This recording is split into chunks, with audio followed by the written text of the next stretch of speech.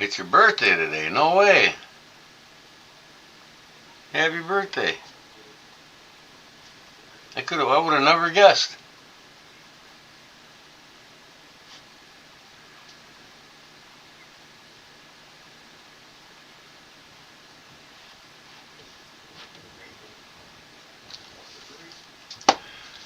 What's going on, Justin?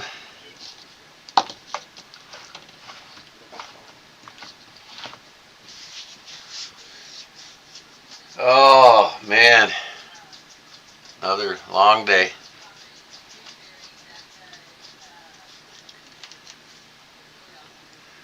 Went grocery shopping today. Got about $450 in meats. It's easy to spend money on meats, that's for sure.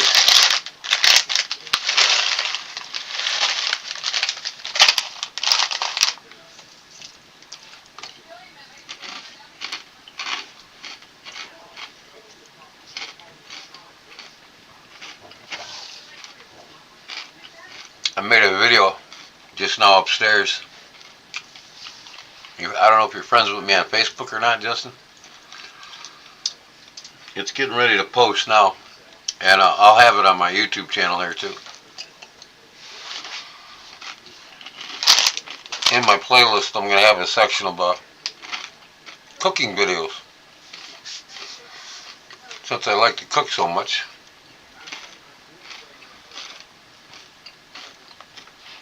I do. I order my meat, but there's some meats I gotta get here locally. I go to the local butcher. They're all raised here. That was just at the butcher. Not counting the $150 a month I get from Seven Brothers Farm in Indiana. $150 a month.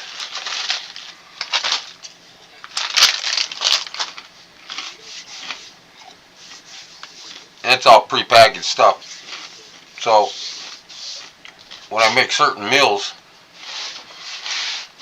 I go to my local butcher and have them cut up what I want for certain meals that I make.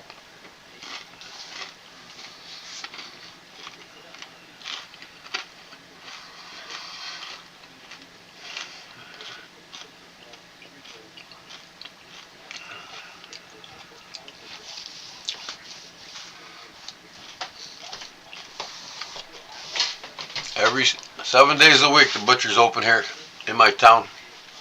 Sweaty's Meats.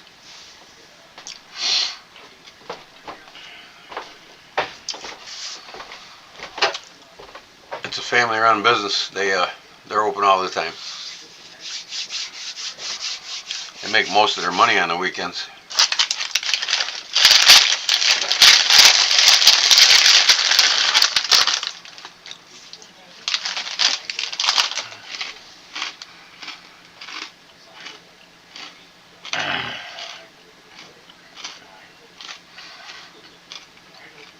So I'm on OBS. I wonder how long it's going to take people to get here. It's already late.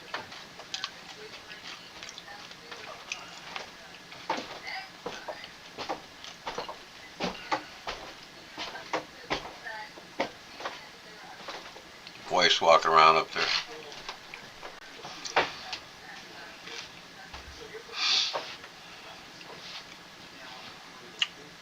Man, this is taking forever.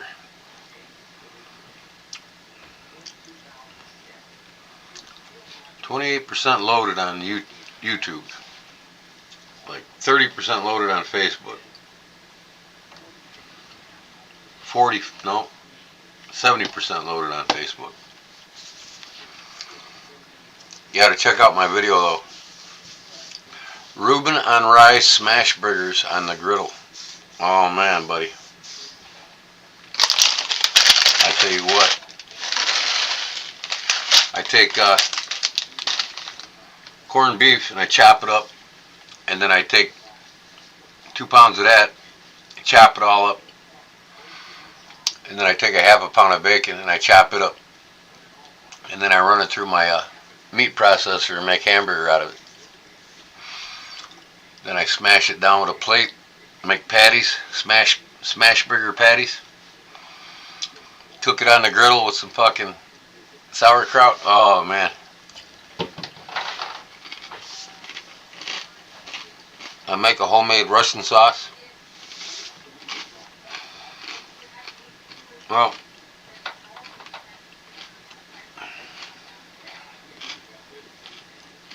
I'm gonna have to I'm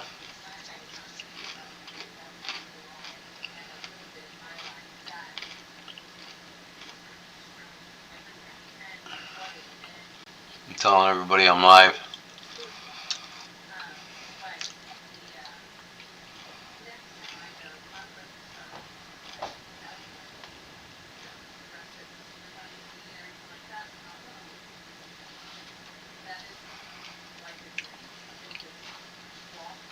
What are you doing? What you making? Making something out of leather tonight?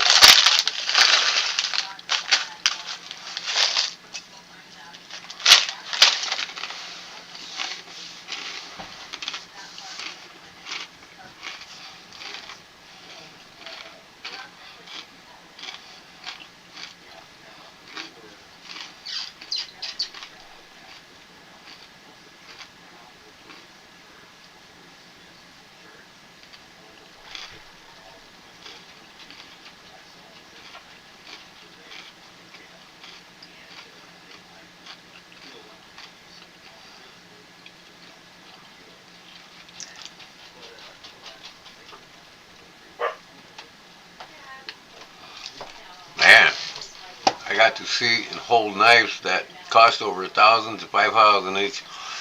And what knives will them be? Ones that truly probably don't appreciate to be that much.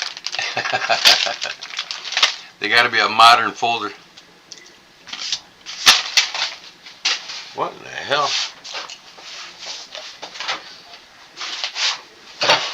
Was you at somebody's custom shop?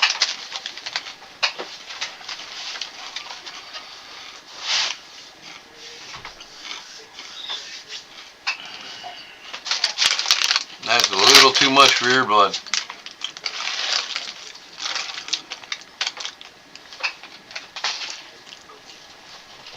I'd never pay that much for a knife. Nope. I'll make it first.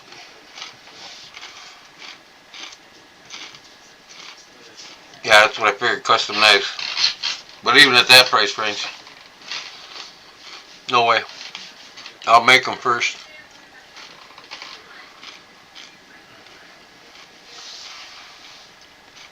Dwayne was there too, was he? Cool. How many did he buy? You buy several of them or what?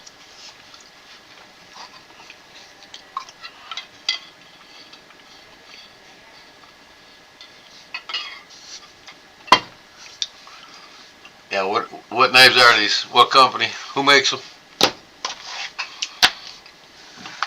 I'll look them up right now.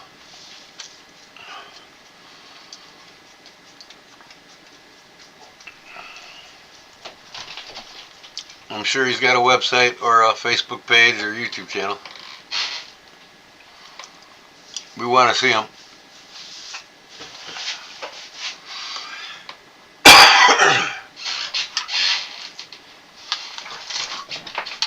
He's charging that much for him. He's got some of the best to make them, that's for sure.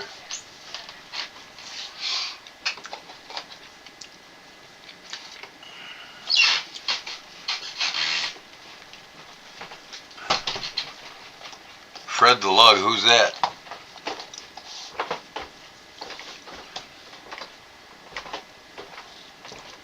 Goes my wife.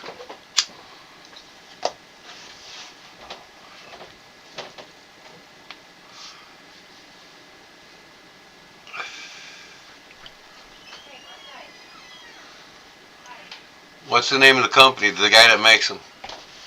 Has he got a website? What? We want to see it. The guy's making knives that expensive. He's selling them somewhere and getting it.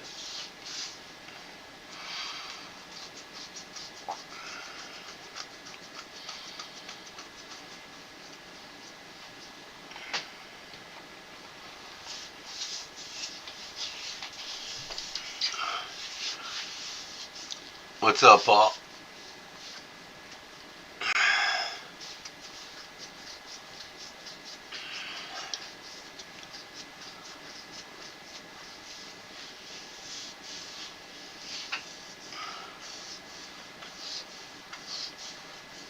Who makes the knives? $1,000 to $5,000 knives. I want to see them. Tell me his company name.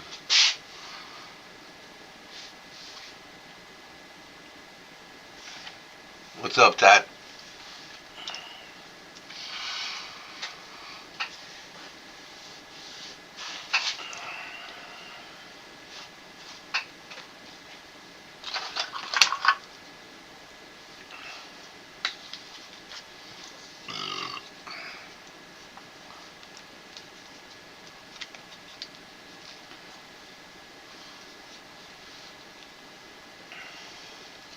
I guess there is no name.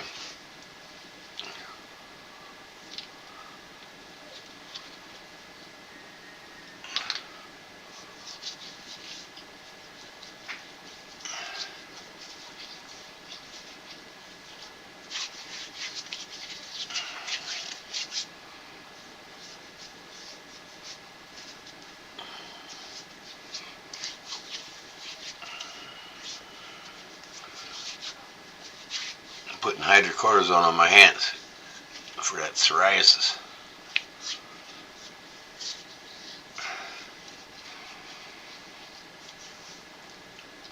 Okay, again, one more time. Let me try this. Who is the maker of the knives? What is this page? Facebook, YouTube, what? I want to see it. I want a name.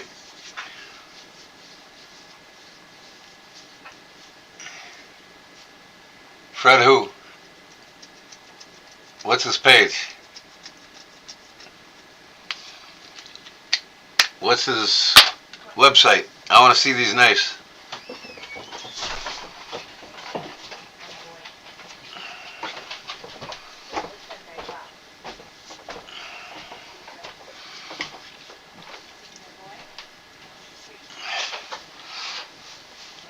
What, the guy just sell them locally to whoever or what? And if he charges that much, how does he make any money? If he sells them locally.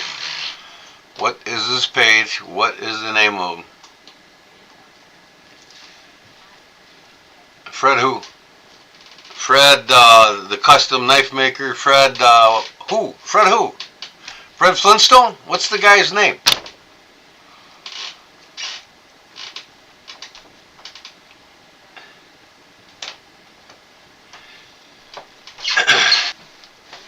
Does this guy just have a collection? He don't make them? What?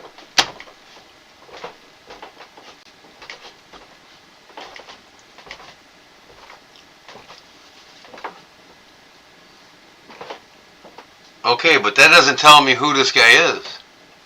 Does he have a channel where he shows them off? Does he just have a collection where he shows them off? Does he make them? I want to see the knives. How do I get to look at the knives? Never mind.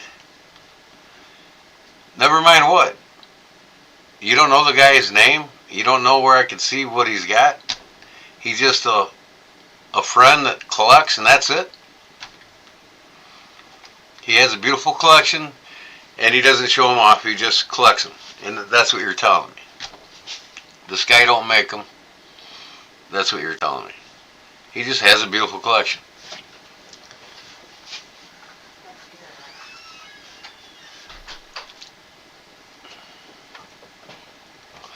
Does he show them off? Is there a page or something or no? Fred the Lug. Is that his YouTube page?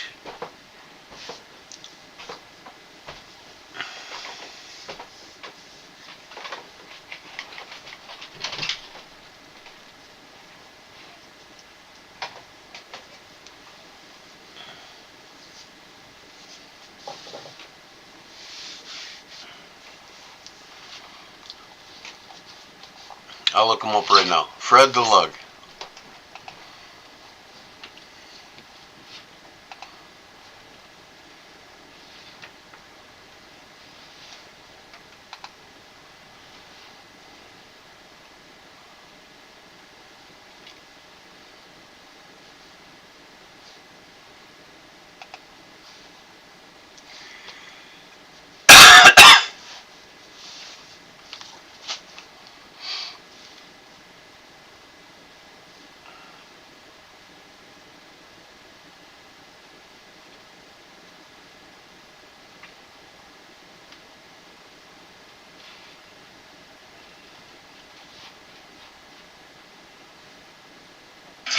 back.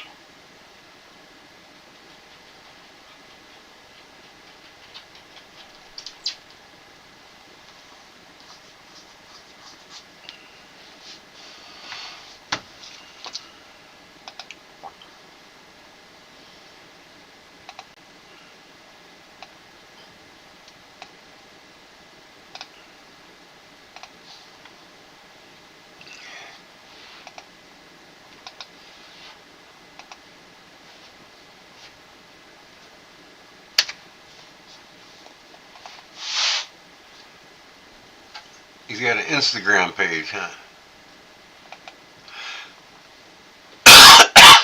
The doctor, so money isn't an issue, I believe. Okay.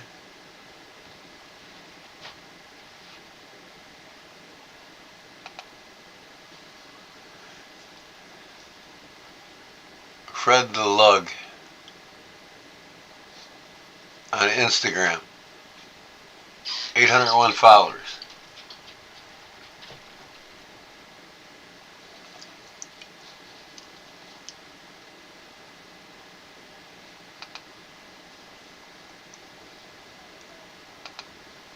Oh, God.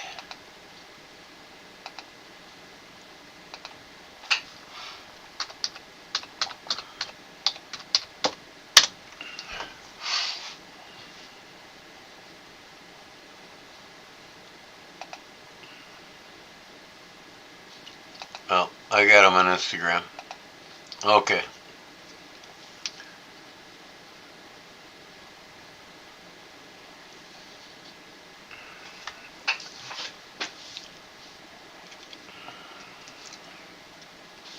His collection is what he likes to collect,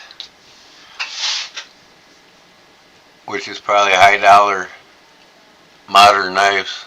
Doesn't interest me at all. To you, they're probably impressive, but they wouldn't be to me.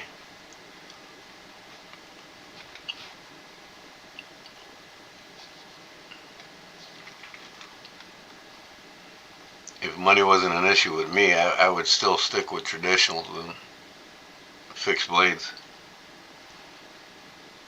Yeah, I'm not into modern folders. Not like that guy is. You know, there's guys that got YouTube channels like hell, I don't even watch them anymore. I can't even remember their names. Some of these high-end modern folders.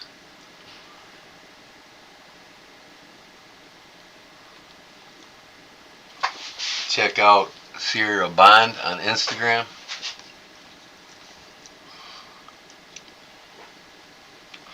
Is he modern folders too?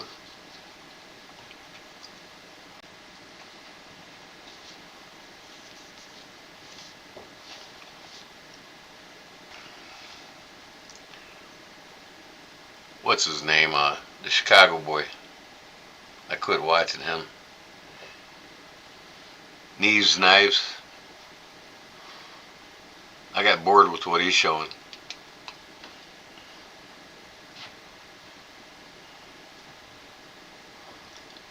I can do better. I don't. What do you mean I can do better? I don't.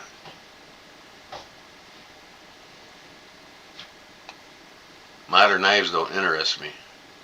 That's not what I'm about.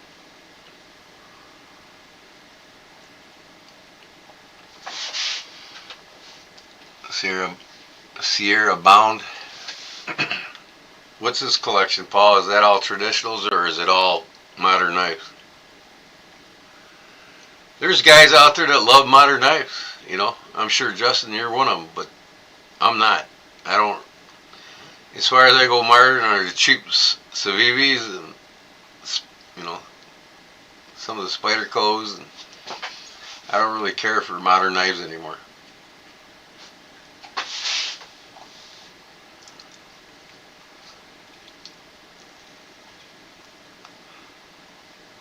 What did I say?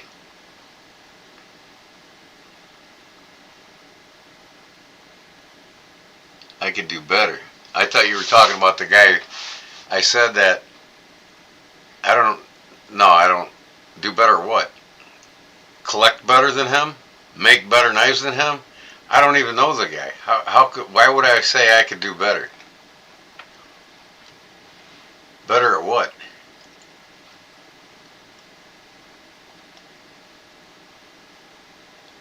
Yeah, see, I probably thought I probably wouldn't be interested in Sierra's collection either. Like I said, I used to watch in the beginning. I thought I was a modern knife collector, you know, and I started buying modern knives, and I just, for the money, I don't really want to spend $200-300 on knives all the time, or even more. You know what I mean? I don't care to. I'd rather buy a handmade German knife that's 10 times the knife to me, not to you guys, to me, towards the money. You know what I mean? $150, $125, $150 for a traditional folding knife made, handmade, is what I'm about, what I love it. As far as doing better, I'm not better at anybody at anything. I'm just another guy. Why I said what? I said I could do better at what? Making them? Collecting them? What did I say I'd do better at? I don't do better than anybody. I'm just another guy.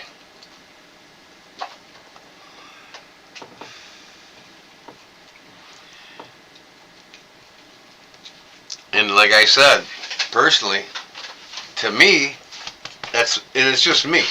It's not you guys. None of you guys. I wouldn't waste my money on high-end modern folding knives. It doesn't interest me. To me, personally, it's, you know, because I make them. To me, to go out and spend $500 or more on a modern folding knife, I'd rather make it myself for $100. You know, especially if I get the equipment to do it. And I'm gonna start tooling up to make high-end traditional folding knives, not moderns. I don't really care to make modern knives. But there's a lot of great makers out there. There's a lot of people with a lot of great collections, man. Modern and traditional. That's them. That ain't me. I'm not into it.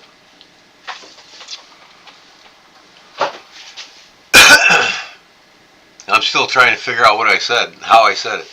Better at what? What did I say I was better at?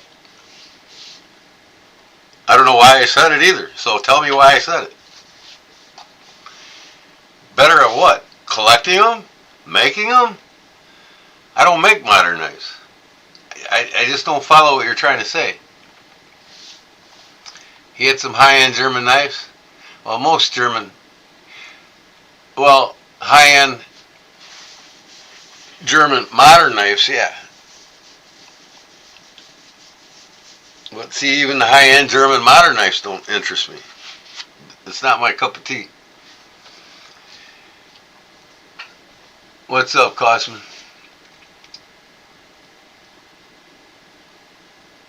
Some guys are just into traditional, low-end, cheaper materials, and some guys have to. Yeah, that's guys that collect case. They're in the, you know, traditional low-end knives. The guys that collect cases. I collect German handmade knives. They're more on the high end, and they're much more appreciated than the people that truly appreciate a well-made traditional folding knife. But my collection is by far great. It's just what I like, you know. Everybody has what they love and what they don't love, and everybody collects what they want to collect. Everybody has different tastes, you know. So you all know what my tastes are. And that's just me. I'm not saying it's better or worse. It's what I like. Move on from what? You're the one rattling on about it. Better. I still don't know what you meant when I said I was better. I was better at what? What did I say I was better at? I don't understand what I said I was better at.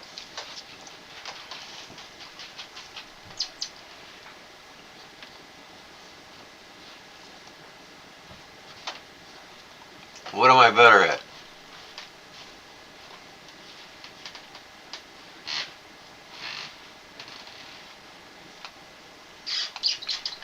Let me see. I'll go back in the comments and see what I said I was better.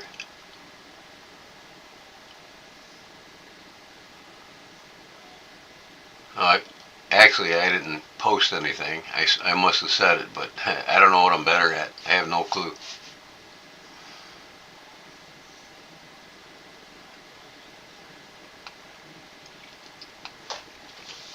But like I said, guys that buy them $500 to $1,000 to $5,000 knives, they got more money to spend than they know what to do with. They want to spend them on knives like that. That's fine. That's what they love to do. It's not my cup of tea. Even if I made $1 million a year, I wouldn't be going out and buying $5,000 to $5,000 knives. I'd be making $1,000 to $5,000 knives. I couldn't justify spending that kind of money. I don't care how much money I made on any knife. If I was to spend over $1,000 on a knife, I'd start a Randall collection.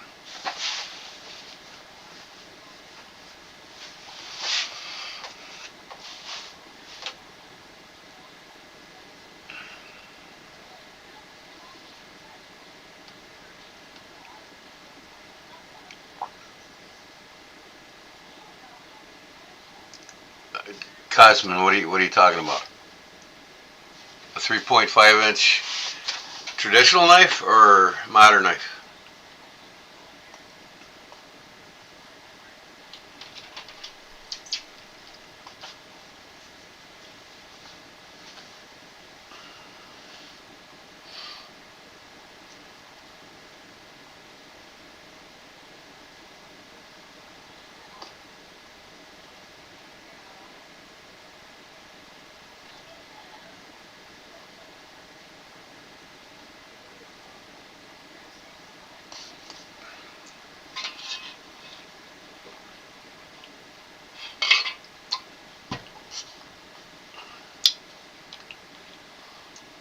I'm sure they were beautiful to you, Justin. That's what turns you on. That's what you like. And I'm sure they are beautiful knives.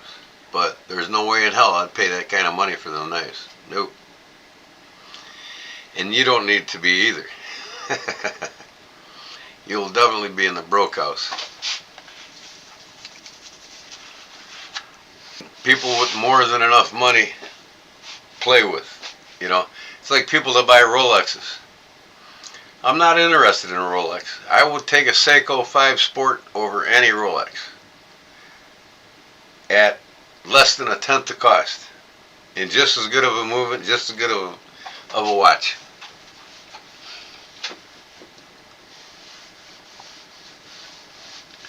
Inferior materials when there are much better available at the same price point. Also not willing to learn and kind of stuck in their ways. I agree with you, Todd. And in reality, knives really ain't about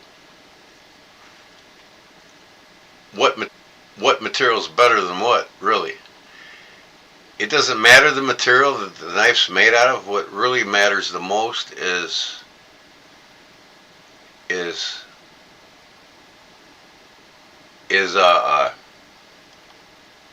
edge geometry. You know, how well it cuts, how well it performs. You know, and what's it being used for? I mean, really, we went how many years without these new super steels, powder metal steels? You know, people were just fine with 440C and D1, D2, O1, all these tool steels before there were even anything near what there is today in these powdered steels.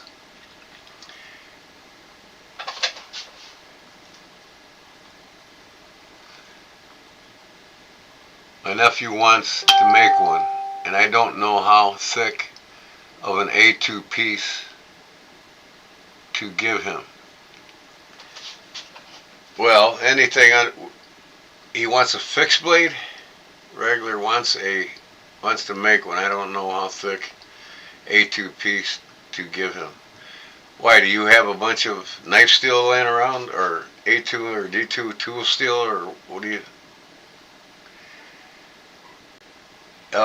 Most fixed blades are under a 1/4 inch. You know, holder. If he wants to make one of them, if he's just learning, he would have to start out, unless he's already set up for stainless steel, he'd have to start out with high carbon steel. 1/8 of an inch.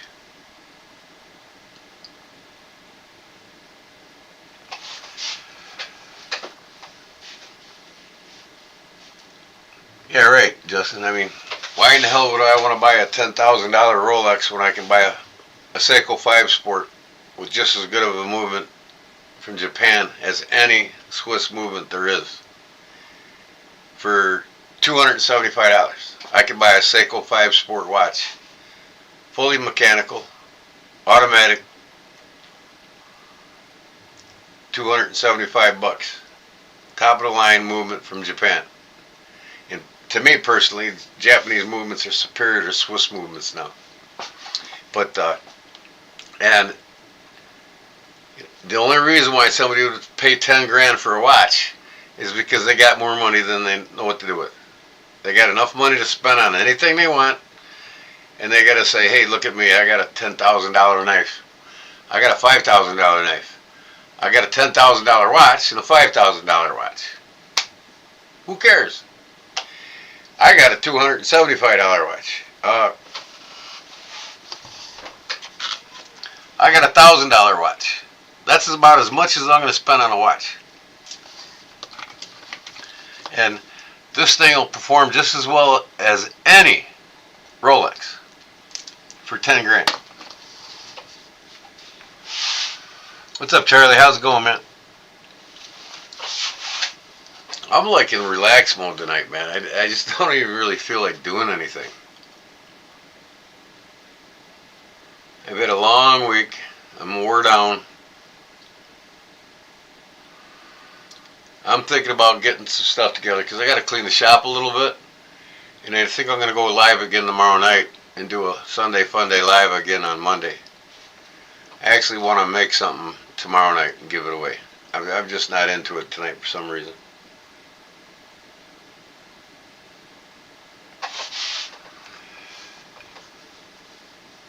Looks like who got cut. So anyways, Tuesday I'm going to see my tax lady. She's preparing me for my tax ID number because I need 2 of them. I need one for an LLC that I'm going to start and another one for my YouTube channel. So I can start legally paying taxes through YouTube, because YouTube, as you can see, took the memberships away until I get my tax identification number and I legally start paying taxes on the money that I'm receiving.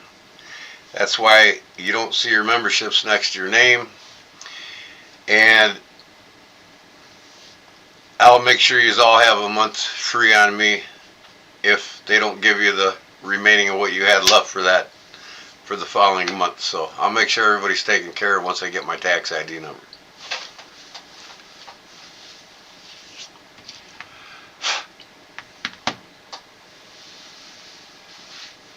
Okay, Tucker, 3.5 with a little no skill cleanup, 1/8 stock. Yeah, that's about right.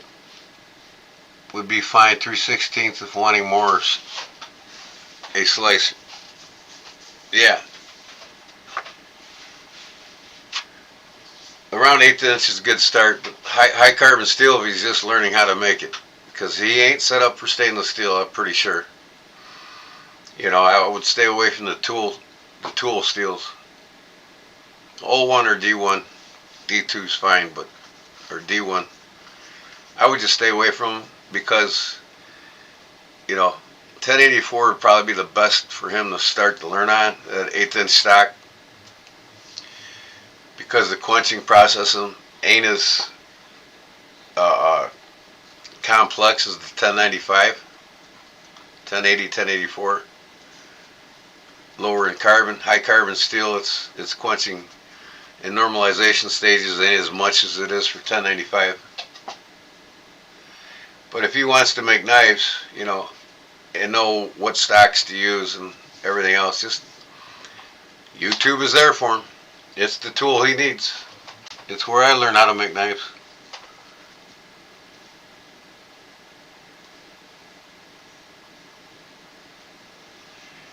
If he's doing stainless steel, man, good luck, because there's a big learning curve with it, and you got to have all the tools for it. You got to keep that thing wrapped up, keep that oxidization away from that steel, and know what you're doing, because it's real easy to mess up the metal quick. I'm not going to even attempt it till I get set up for it. And I'm in the process of remodeling my house, so that's going to be some time before I get set up for stainless steel.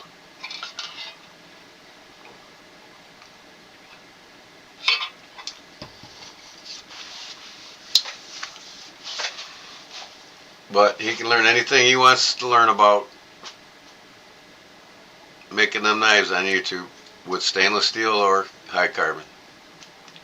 But if he's a beginner, I suggest that he learns on a high carbon first.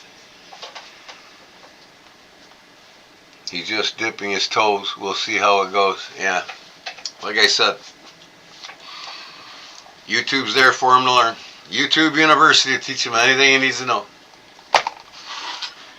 All he's got to do is type in what he wants to do. Somebody's got a video for it.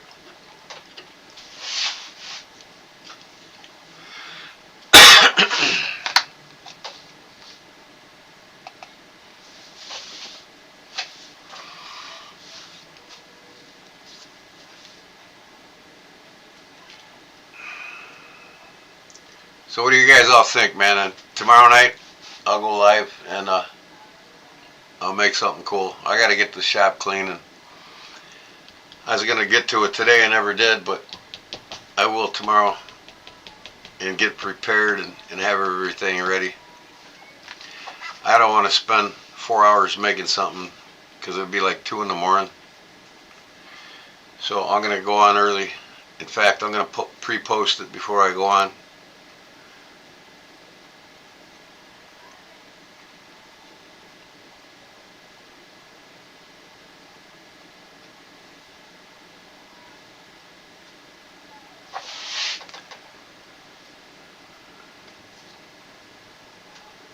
Edgy American blades.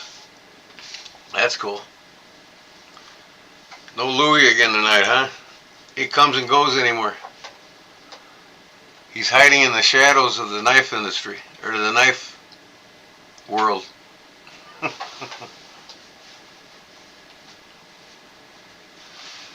Yep, today's Sunday Funday, but it ain't no fun day today. Not for me.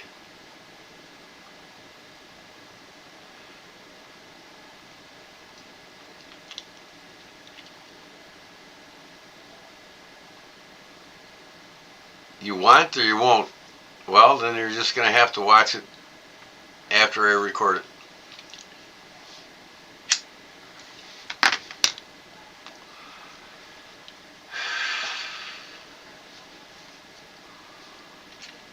Besides, you got something you won last week coming to you. It's on its way. You can share the love, let others win.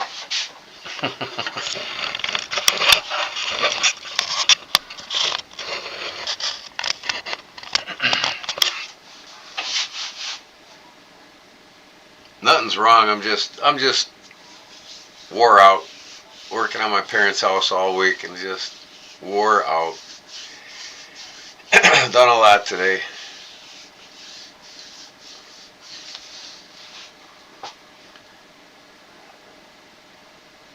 I'm just like, I'm in a relaxed mode right now, and I just don't want to disrupt it. But I'll most definitely make something tomorrow. I'll get everything ready to go and pre-plan, and that way I don't have to spend a lot of bullshit time figuring out what I want to make. I'm gonna know I'm gonna know what I'm gonna make tomorrow.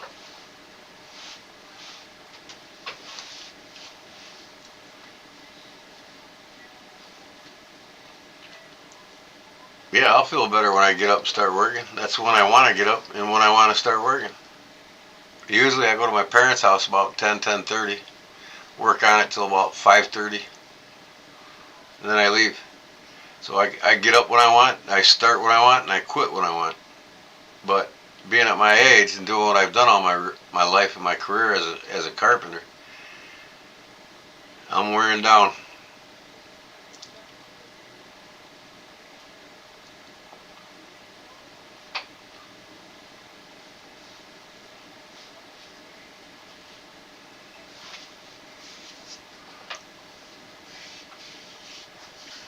I just can't wait till Tuesday. I get that tax ID number and get going with this, so I can get my get it registered to YouTube and get everything rolling on the ball here.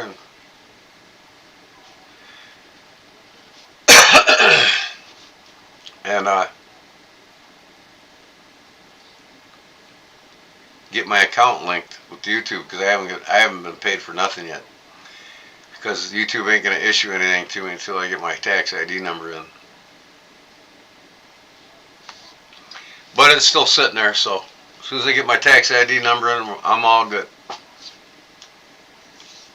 Tuesday night.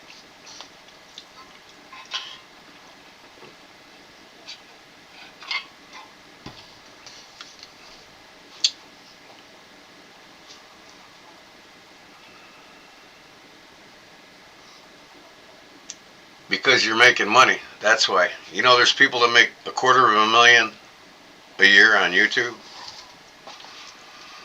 Everybody that makes money on YouTube has to pay taxes on it.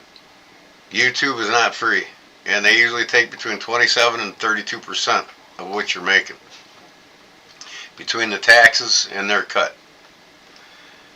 So you're looking at around 30%. You're lucky.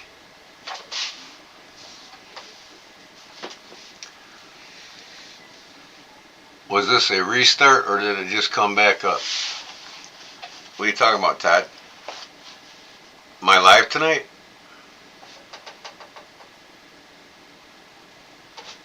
No, you don't operate off Social Security number. You got to have a state tax ID number.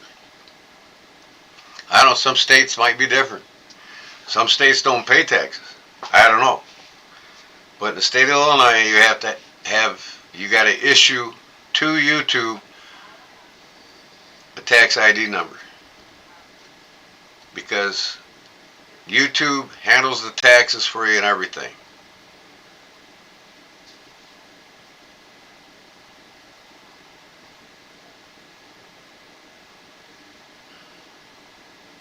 You lost live a bit ago?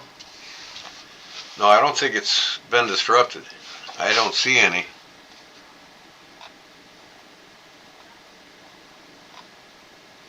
Nope, I haven't had no disruptions in my life. Maybe it was you on your end.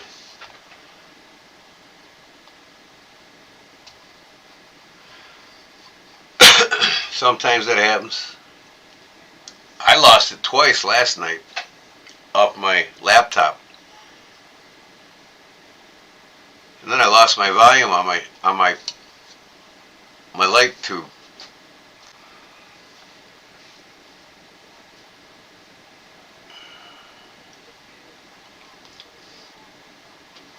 What are you talking about?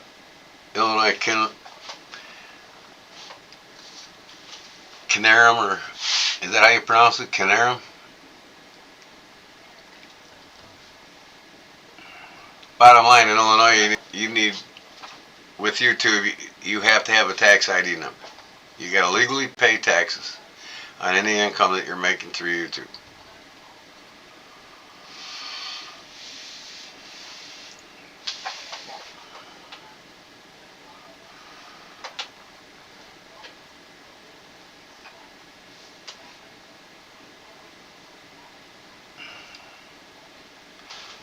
know, Paul, it's technology for you, man. You know, technology is going to do what it wants when it wants.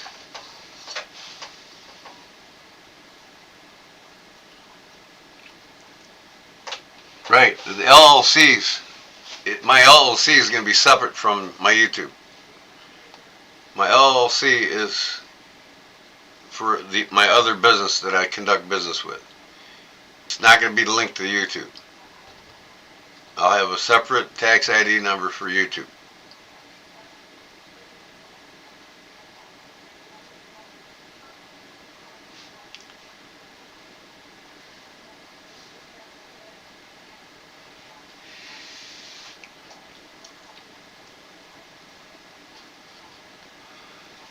Yeah, I don't think it's on my end, Paul or Paul and Ty, because I haven't seen any interruptions yet on my phone or on my live stream.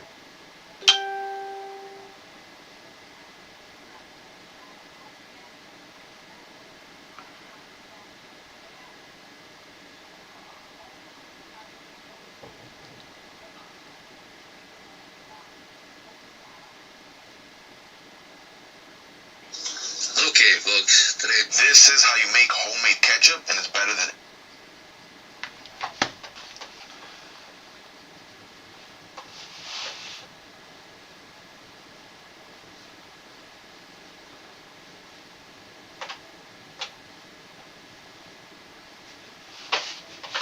Well, if it's flat on your end, why don't you write to YouTube and ask him why?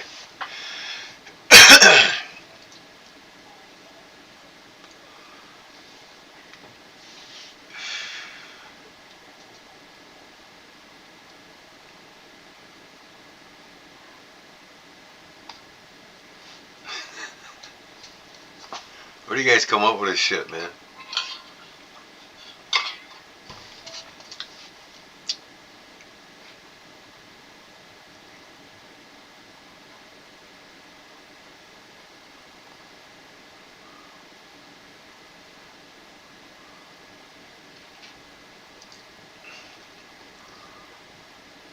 Stream dropped. I don't know how it's dropping because I'm reading what you guys are saying with no interruptions. And believe me, you don't want me to go live on my phone either. This piece of shit here is...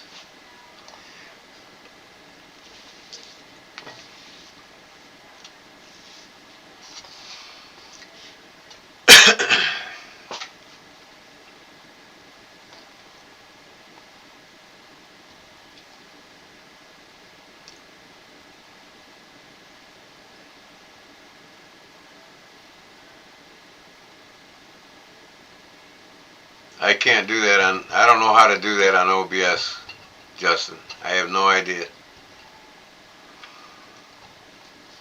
When I had Streamlab, I was doing when I brought you guys all in at the same time. And I think I'm going to go back to Streamlab because this OBS just isn't doing anything for me. And I've heard other people say that OBS sucks.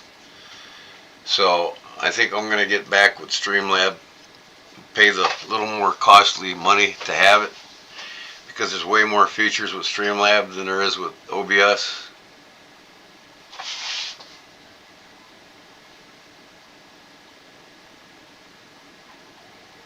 The chat keeps going weird as hell. I'm going to bring it up on my phone and see what happens here.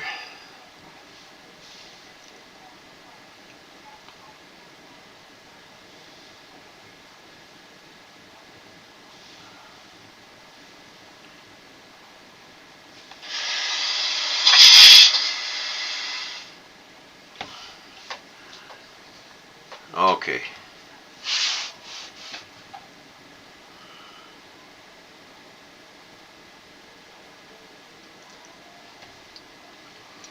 I'm just going to have to invest in some really great equipment for this.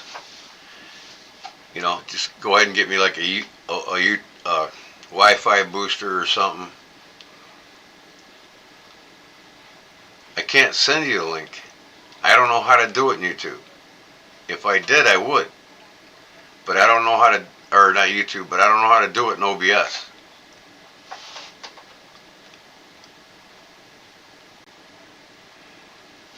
YouTube, no, I mean, you don't have no features with YouTube when it comes to, you know, certain effects like, you know, having scrolling words across the bottom and split screens and having people online with you, you know, having more than one person live with you. That's all got to be done outside of YouTube. You can't do it with just YouTube.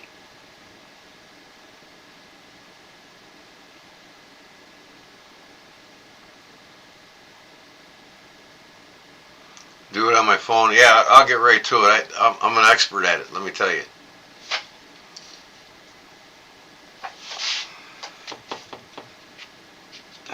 I don't know how to do it on my phone.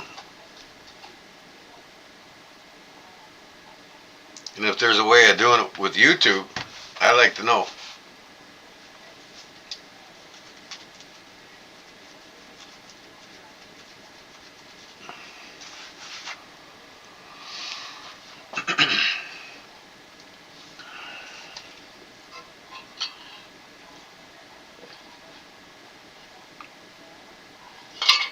All the other channels do it on YouTube. YouTube's got a platform where you can do that. You can invite people in and have multiple split screens in YouTube on your phone. Is there any room on your phone to do that?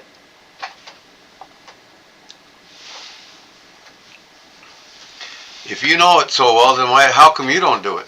Why don't you have live streams on YouTube, on your YouTube channel, and bring other people in on your phone through YouTube?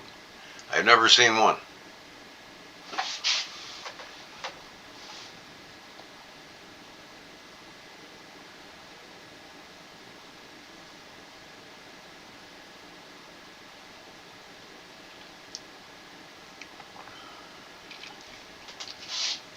Yeah, you need a streaming service because YouTube is very minimal and it's garbage.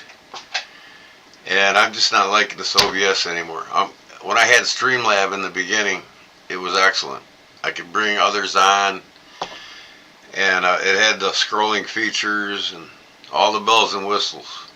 YouTube don't have it.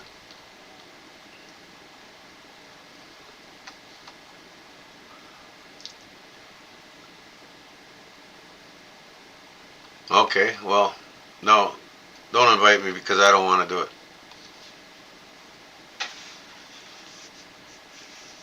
I'm in relax mode right now. I just want to chill.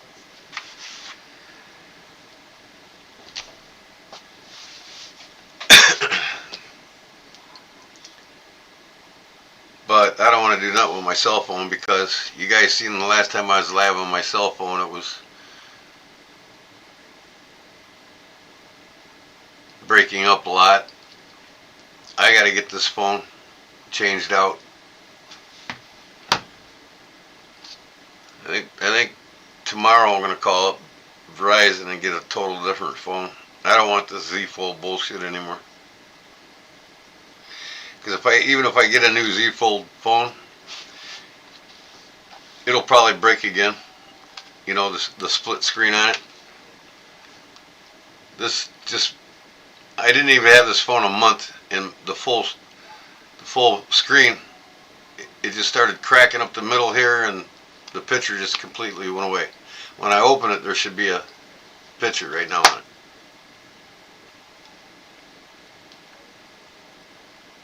It's a $1,600 piece of crap.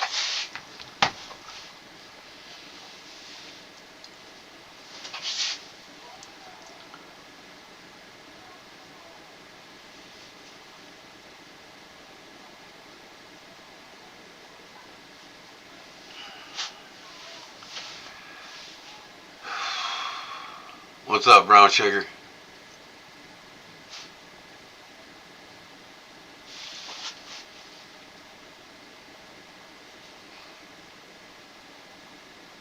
Yeah, Paul, that's what I'm thinking. But I'm really getting sick of Verizon, to tell you the truth. They just keep jacking prices up, and it's like I've been with them 15 years, and it's like it don't matter anymore. So it's like I'm really on the end of my straw with Verizon. Period.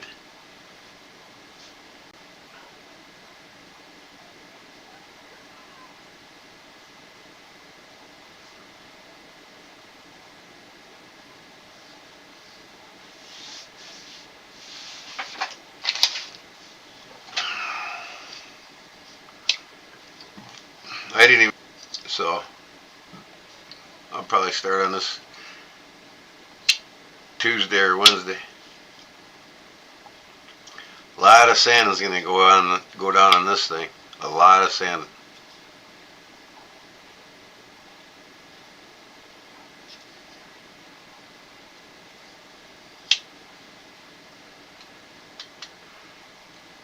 Cricket Wireless. What is that? Never heard of it.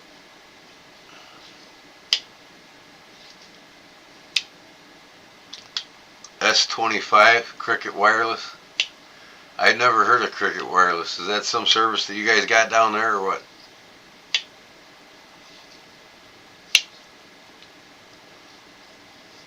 You guys got Charter? No Verizon? I never heard of Charter either. I guess the service must be depending on where you live, right? Area specific. Verizon must not be national, huh?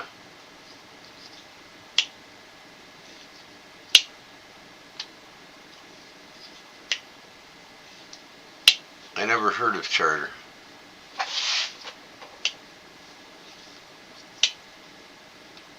Up there, up here where? Where you at, Todd? Canada?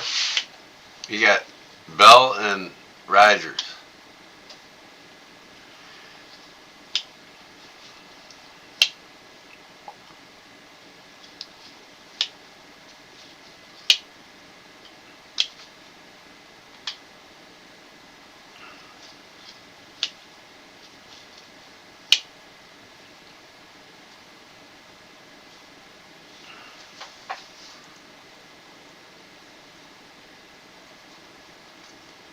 What's up, Dwayne? It ain't no Sunday fun day today. It's more like Sunday relax day. But I'm gonna go again live tomorrow night. Get everything prepared and do my giveaway tomorrow night.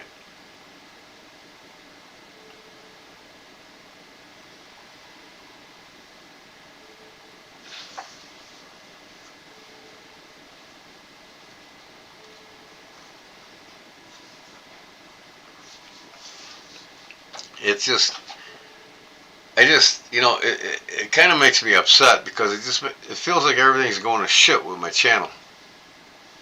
You know, I gotta have a fucking tax ID number now. I should have known better on that. I should have got it done right away, and I didn't. My phone's cheesing out on me. My damn streaming platform's a piece of crap. It's just like nothing's going good for me, so I just take it by stride and just get everything I needed to make it good. But yeah, I'm gonna go back to StreamYard, man. Pay the money. Just have a good live stream.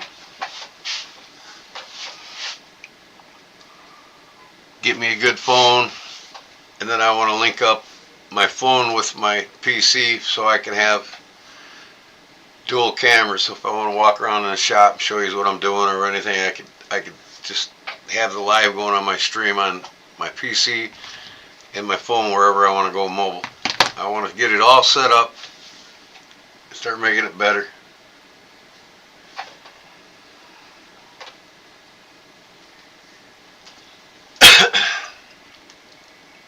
There's Charlie. Here's what I carried today. Charlie's slip with my German knife in it, my boker.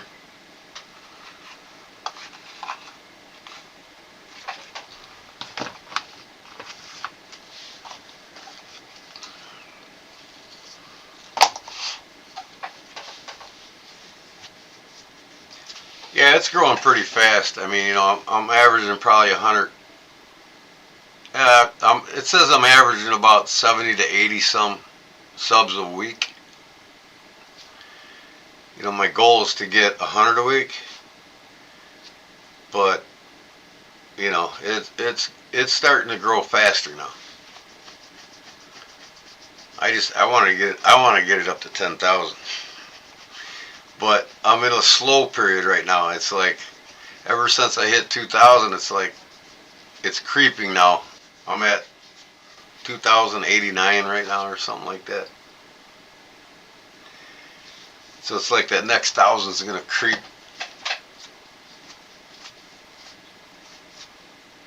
But I got to start reinvesting though. You know, first off, like I said, get the tax ID number done Tuesday night. Get that rolling so we can get the subscriptions back up. You know, make sure everybody's got a month on me. All you members, I'll give you a month on me. And go from there. Yeah, I'm going to start spending some money on more advertising, doing it through YouTube, paid advertising through YouTube. Oh boy, I want to go back to AT&T. My wife wants T-Mobile, so I'm just sick of the bullshit with Verizon, man. I've been a Verizon subscriber for 15 years, and they just keep jacking me around on my prices. It's like it seems every month something's going up. Something's going up. I'm telling you, Paul, you're not going to be happy. They tell you one thing, and then the next month it's a different thing. And before you know it, the two of you is $69.95 a month. Now it's like $110 a month a piece. It's like nothing matters. They don't like to make customer happy. They don't like happy customers. They just want all your money.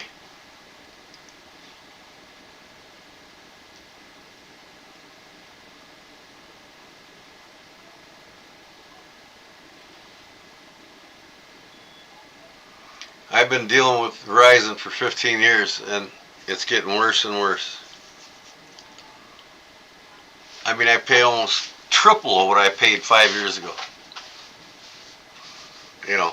And being a 15-year customer, it don't matter. They don't cut you no slack. Customers never right. That's their logo. I'll just say good luck with Verizon. That's all I got to say.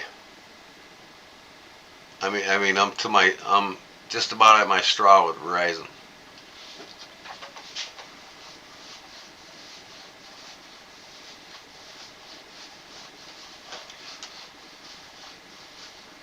Yeah, I went on a plan with me and the wife. I got the business plan. I actually got their business modem, and this thing's a piece of shit. When I had the AT&T modem, I had no problems, and that was through the phone company AT&T, not the cell service.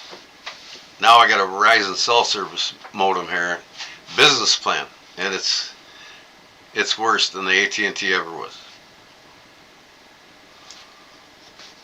I'm breaking up all the time. You guys said that I'm getting blotchy on my videos. You're losing me. It's just, I'm about the end of my straw with them.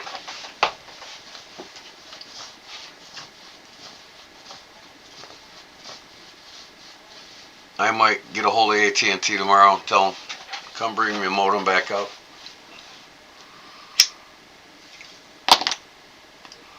I mean, I started out, this thing was supposed to be, the wife's phone and I's was like $79.95 a month for the two phones. So they said if I got the business modem through Verizon, they would bring our phones down to $60 a month.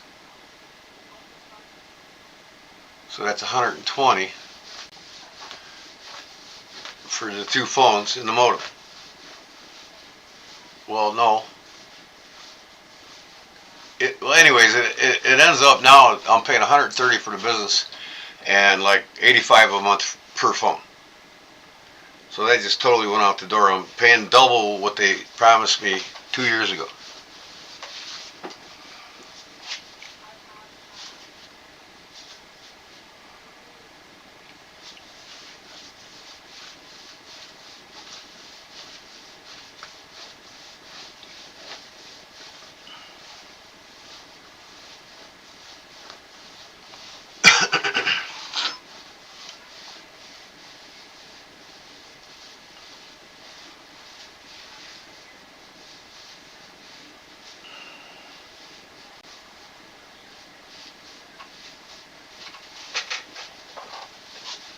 So I released my first food video on my channel. You guys can watch now. I got a short on the first short. I'm gonna have another short coming tomorrow on how I actually cook it. But I'm gonna have these cooking videos in my playlist, not on my main page. But you can see me tonight on how I prepared Reuben on rye smash burgers.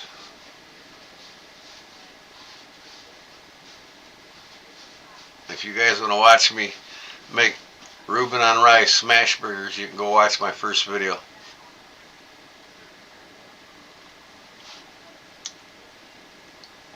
I wish I paid $75 a month. I pay like $175 a month.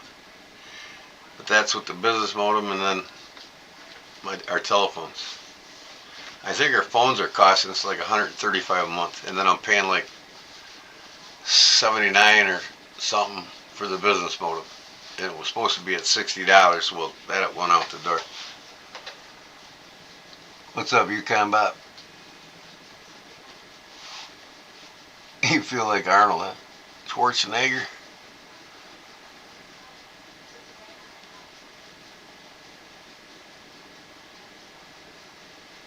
How's it going, Bob? How you today? Work on any vehicles today?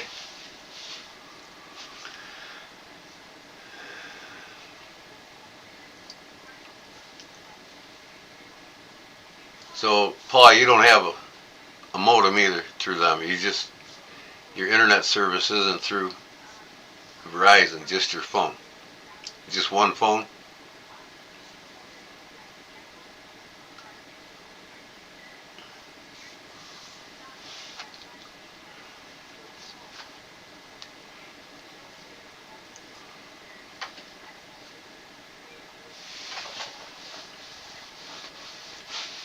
He's back. You can bet he's back.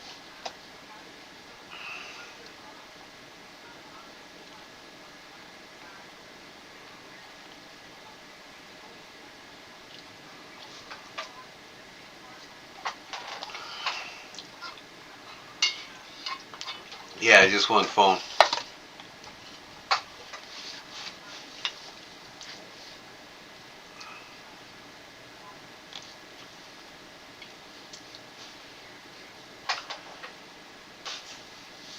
That's your phone service?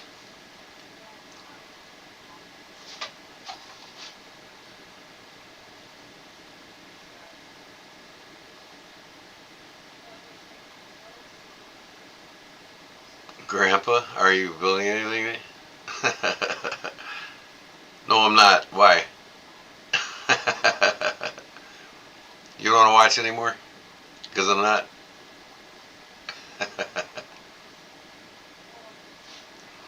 Come see me tomorrow night, 8 p.m. I'll be making something.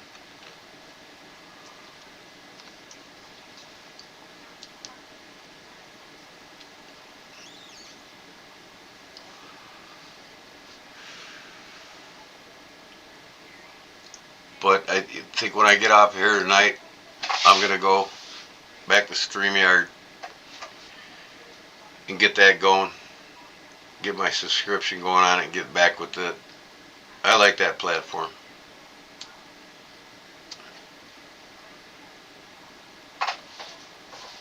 We have a business modem and 5 lines with Verizon.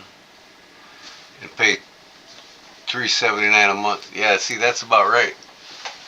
I've got two phones, the wife and I's, and we pay $135 a month for the two phones, and I'm paying like $120 a month now for my business modem. And that business modem was supposed to be $60 a month 2 years ago. So it like over doubled in the last year and a half. Everything just keeps going up, and that's what I hate about it. And why should it's supposed to be the best modem there is through Verizon? I mean, why is my streams breaking up? Why am I getting blotchy, and why am I breaking up? Right now I got a red dot showing on my modem. What's that mean? That it's in a bad location?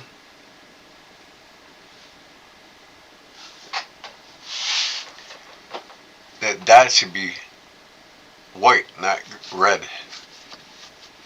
But obviously I'm live. I'm online because you guys wouldn't see me if that wasn't working. But why is it red? I need to call them tomorrow and find out.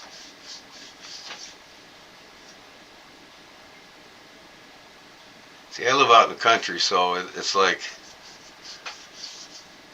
I'm in the middle of nowhere, All our houses are 1,000 yards apart, and there's not many houses out here. So it's like even AT&T, their fiber optic lines go so far.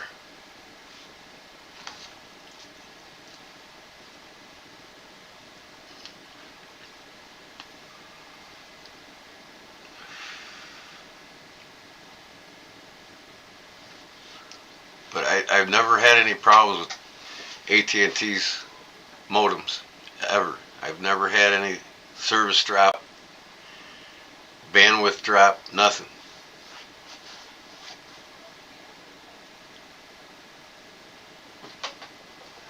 Starlink, yeah, is that a service that's offered in Alaska? Because it sure in the hell ain't here.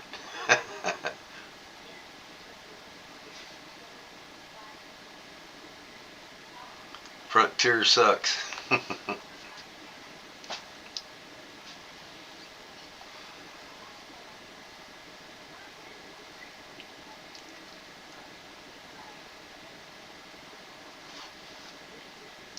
Same here, I live in the sticks, yeah. I live in the sticks, and it's just like, why is this thing red right now? It baffles me. I'm going to have to call up Verizon tomorrow and say, hey, why is my business modem got a red dot showing on it? I mean, this thing's got like 5 antennas. Look at this.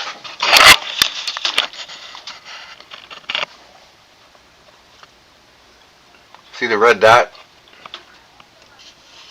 That shouldn't be red. And then the antenna's on it.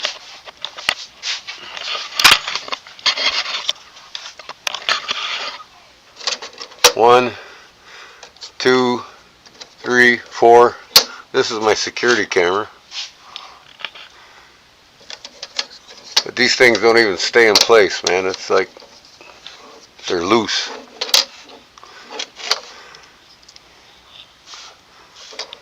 I don't know. This thing baffles me.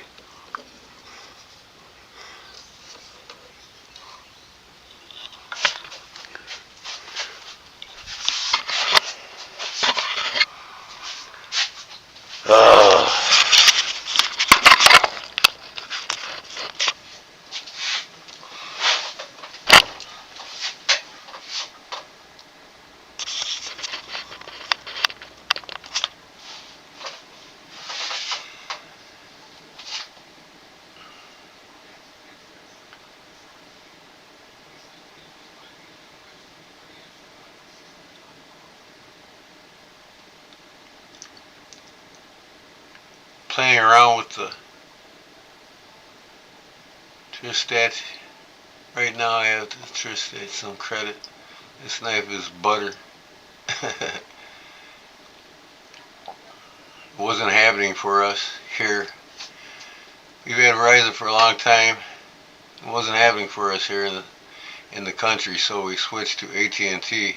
That connection was the worst ever. Then we got T-Mobile, and wow, huge difference. Yeah, see, the wife wants to go to T-Mobile, and I'm thinking about the same thing. But I never had with a landline modem. I've never had any problems with the landline modem from AT&T that we had before I got this one a few years back, a couple years ago.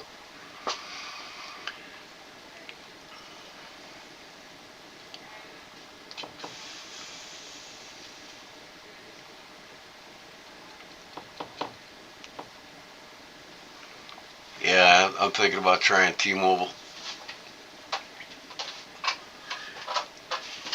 Then get me a good Wi-Fi booster, so I don't lose any signal. I don't want no signal lost, nothing.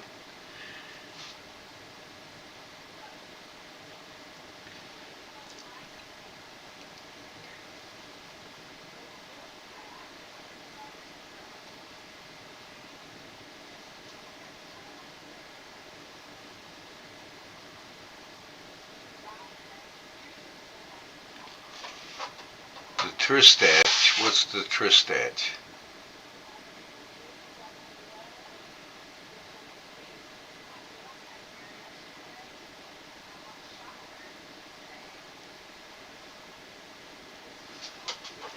Yeah, that's why I'm thinking about T-Mobile before I even considered going back to AT&T. Got to try them all, I guess. See which one's the best.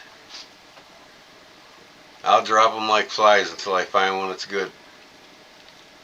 But we don't have that many choices. We got T-Mobile, Verizon, AT&T,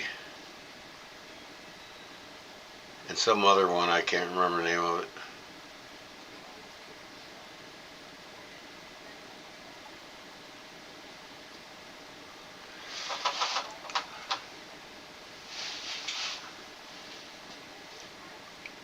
Oh, you guys talking about that knife, the Tristach?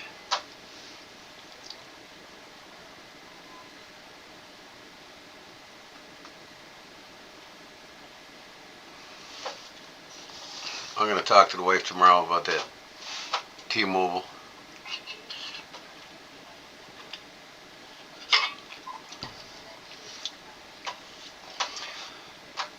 The Tri-State.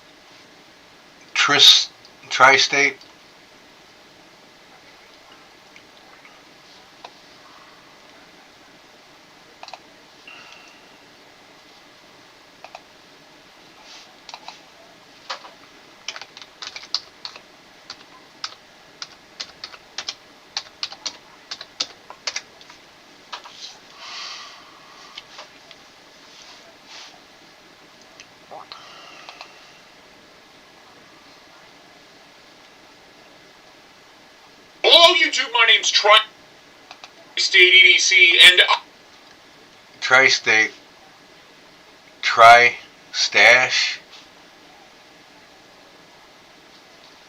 Is it Tri-State? Because there's a Tri-State EDC channel on YouTube. EDC guy with the mustache. Tri-Stash.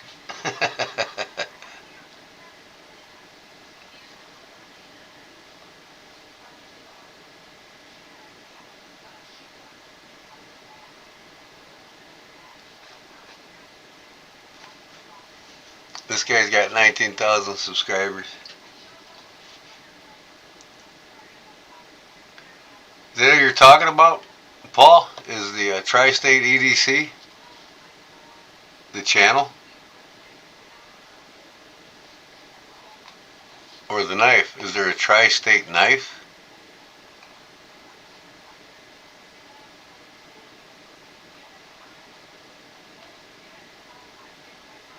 Oh, I'm looking at it now, I think. Yeah, I see it's got a Warncliffe blade on it. The Tri-Stash. Yeah, okay, I see it. It's a pretty cool looking knife. It's not my cup of tea though, as you know. It's got a straight handle on it. Looks pretty cool though.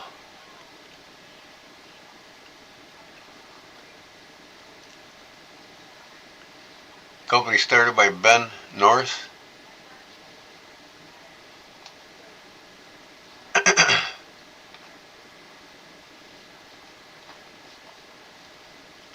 Yeah, it's a cool knife.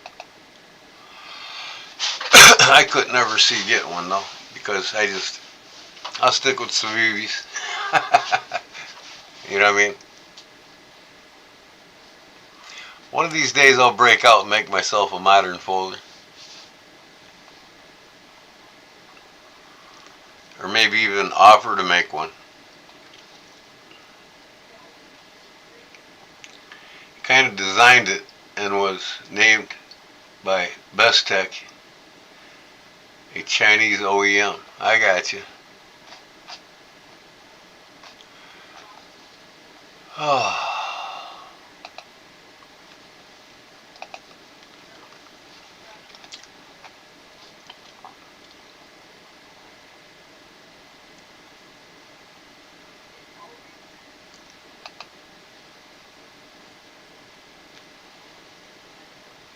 $299 for Tristats blacking out PVD.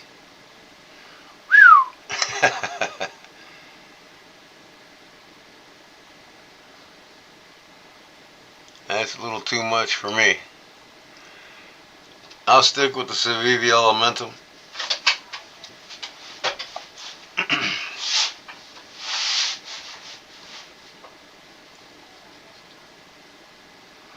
Oh, I can, Paul. I can make a titanium frame lock. One of these days I just might do it. You know. Like I said though, I want to get set up first for the stainless steel. And one thing that's on my bucket list for sure, sooner the better, is a milling machine, because I'm not going to attempt to make any of these, because you want tight tolerances and you want to be able to make these, you know, blade tangs in the liners and stuff. You want to be able to make them with precision. You know, I don't want to have to struggle to make fine tolerances on them, you know what I mean? When a milling machine does all the hardcore work for you. I gotta get one. I mean, I get one as cheap as $1,700, just a basic one. Yeah, I mean, that ain't too costly. $269 is not bad at all. You know, for a well-made titanium knife.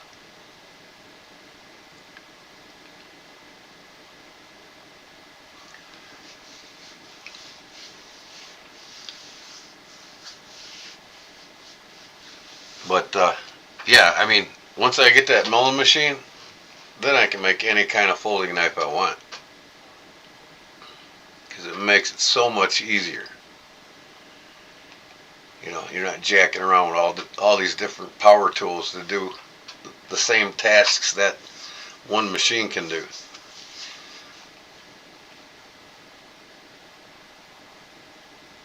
But I've been wanting to get one bad, a milling machine, because then I can make lowers for AR-15s with it.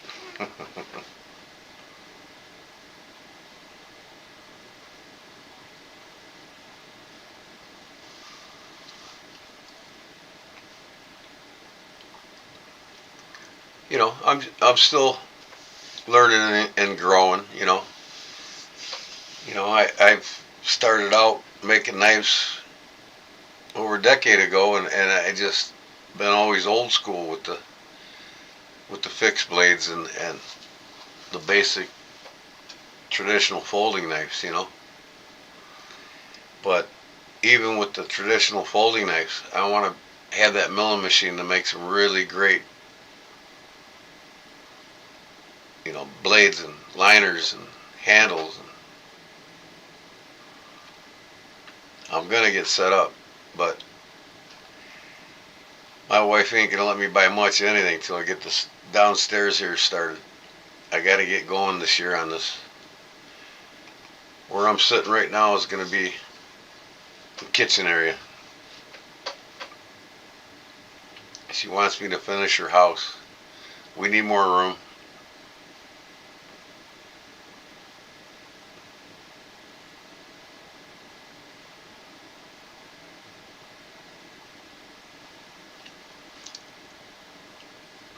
But yeah, I definitely want to make some badass folding knives here in the future. That is for sure.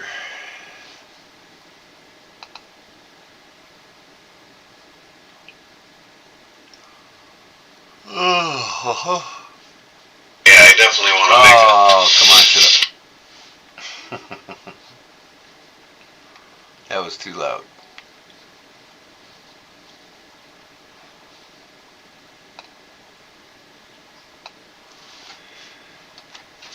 So, I got this cheaper watch I put a battery in today. It's a Perry Ellis. It's a pretty cool watch though. It's got a rubber band with yellow stitching going down the sides. That's pretty cool. But I got this watch for $1.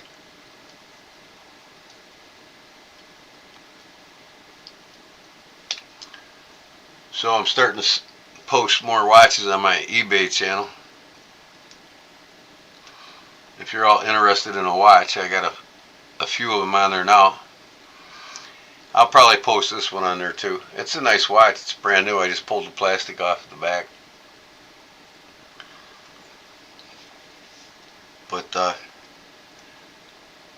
going to start selling watches so I can reuse the money I make selling the watches on buying better watches.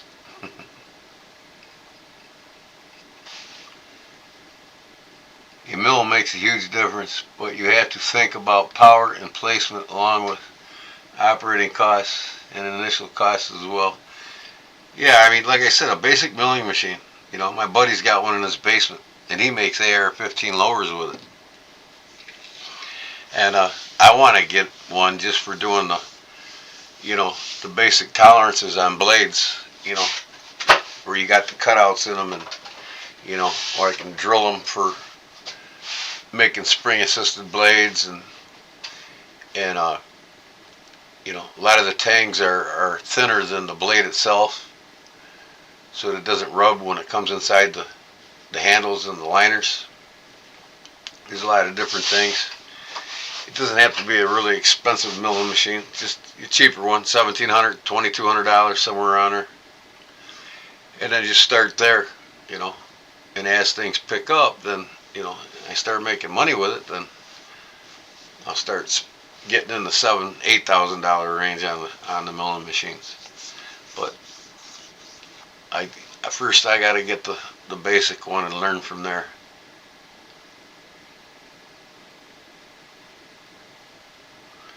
Yeah, I mean, even if you bought an expensive milling machine, if you make knives, and like I said, I got a couple knives that I want to offer to the public, and I got to make them in the hundreds, So in order to do that, like my sow buster, I want to get 100 of them out there. I want to send like a dozen of them to Deep South Cutlery, and have a dozen at all times with all the different options for it on my YouTube store. When I get it rolling, when I get my tax ID number and I get my YouTube store rolling, you all can buy what I have already made on my YouTube channel. I just got to start rolling with that. I got to start getting this going, I don't want to be a dead-end knife shop, where I'm making a little here, a little there, and I don't want to do that anymore. I want to start making money making knives. I mean, I don't want to become rich doing it, but I want to offer everybody on my YouTube channel or YouTube store a traditional folding knife, a modern folding knife, my custom, several different variations of my outdoor survival knives and bushcraft knives. I want to have a good half a dozen knives that I make that are my design that I can offer on my YouTube store. That way you just can always look at my YouTube store and say, hey, that's cool, man, I want one of it. And you just go ahead and buy it right there. And then I'll get the inventory and figure it out and send it out to you the next day. I got to get rolling on this. I don't want to be a dead-end knife maker.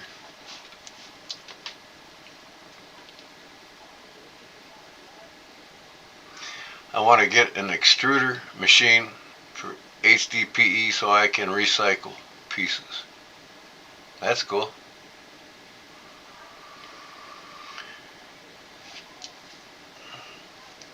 And then I got to get a 72-inch grinder with the different wheel sizes, so I can do a lot more grinding and make my grinding and my cutting on my blades and my handles a lot more easier.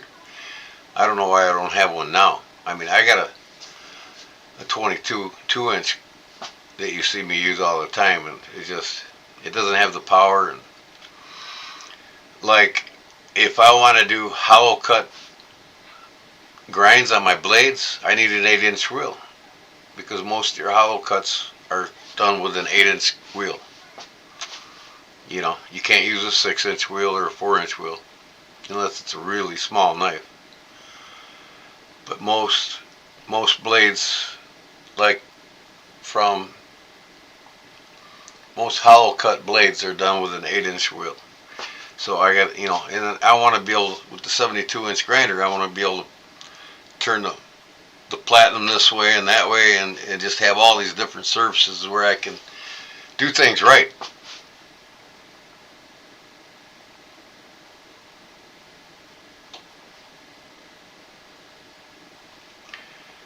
HDPE. Are you talking? Yeah. Are you talking about the floors? I built my own boat console on my boat I have now, and redid my floor on it.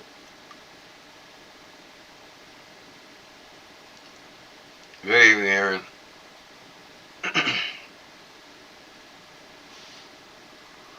But yeah, I got to make some changes. I got to start reinvesting and investing in this adventure. I want it to start paying for itself. Like I said though, with my sow busters, I want to get 100 blades cut out. So I got a guy that'll cut the blades on a CNC for me. Just the blanks, the shape of the blade, the shape of the knife, and then I get it.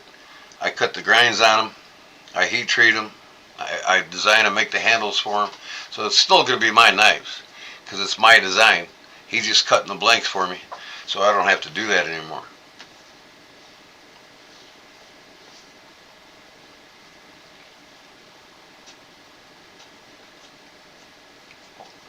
If I can get blades cut out for like $17 a piece,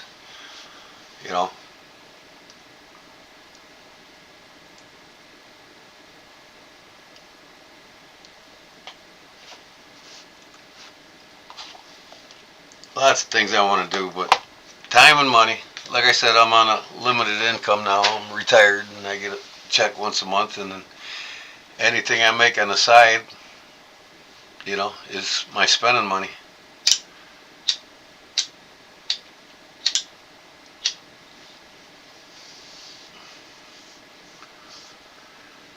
What size wheel do you think you will need for like a slip joint that's narrow? 6-inch wheel will do the smaller blades for a slip joint. But when you're doing buck 110s and up, buck 119s, or you want to do a hollow grind on a survival knife, a bushcraft knife, you need an 8-inch wheel, And with the 72-inch grinder, you can get, I think the biggest wheel you can go up to is like 12 inches, if I'm not mistaken. But you can go all the way down to like a half an inch with it.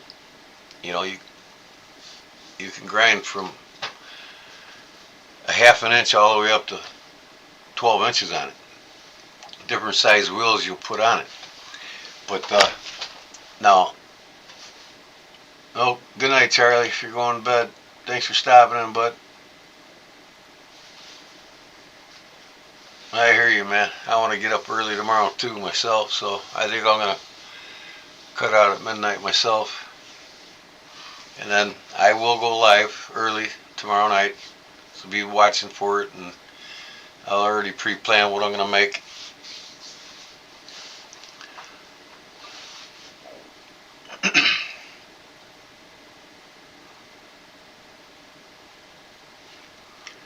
Some damn fine work in my last few videos. Well, thanks, Aaron. I appreciate it. I love doing what I do. I just wish I could do more of it and have the unlimited income that I don't have anymore to make even more and better. But the better's not an issue. It's just the tools, better tools, get set up better, make my life easier when it comes to making stuff.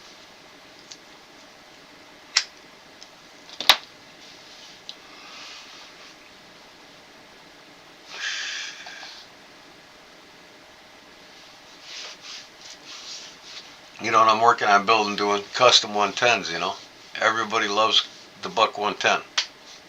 So why not just have a few Buck 110s made up, already done custom with my carvings on the spines and everything else and all that. Have that on my YouTube store, right? So if a guy wants to spend $325 on one, well, there it is.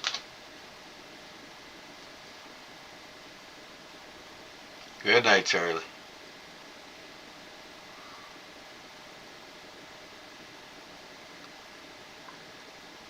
36-inch wheel? That probably so. I mean, there's a guy on YouTube, I've watched his videos, and he actually offers a kit. I can make one for like $575 buying his kit, and then the motor sold separately. So I could spend probably around $900 to make a custom one myself, because I got the welders here. I can weld up all the parts and components for it, my platinum, everything. And I'm going to make it myself, so it'll cost half the price. I mean, or I can just go out and spend $1,700, $2,700 and buy one new. But I don't want to make one out of my own head, because this guy that's got this channel on YouTube that actually sells a kit on making one, he's been through all the mistakes already. He knows what's the best configuration, how to make it, and everything else. If I make it myself, it'll cost half the price, and I can do that. That's cool. I'll probably go on there, Justin, but I'm not going to be up much later.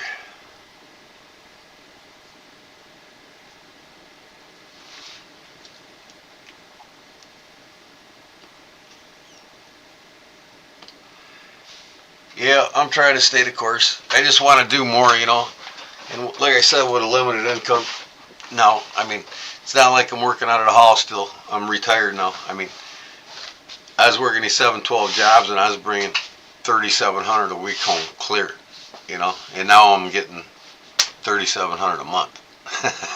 It's a big difference. So anything I make on the side jobs, that's my spending money. So I do pretty good on my spending money. Just now it's time. The wife wants me to finish the house, and I'm going to spend a lot of my time and money on that, and get a little here and a little there from my knife shop as I can. So, like I said, I'm not in no hurry to grow fast.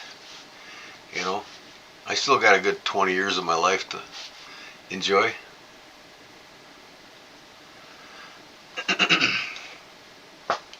I mean, I'm only 60, so, I don't feel 60. I feel like I'm 45, 50.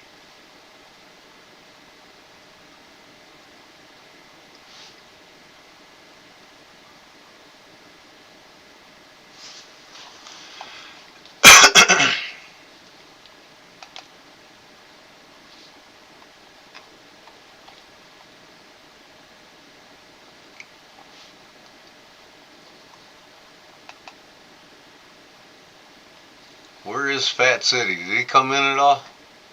I haven't seen him yet. I messaged him, told him I went live. He's usually the first one here. But and I really enjoy talking with you all. This is fun. This is the fun part about YouTube.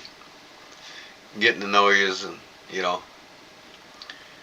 and just be, and then having you support what I do. That's just awesome. It makes it that much fun, more fun. But and then you all get to watch me grow. You know what I mean?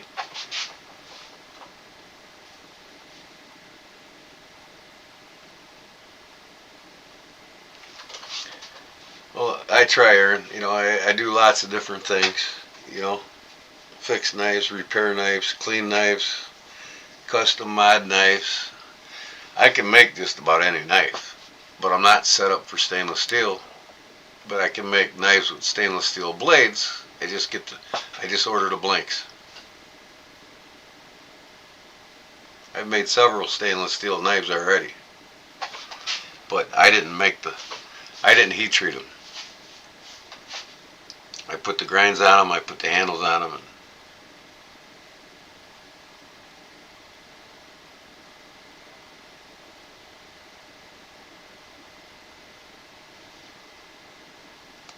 Yeah, you haven't seen him either? Pat usually hangs out. Yep, he's usually here. Maybe he's not feeling good. He sent me that picture last night. Y'all wanted to see it?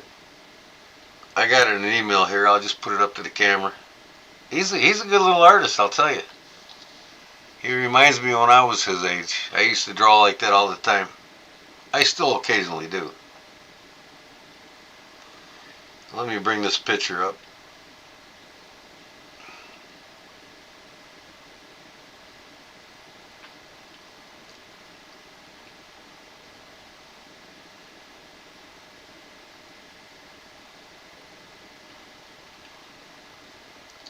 Where is it?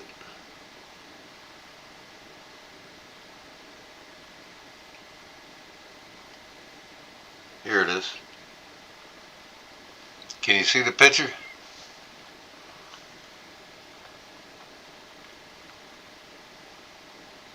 That's his name underneath it. That's what he drew last night while I was live. Popeye. He's got some talent. Oh, there he is. I was just showing your picture. Fat City's in the house. Isn't that cool?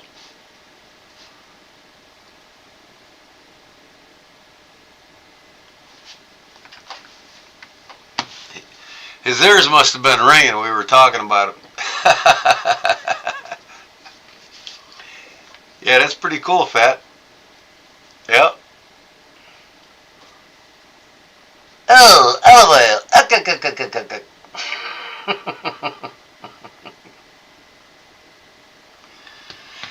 Oh, what you drawing tonight, Fat?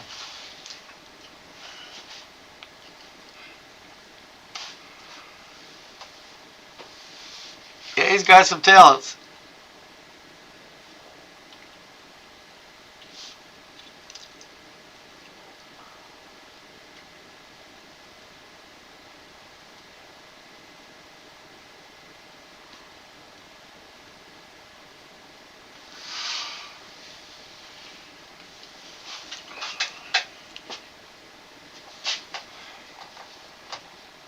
Oh, let me see here.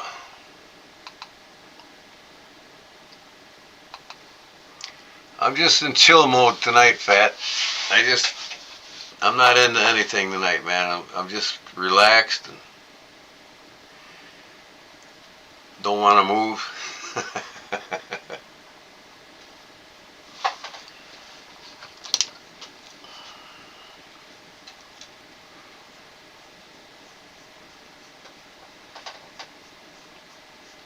Just woke up, huh? Must have kept you up late last night, huh?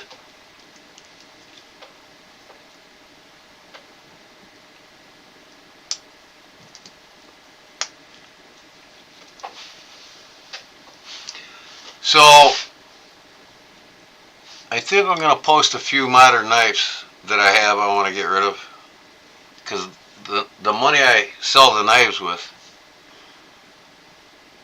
the money I get from selling the knives, I want to buy more traditional knives with it. I want to get rid of a lot of my modern knives. So if you go on my YouTube channel, or not my YouTube, but my eBay store, as of tomorrow, you'll see the knives that I'll have on there for sale. I had one knife on there.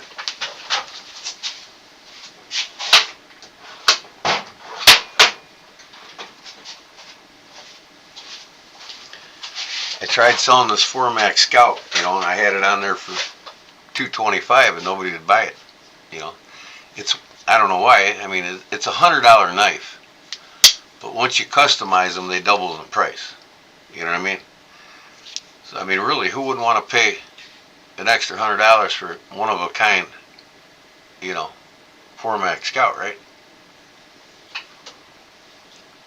I mean, it's a lot of work. It's $100 worth of work to make these scales and put them on this knife.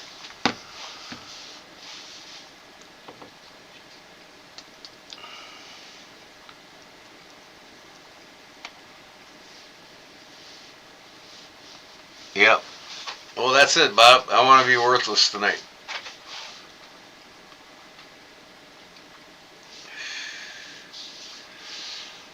I just feel like being worthless tonight. Because I wasn't worthless all week.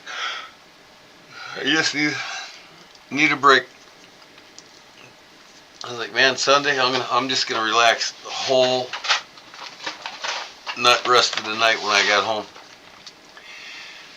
My father's, he's got a rescue dog they had picked up 12 years ago. It was a pit bull. Sweetest dog ever. And that's her name, Sweetie. Well, she just passed away on them. They had to put their dog down, my parents did. So they're like, I went over their house today, there's just like something missing, It just doesn't feel the same.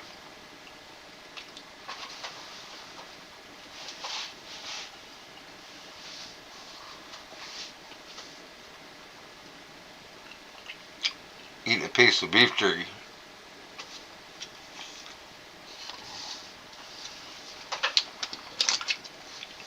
Well, Pat, I've had this Casio fishing watch, and I've well used it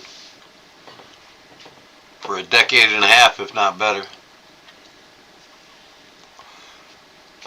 And it hasn't had a battery in it in like 4 years. So I finally got one in it today.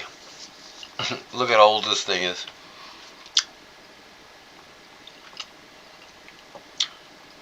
But I'll still wear it and still fish with it.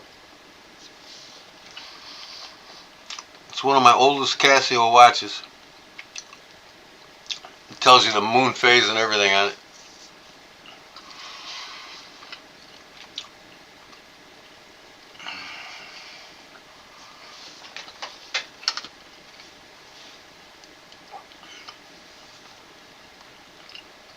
Making plans, telling stories. Yep, that's about it. That's what I'm doing tonight. I gotta start this knife for this fellow in Las Vegas, though. I showed this last night, I think.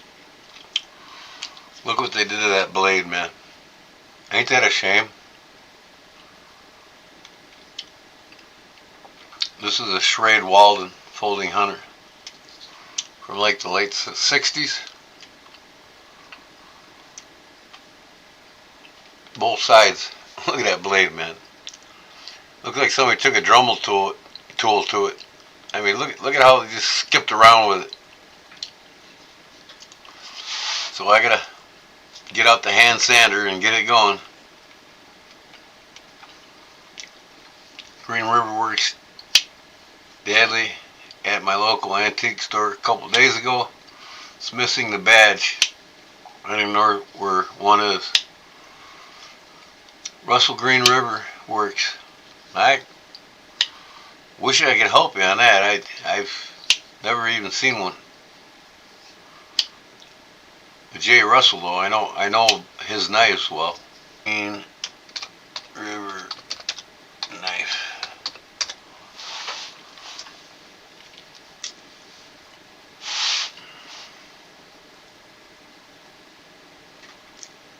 What is the Green River Warrior? Green River Works. Let me see here. There's a couple.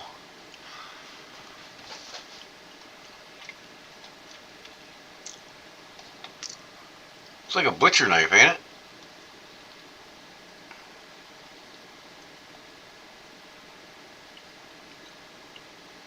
But you had to have, yeah, you know, hey. And when you usually see a knife like that, you're like, you know quality when you see it, you know what I mean? You're like, yeah, this has got all the quality and all the things I like about it. What is it, a folding knife or a butcher knife or a fillet knife? Comes with a red leather case.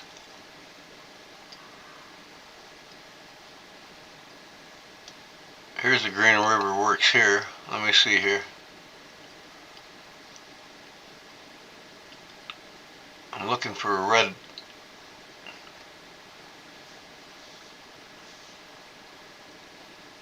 It's a fixed blade then, right? Bicentennial.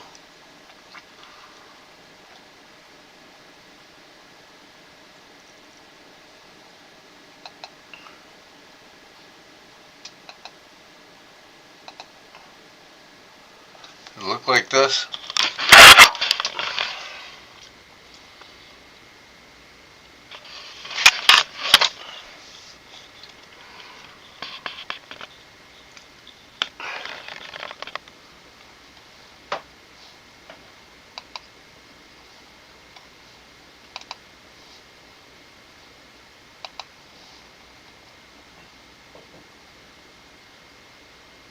That's her? This one with the black handle here? That's the knife, huh? Doesn't look like it has a badge.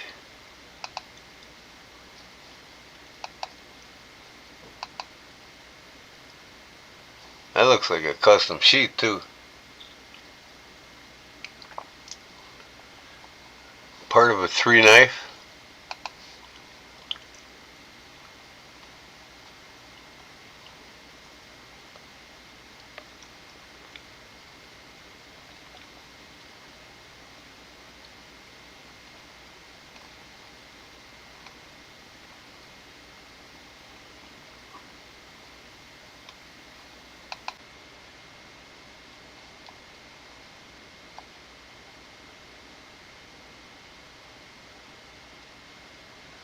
Being called worthless growing up, no worries.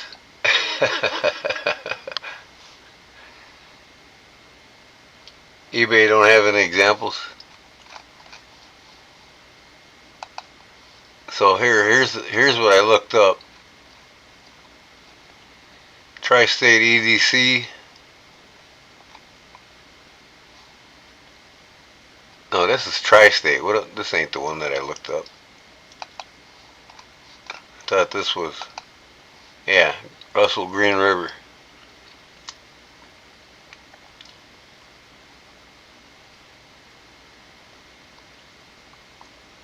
There's all kinds of them, man.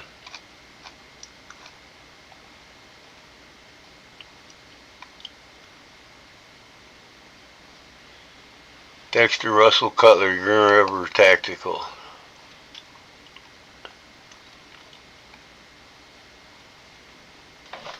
That's a pretty cool knife.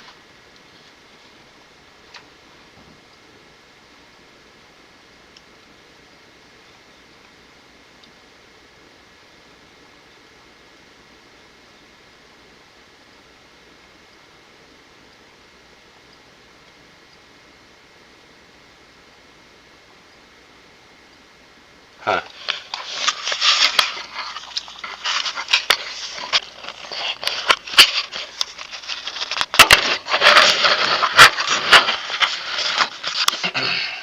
Looks like my wife's going to bed. So yeah, let me think here.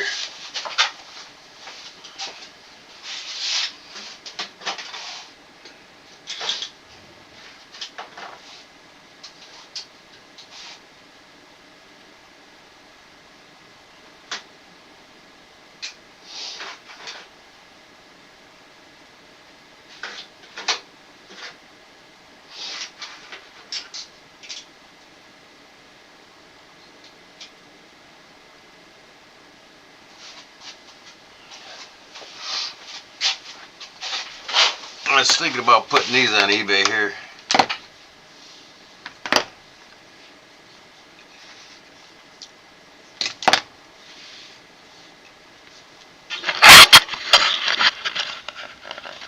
I got these effing grows. These are honkers here. Big knives. I'll put these two on eBay. I might list them for like $70 a piece.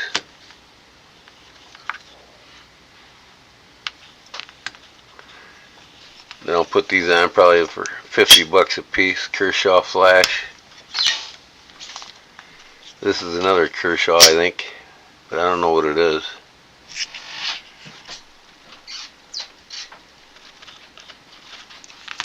And then this buck, USA buck, 288. Buck 288. I'll probably list all 5 of these on eBay tomorrow.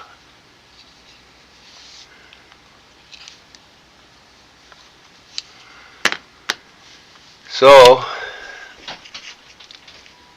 y'all got my eBay store link, right?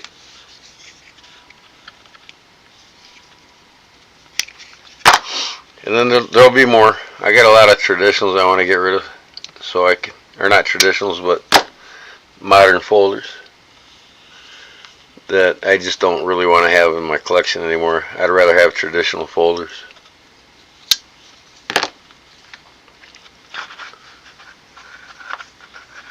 I got lots of them. I got to decide which ones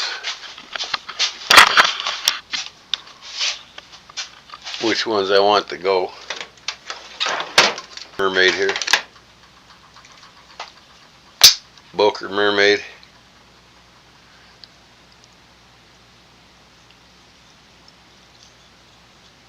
Most of these are brand new. I mean, I don't use them, but I got a lot of them here that I just want to start getting rid of.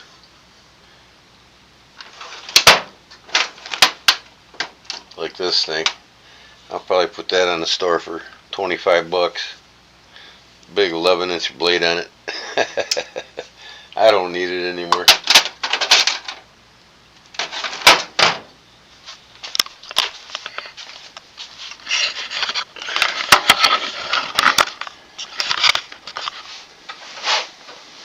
Oh, man. No, I pretty much traded off or sold my Spider Coast. I'm probably going to get one more just to have. Like, I got rid of both of my Spider Coat paramilitary 2s, and I wish I would have kept one of them. But I'm going to get another paramilitary 2 just to have, and then I won't get rid of it. Yeah, the Mermaid by Boker.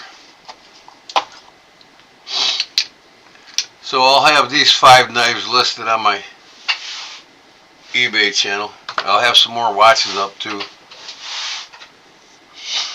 No, I don't buy Benchmates. I might.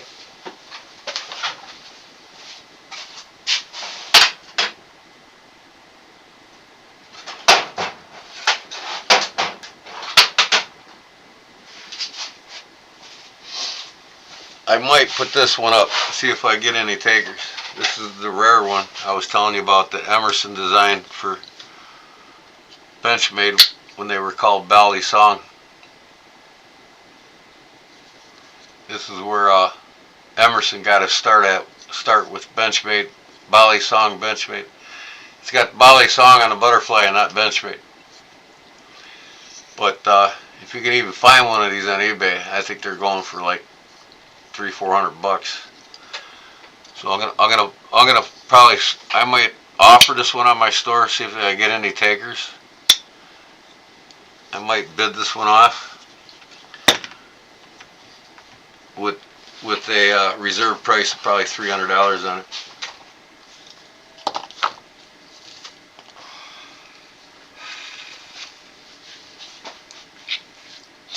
And you might see one of my custom knives on there. I might put one of them up.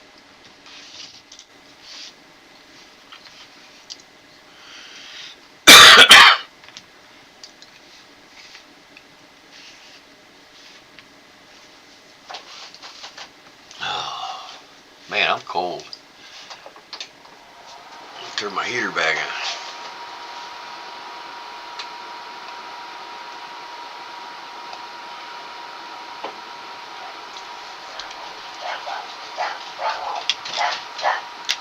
So I'm going to leave these out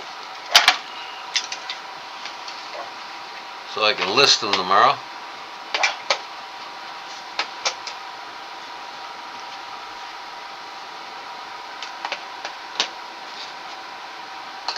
If you collect Benchmade, look this one up. Benchmade Bali Song Emerson CQ-C7 spec work. I don't even think you can find them on eBay anymore. It's got that flat side on it. But Emerson now has his own company, and he actually makes this knife, the CQ-C7. But it's a new version of it. It's still like $325.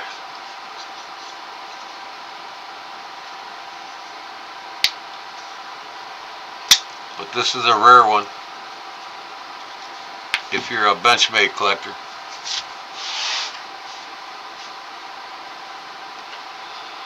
Tampa Bay? No, I haven't been in Florida since I grew up there.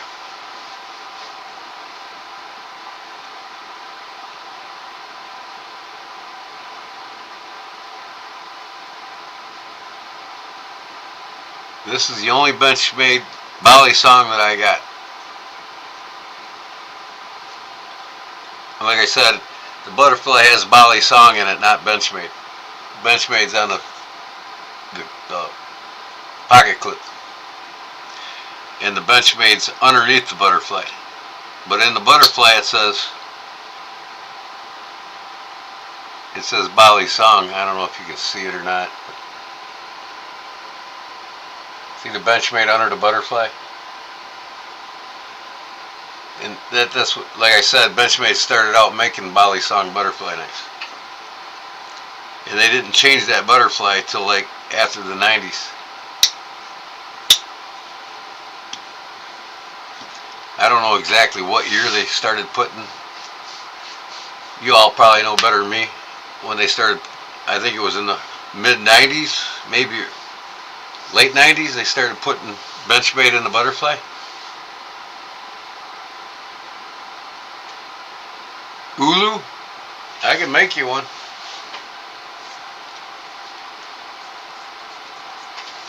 I made a couple of them. I got one Ulu here, but it's from the Alaskan Knife Company. Where's it at?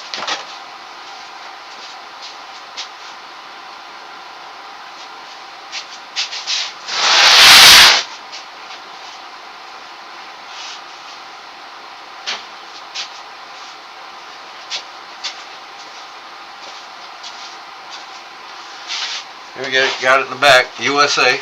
Made in USA. That's one hell of a company though, man. That guy that started that company, the Alaskan Knives of Alaska.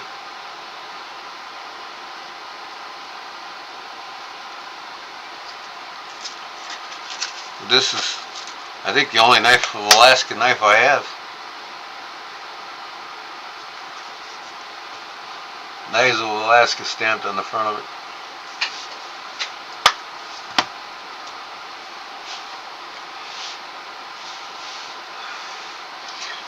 That's what the Ulu's originally made for, right? They were made for skinning seals and whales. But man, the really big ones that they use on them whales.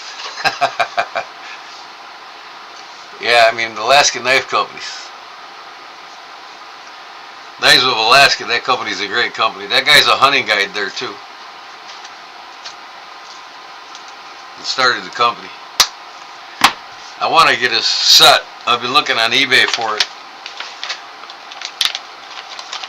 The knives that he's first started making. He still makes everything out of D2 steel.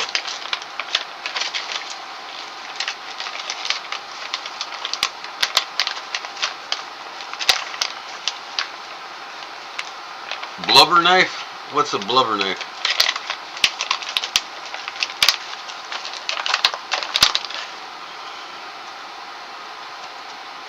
Is that what you call an ulu? I'm out of jerky, man.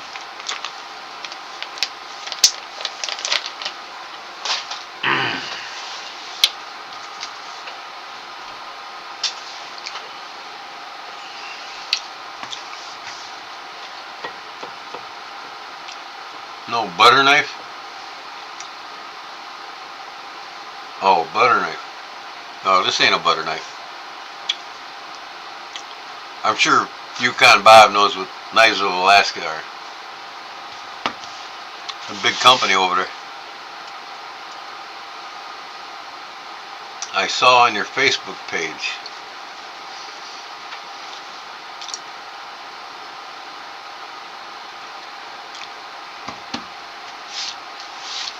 And you talk about my leather cut knife?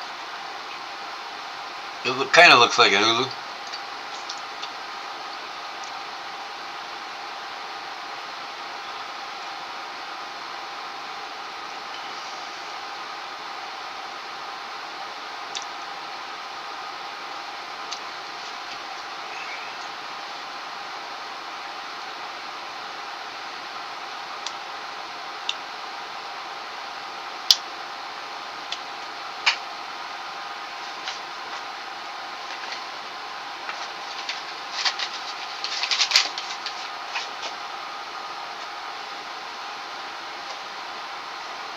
Knife handle one looked nice.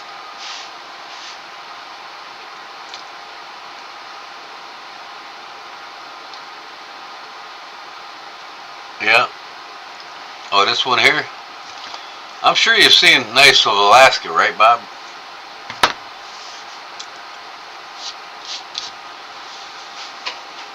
If not, check them out on YouTube. They got some videos. They're known for the ulu. Of course, it's an Alaskan company, you know. They're gonna make ulus if they're in Alaska.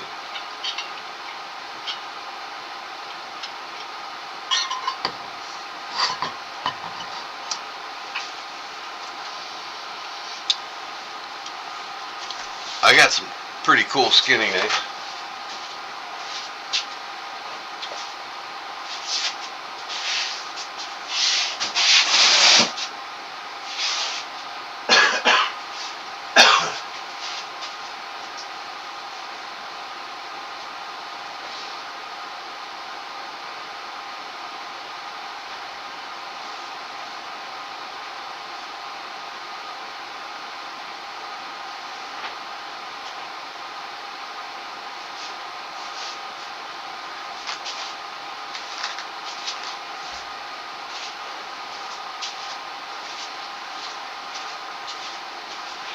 Here's one here I made.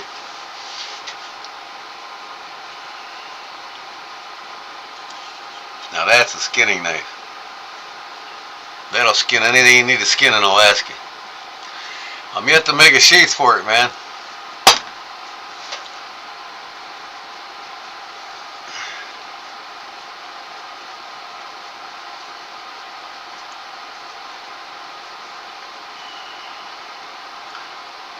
Used to make out of a circular saw. Yep.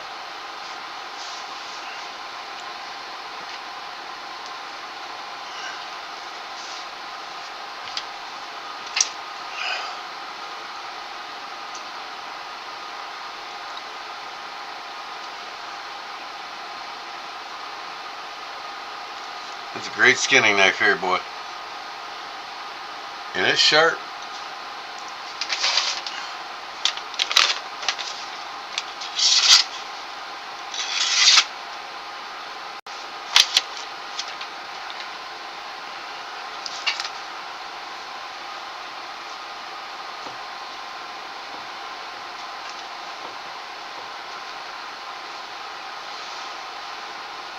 Fat City.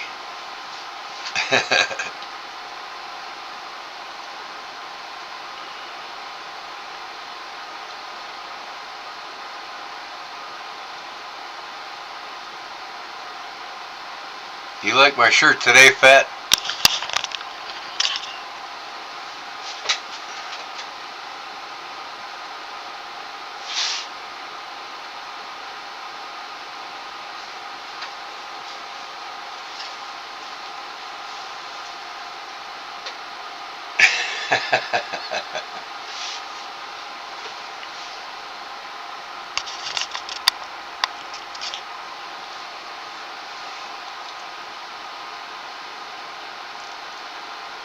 That would skin an oyster?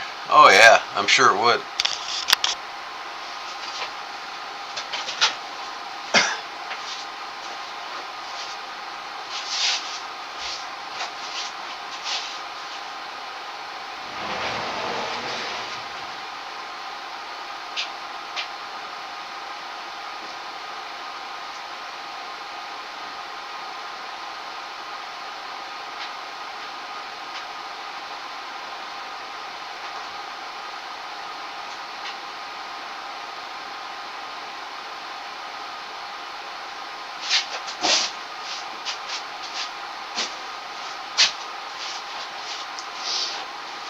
I got a few fish and fillet knives I've collected.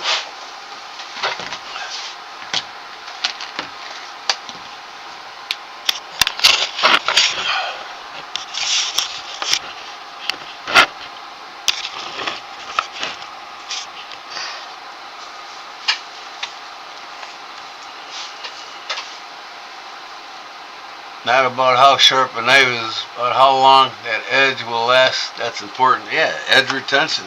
You know, that's everything. And edge geometry and edge retention. That's the biggest factors.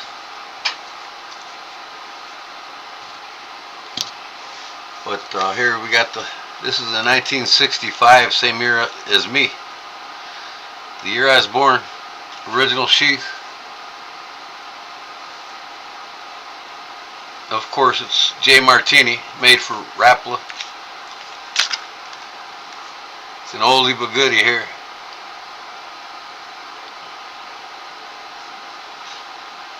This is one of the originals. When they started, J. Martini started making them for Rapala.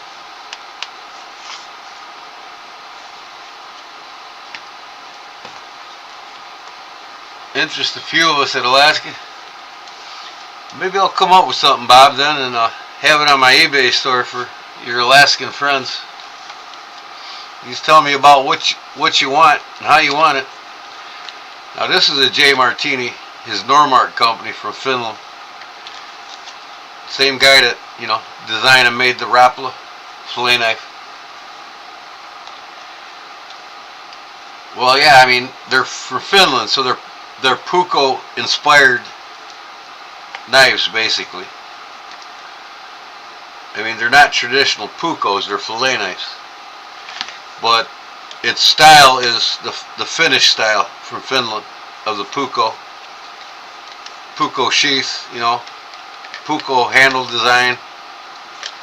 It's just basically a Puukko style knife made to a fillet knife.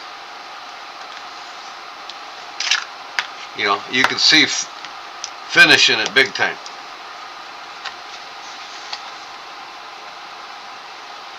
Here's one I picked up. This is a Regent Sheffield inox stainless rust-free. It's an eagle knife. Sheffield, England.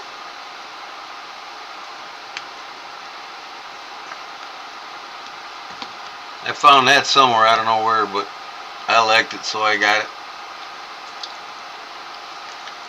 This is one I just picked up at a weekend whole town garage sale day. This is a charade.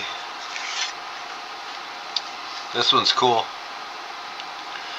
This is the Charade USA GF65 professional bass knife fillet knife. You see the bass on the blade? If my camera can focus in on it.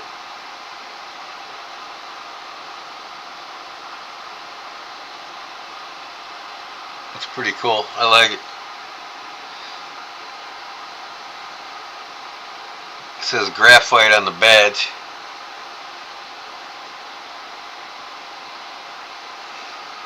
This is the original sheath for it. Found that at the garage sale. Added it to my collection.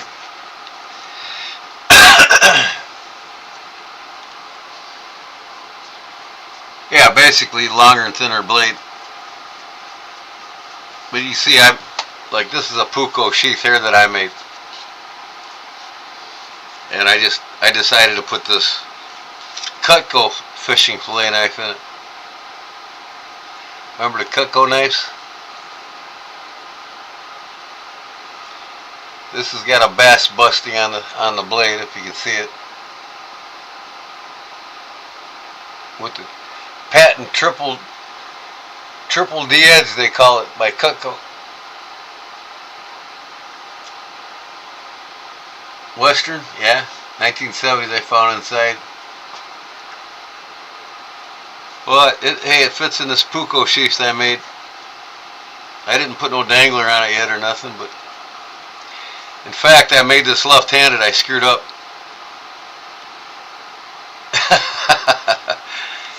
The insert has to be the other way around. See, it's a left-handed sheath.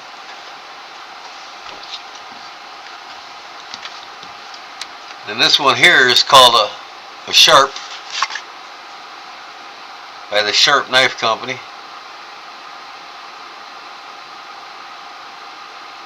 DF60 by Sharp. It's kind of an unusual handle on it. Original sheath.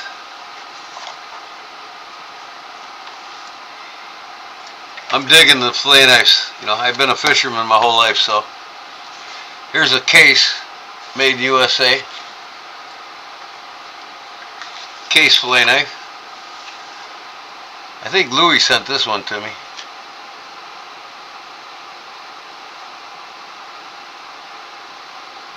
There's nothing on the blade. Can you believe that? Just on the handle it says case. I'd say it's probably 1970s.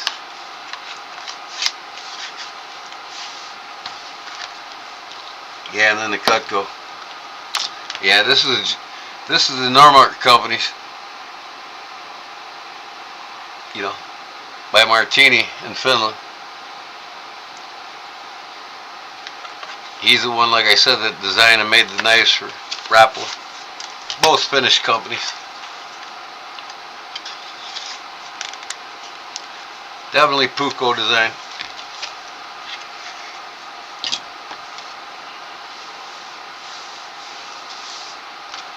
Yeah, that thing's long, ain't it? Fat.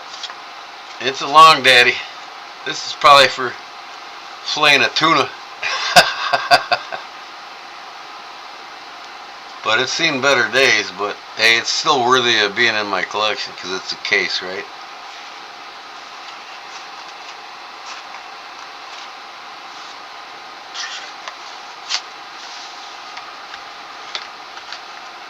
Sharp. Cutco. I don't even know if Cutco made a sheath for these knives. They probably didn't, like any other knife they probably got a wooden block for it or something.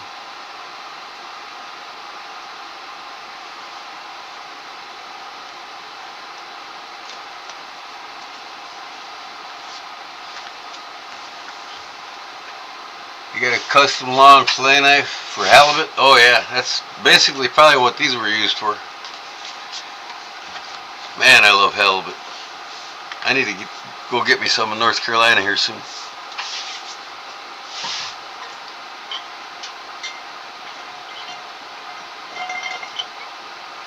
My first big knife was a Charade SCHF 52 and 1095. Put a few miles on it. Was a great price for it back then. I believe I paid $40, huh? So this is the start of my fish and fillet knife collection. More to come in the future.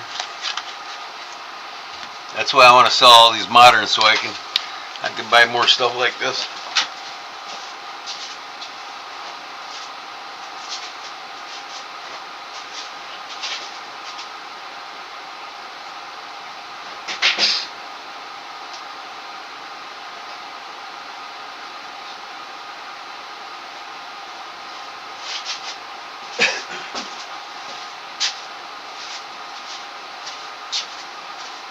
Here's a couple Pucos that I made. Because believe it or not, I'm part finished myself. And then here's some of the cheaper model versions of the modern style Puco by J. Martini in Finland. These are inexpensive. You can get these for like 35 bucks. But I love the blade style. It's got the Martini logo on it. They're pretty cool knives.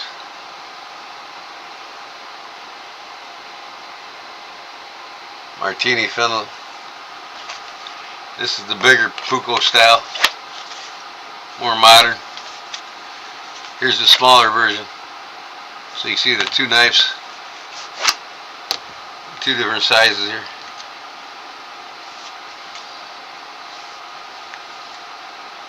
I bought these new. Rubberized handle. This is a plastic guard. They're inexpensive. They're around the Mora price, you know, the Mora knives. But it's inox. Inox steel. But here's one of my first Pucos. I made several of them. I sold a few of them. I made this one. This is probably, I think this is my first Puco I ever made. I made it out of a file.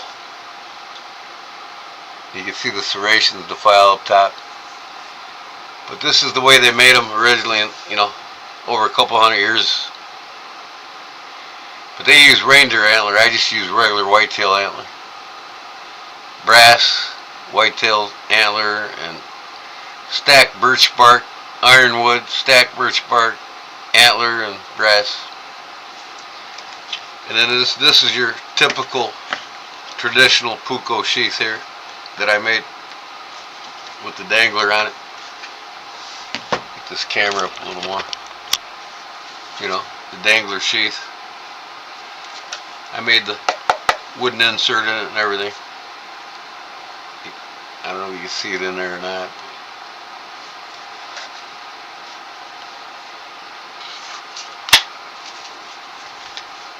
That's the first one I made. I made probably 3 or 4 after that I've actually sold to people. Here's one of my more of a modern Puco style sheath. I actually did a video on this one. But I made the handle, made the guard, you know, made everything but the blade. And I decided to put it in the sheath that I made for it. But it's a Mora knife blank, and you can buy these Mora knife blanks for like 14 bucks on eBay, brand new. Online, you can buy them everywhere online, but it's a Mora made in Sweden, of course, stainless, Moroccan blade. So I made it kind of a traditional Puco style handle for it, almost kind of like a Mora handle. It's a 3/4 tang, and then I put a black G10 spacer all the way around it.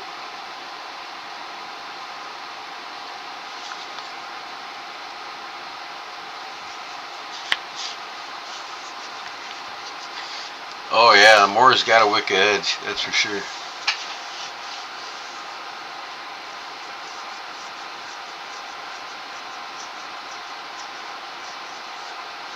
I cleaned many a fish with my clone buck 110 from Pakistan that I bought in '81 with my own money.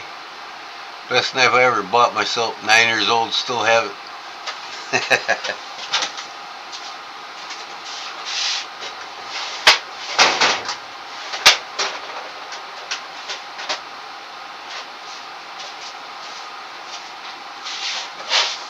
I hear you. Me too.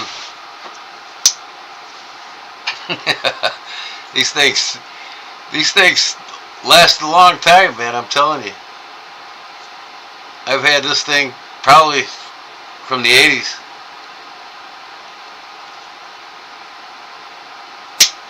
They're thinner than the bucks.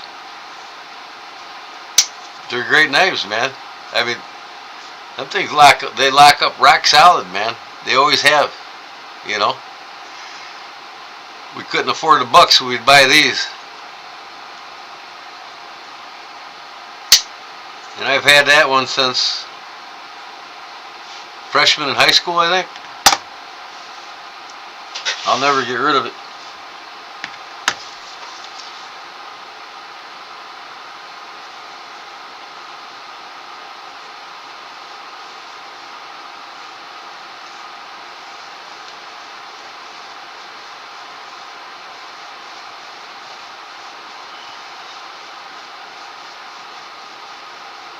Yeah, I don't buy none of them crap brands. These blanks are actually made by Morocco. You know, they're made in Sweden, so.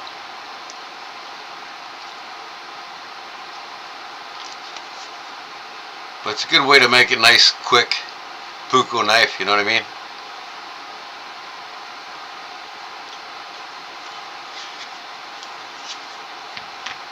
But you gotta make a puko sheath for it if you're gonna make one.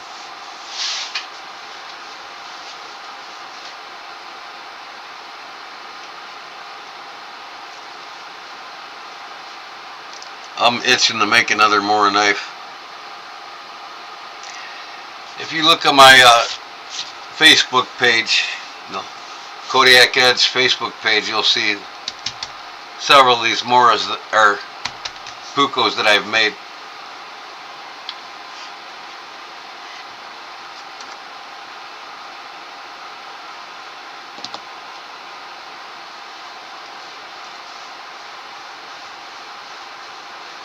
You know it, man. That triad lock is something else. Over 800 pounds to break that sucker.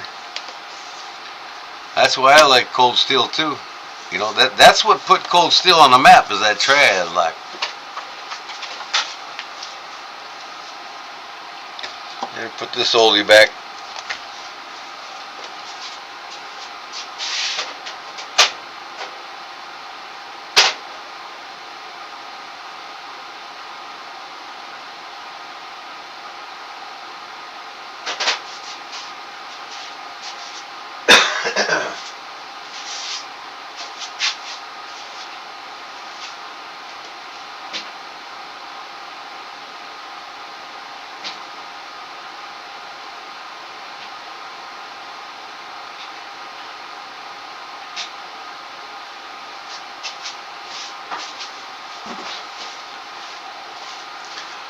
I gotta get some more Moras. I only have a few of them. Be nice to get all of them. This is actually Camillus here. Camillus titanium. I like the feel of the handle on it though, man. But that's a typical Swedish style handle. Camillus. Then I got these 3 Moras here.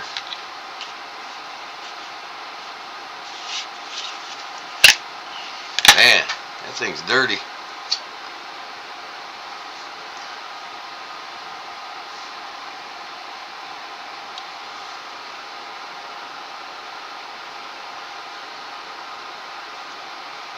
I mean, inexpensive knives, you know. I could buy 100 of them. And I like how these things stack. You can like wear 5 of these knives on one side, you know what I mean? But these, each one of these sheaths are different. I can't stack any of them on each other, but if you buy the same sheets, you can just keep stacking them on your leg. But I got this one here. Got this one here. This one's got the fire starter in it. Got the ferro rod inside the handle.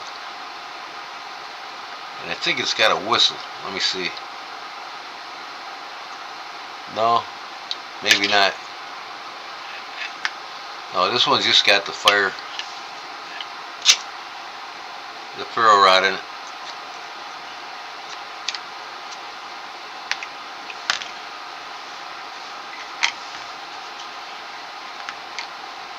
And then this one here.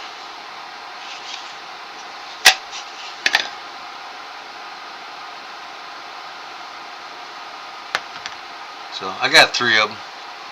I need to get some more.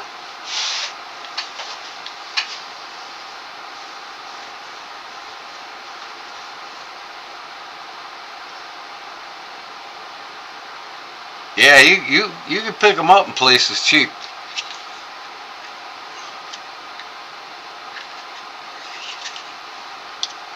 But I want to get more. You know, try to get all the different style ones. You know, I mean, you can only spend so much though, right? So I had to buy this Camillus. I mean, you know, it's a Swedish influenced style knife, you know what I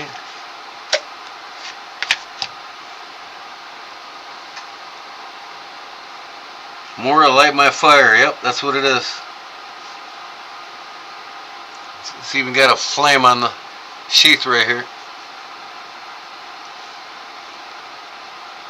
I don't know if you can see it or not.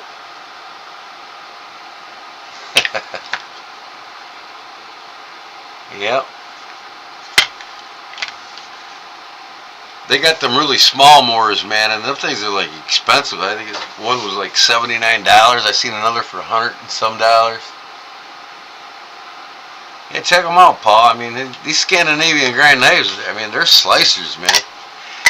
This is something you could throw in your backpack if you're camping or something and you want to slice up tomatoes and onions, you know. Super slicey Scandi grind knives. I mean, they are sharp. I got a little piece of paper here. I mean, it just wings right through it.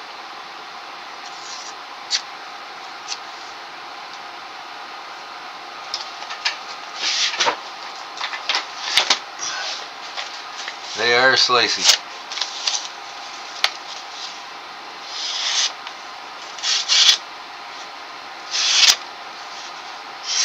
This is double layer envelope.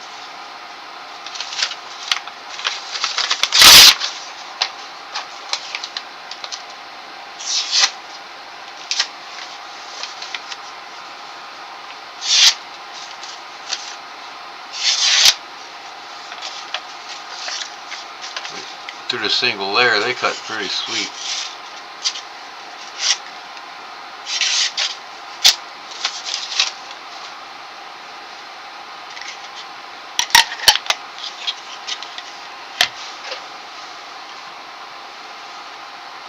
Yeah, yeah.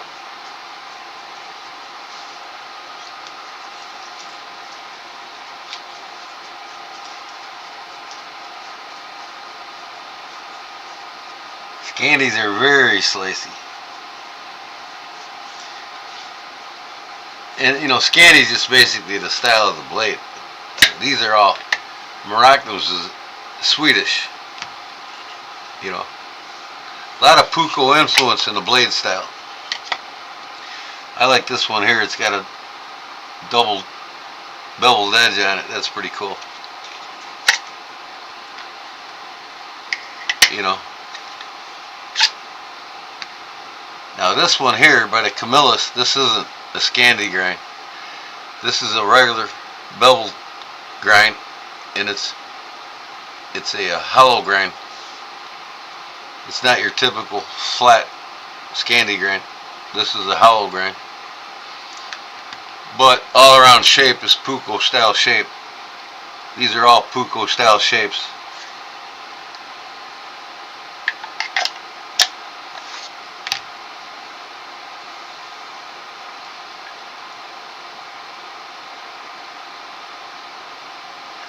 Yep. Yeah. Yeah.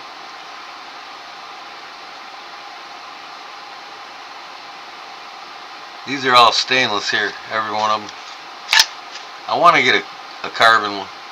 This one's titanium. Camilla's titanium.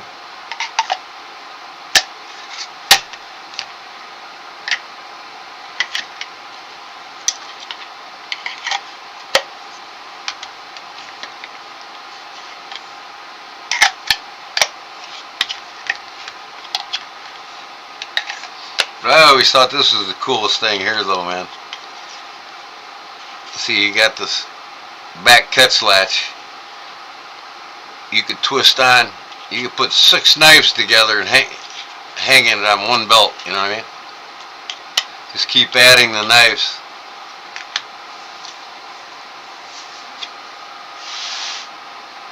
You got one in the HD Companion, thicker blade. Wood carving, really takes chunks out of wood. That's cool. That Camilla's blade will cut the most. What? Because it's titanium blade?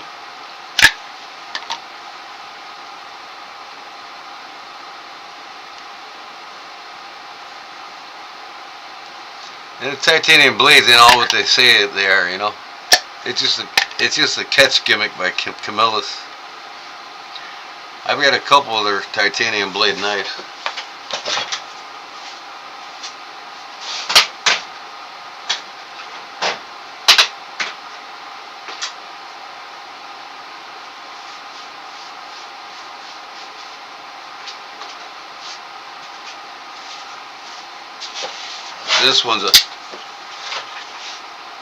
This one here's a titanium blade. It's a funky style too, boy.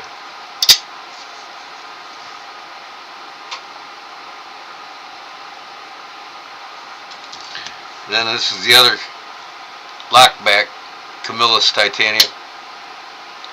I had another one, but I traded it off to somebody. You can buy these at Menards for like 29 bucks. But it's got my card of scales on it.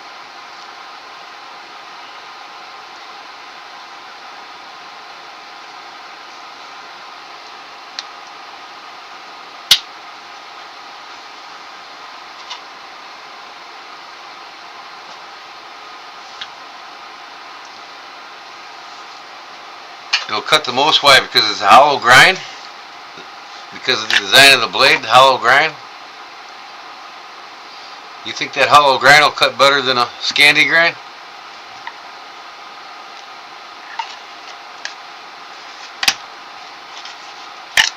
Is that what you're saying?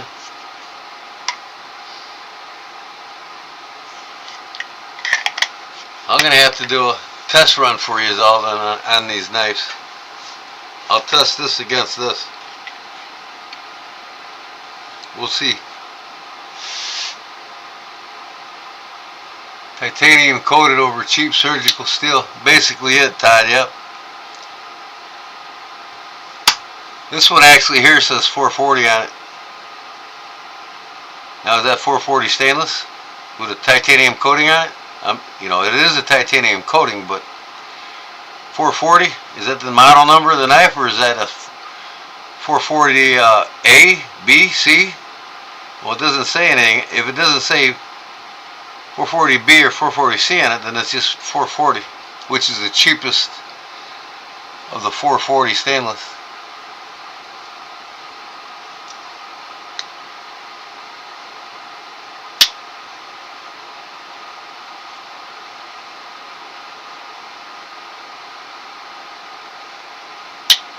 Attach what to the buttons of your coveralls? These here, the Morris? I'm sure you could. Looks like it'd be perfect for that.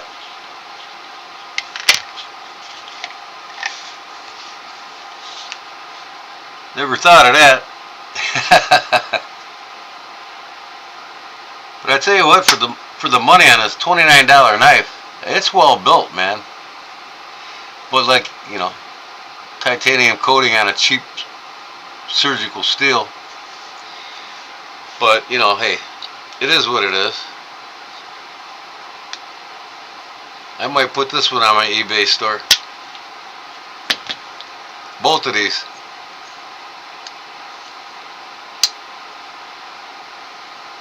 This thing flies out, though, boy. I don't know what I was thinking when I bought them.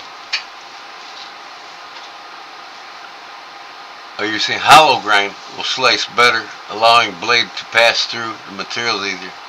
Yeah, I agree. But a scanty will bite deeper into the wood, acting like a chisel when using it. Yeah.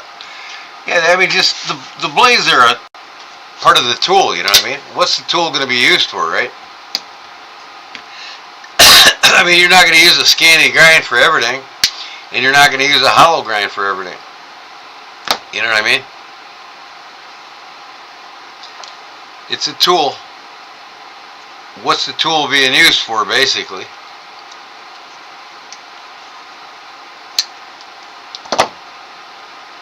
You know? And does edge retention mean a lot when you're out in the woods? Well, for most it does, you know.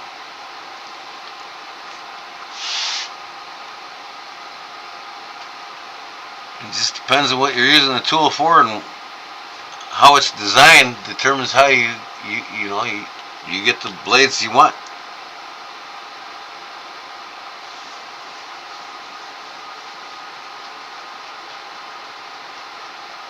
Yeah, I knew what you said, Todd. I seen hollow grind. I'm like, I knew you were saying hollow grind.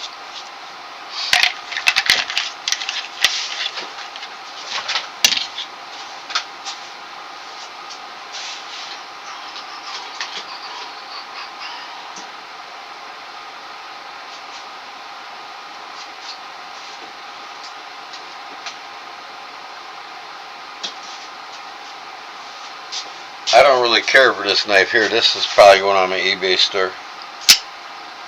This is a Gerber. It's got, I don't know if that's the name of the steel or not.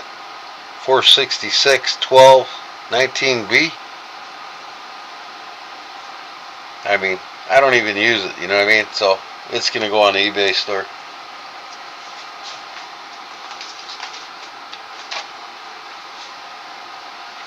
Where did I put them knives at?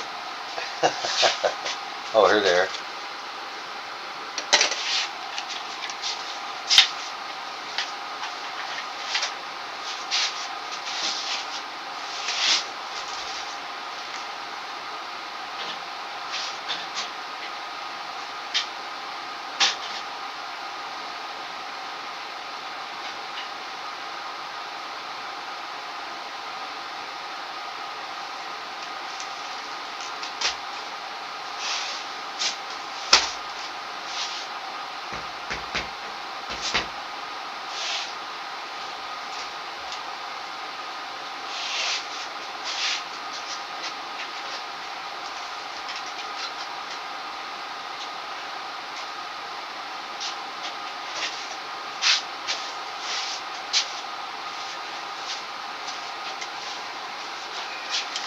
I even got a thing. Let me see here. That's a little closer.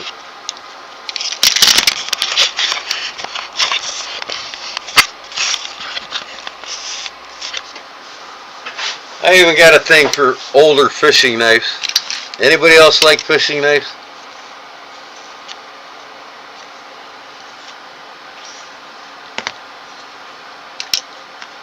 Look at this thing. That's a rare bird there. These things are actually valuable, man.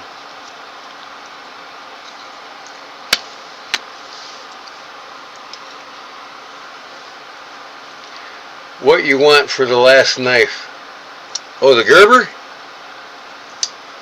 The Gerber cleaver?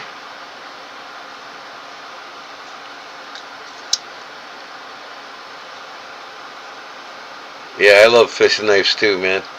These old school fishing knives are just something else, ain't they?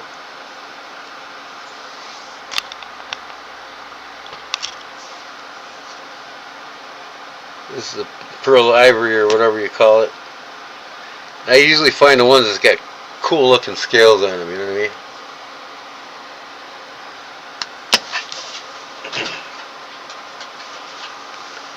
This one here, the Gerber, Justin.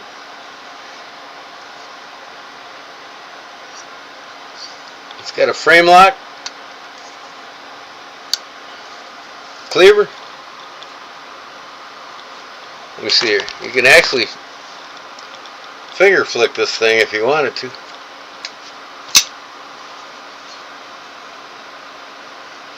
Gerber frame lock. I don't know, I might put, it'll be on my eBay store if you want to get it. I'll probably put a price tag of like $20 or $25 on it. So go on my eBay store after tomorrow night. I'll have all these other knives posted on there.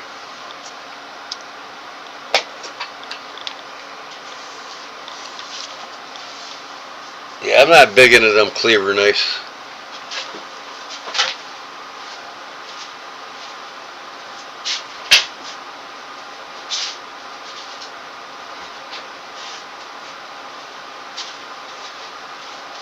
This is my favorite fishing knife here. I actually use this every time I go fishing. This is on me. It's in my fishing vest. But this is the every company made them even case with the sharpening stone on it. You sharpen your hooks and whatnot. But yeah, every time it's just tradition for me to carry one of these when I go fishing. A lot of times I use this thing, you know, for getting them hooks out of their mouths. But this is a Western, made in USA. It's my favorite one. I mean, Case makes one just like it. I think Buck makes one just like it. Yull Delrin with the hook sharpening stone on it. You don't want to buy it from eBay. All right, well, you're gonna send me $20 in Venmo or $20 postal order. And then I made this molded sheath for it, see, with an ulti clip on it, so I can just clip it right on my fishing vest. I do a lot of fly fishing.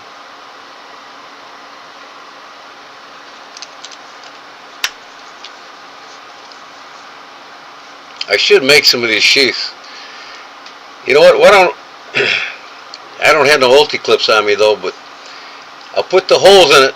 Y'all can buy an ulti clip, but I'll make one of these tomorrow for the giveaway.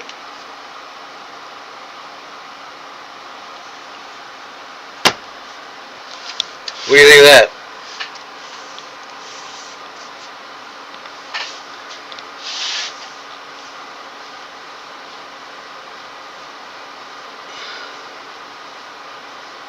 I love fly fishing, man.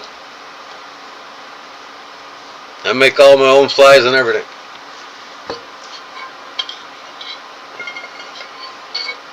I probably got 50, 60 fly cases filled with flies that I've made myself. I got a fly box for just about every occasion or every fish that I fish for.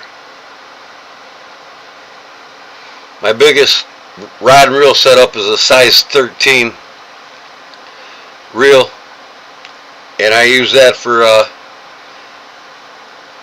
fly fishing for bull ruds in the Atlantic Ocean. North Carolina, I go there every year and fish for them. Popping them corks, baby. And then I love fly fishing for smallmouth like you wouldn't believe. Smallmouth bass.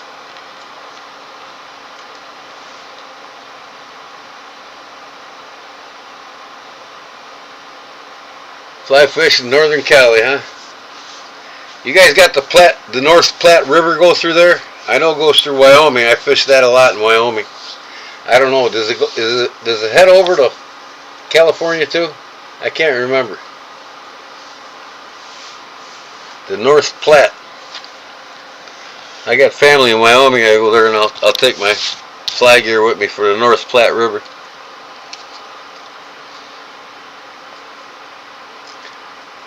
Trout? Oh yeah. We got some trout streams here.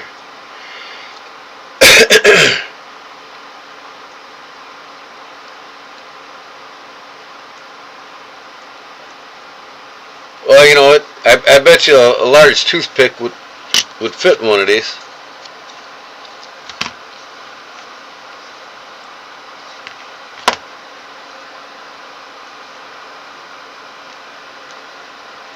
This is probably the biggest one I got right here. This one's an Imperial. I don't know what the timestamps are on them. I got to start learning it. Imperial Province, USA. This appears to be the biggest one I got. I need to get some more. I see them at antique stores or flea markets. I'll pick one up. I guess this one here you consider a small toothpick. Who makes this damn thing? Where's my eyepiece at?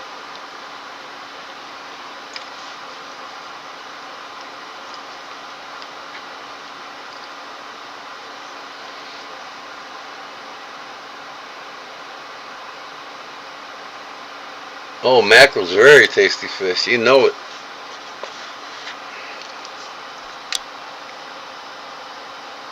Them coastal people love going after the mackerel.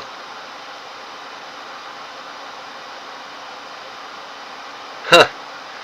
I never heard of this company. Of course, it's China. Copperhead Creek.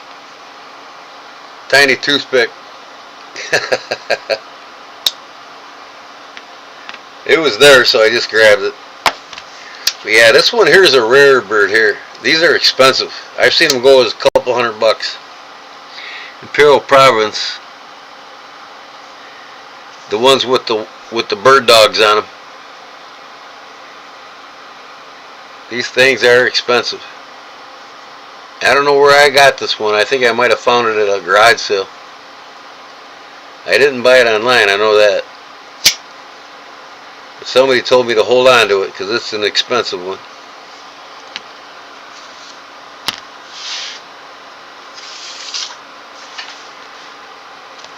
Winter is smelts, yeah. Where you at exactly, Todd?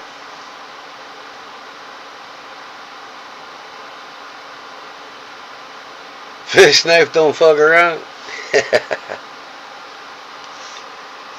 I need to buy some more ulti clips, man. Stock up.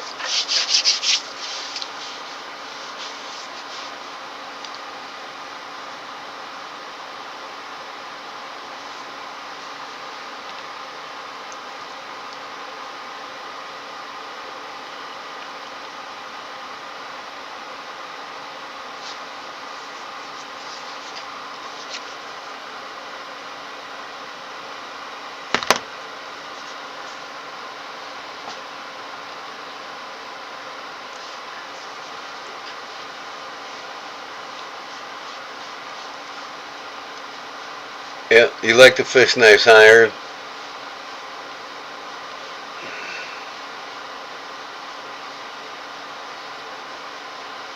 Hello, Reserve N.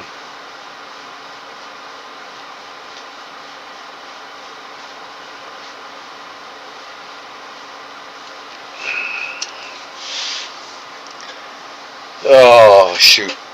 So, yeah, I got a few of these. Like I said, now I'll pick them up when I can. What's this? This is called the fish knife here. Who makes this one? Colonial Province, USA. The fish knife. This one here is a Hammer brand, USA. This one is a Hammer brand. Imperial.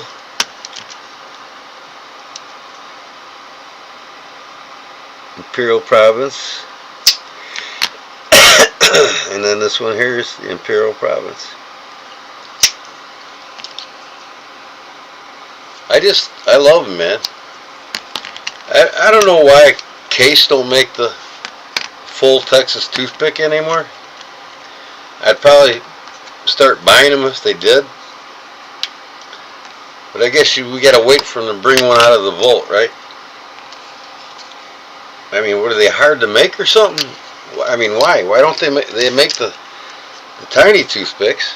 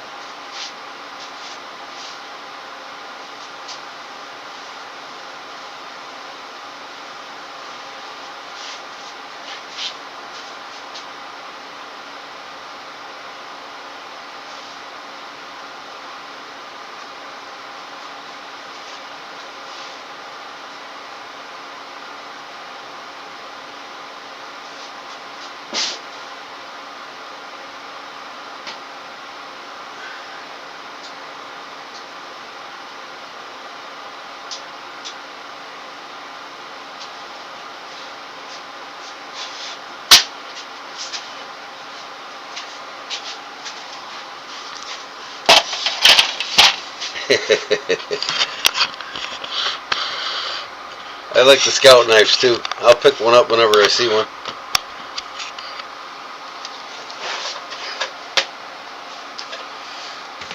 Oh, I just got this one from Jerry.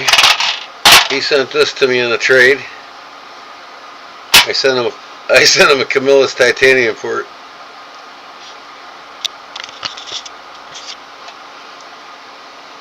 I think this is a Girl Scout one.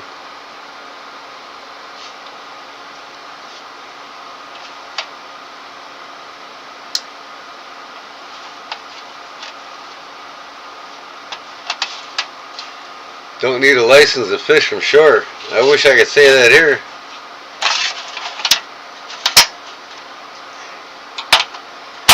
This one I did a video on, remember? And I gotta get a badge for it one of these days. Put it in it. Put the ironwood handles scales on it. This is a Case Scout 64. It's the what is that? 640D 45R by Case XX.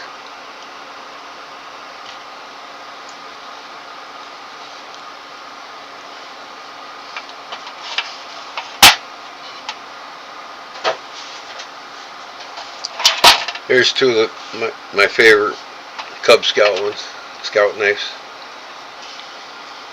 Got the bone color handle one and the blue handle one.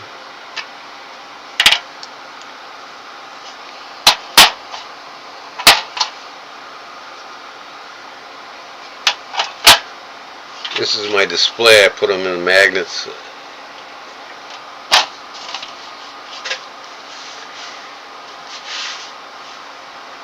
Yeah, I like them. Each knife is 12 cases of Bear Plus.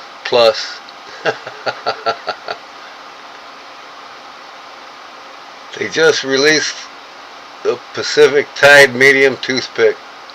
Looks amazing. Picking one up tomorrow. That's cool.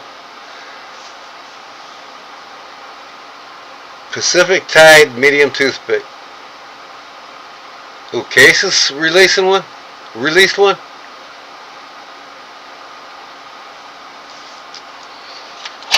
And you got the good old Camp Kings, right? This is Imperial Province Camp King here.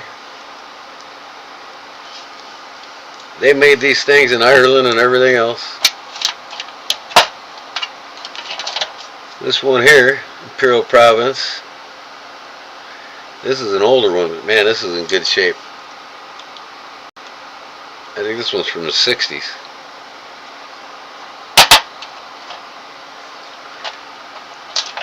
This is the oldest one I got here, I think. What the heck does that say on it?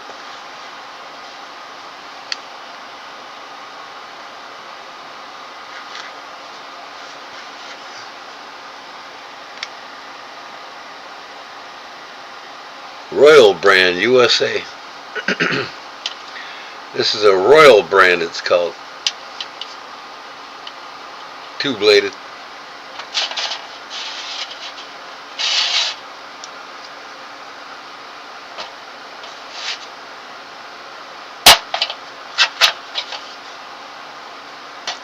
Here's another Camp King. Ooh. I think this is the best one I got here, Hammer brand. I don't like to open. On these, I don't like to open the can opener and the bottle opener at the same time. You take a chance of breaking these old springs on them.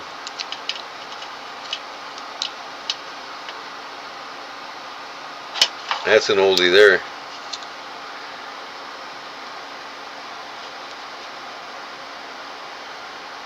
You ever check out Whatnot online auction? Yeah, I haven't been on Whatnot since Kevin the Knife Doctor jerked me around on. So I haven't been back since.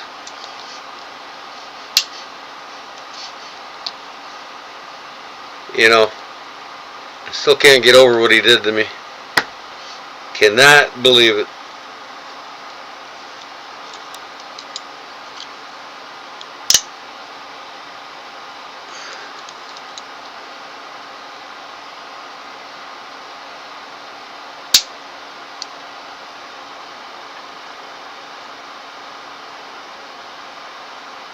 Each knife is 12 cases plus beer. Yes, check it out.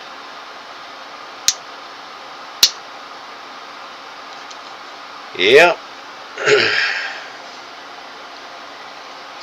You support a guy's channel and he fucking fucks you. Gotta love it.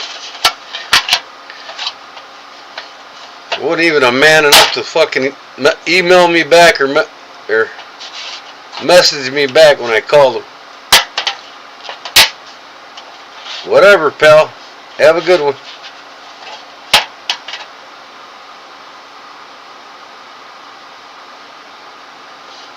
Here's a U.S. troop one. Each one of these were stamped the year it was made. I think this one's a newer one. This was after World War II here. 1975 by Camillus. This one's in damn good shape. Practically new. But this was Camillus when, you know, when the company was still open.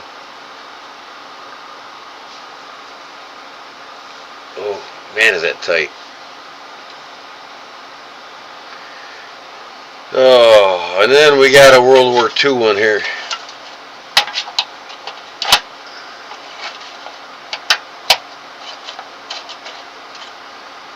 Yeah, there's a lot of traditional knives on Whatnot, but I don't even think I want to hassle with them.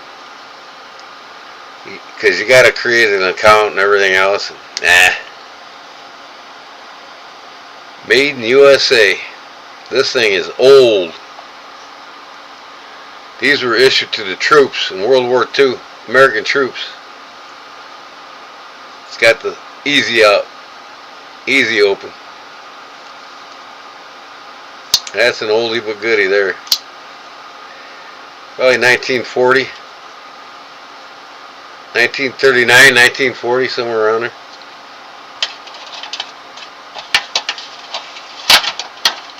And last but least, I got the Cub Scout patch on there. Probably one of mine when I was a kid. I got a bunch of patches upstairs that I've kept for 40, 50 years.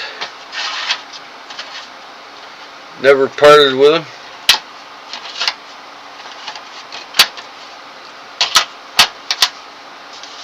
Put this thing back on the wall.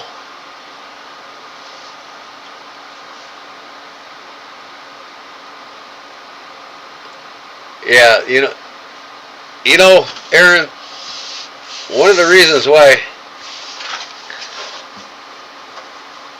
and I'm going to explain this, but see, this is what makes me really mad. I mean, I was just kidding. I said it one day on my YouTube channel. Hey, I'm going to buy that knife on his whatnot channel. Have somebody buy it for me, send it to me, and I'll fix it better than he did. Well, he found that out and didn't like it at all. And that was after he did me the way he did me on whatnot.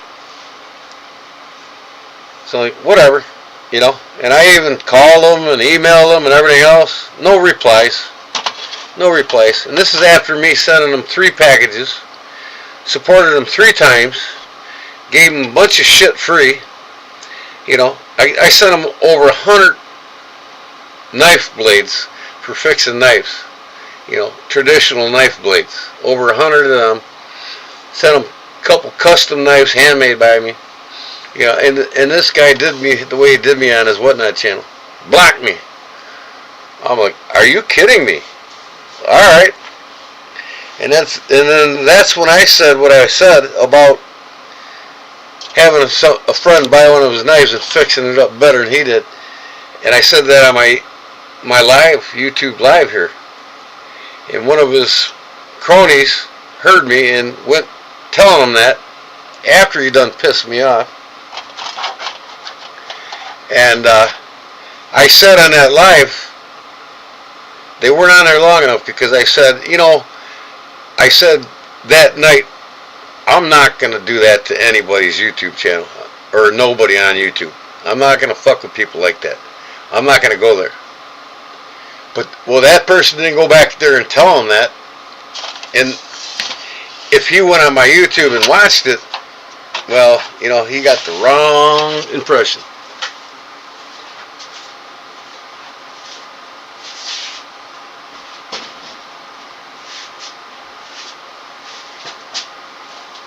And that was after he rubbed me wrong. I didn't rub him wrong first. He rubbed me wrong. After supporting his ass 3 times. So enough said.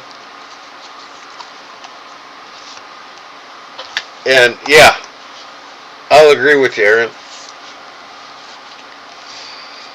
I got more talent one finger than he's got in both of his hands when it comes to knives. And one day I'll pass him up.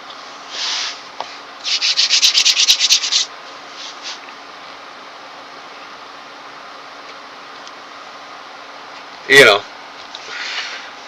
I mean, a guy that supports you, sent you several packages, a lot of free stuff to help you. I mean, I sent him blades to help him fix the knives that he was fixing. You know what I mean?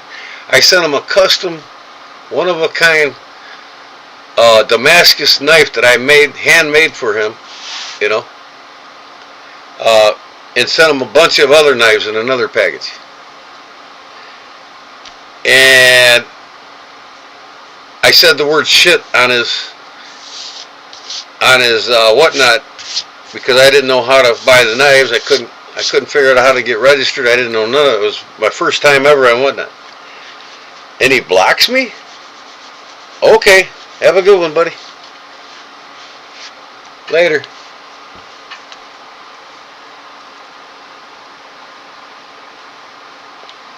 So, you know, I didn't rub him wrong. That's the way he made it sound. So, whatever. What else I got here?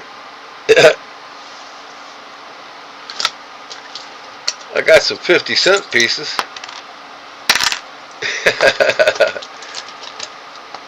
Is Brown Sugar still here? I got a coin for her if she is. Actually, it's on my YouTube channel. 50-cent pieces. Anybody ever spend these anymore? 50 centers? I don't even think they issue them anymore, do they?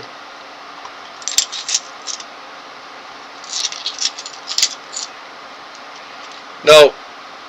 You know.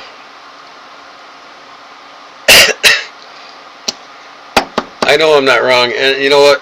And he's a do as he goes thing, you know what I mean? Learn as he goes YouTube channel. You know, and I've already discussed with people. You want to teach people the wrong way of doing things, go right ahead, buddy. And it's like I see these guys making this wax and selling it on their YouTube channel. Put fucking wax on everything.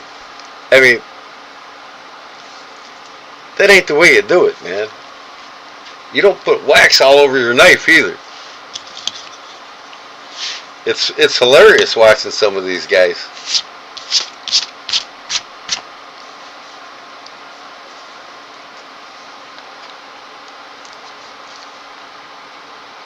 You know, like I said, I'm not gonna backstab nobody, and I didn't that night, the way I look at it, because he backstabbed me first. So hey, he got what he got coming. That's the way I look at it.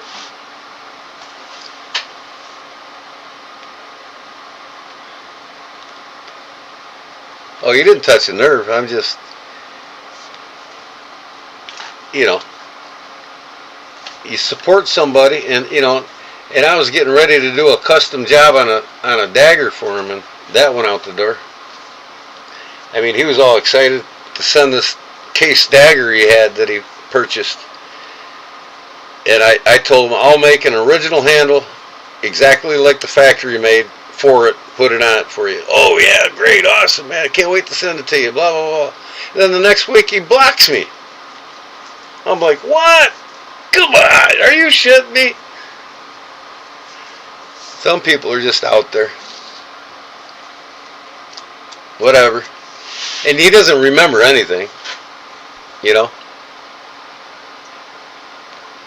He sure didn't remember me.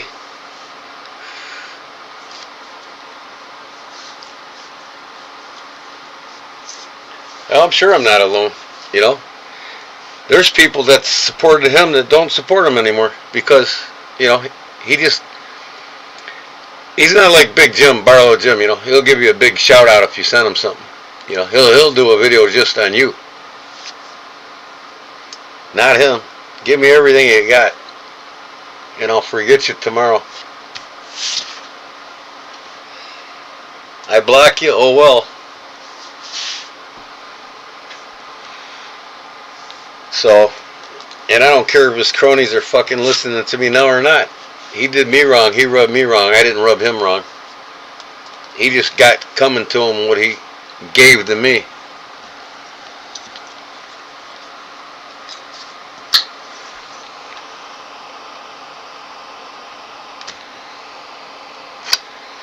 I probably haven't watched one of his videos in 4 months. In fact, I got to take it out of my playlist. I got one of them on my playlist. I need to get it out of there.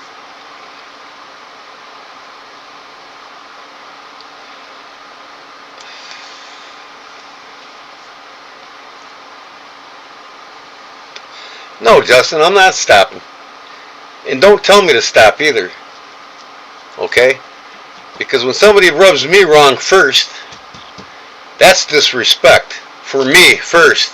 I didn't disrespect him first. He disrespected me first. So, you know, hey, if they all love him and they want to keep going to his page, fine. Go for it. You're going to learn a lot more on my page than you are on his. That's for damn sure. And you know what? What is he giving away? He ain't giving away shit.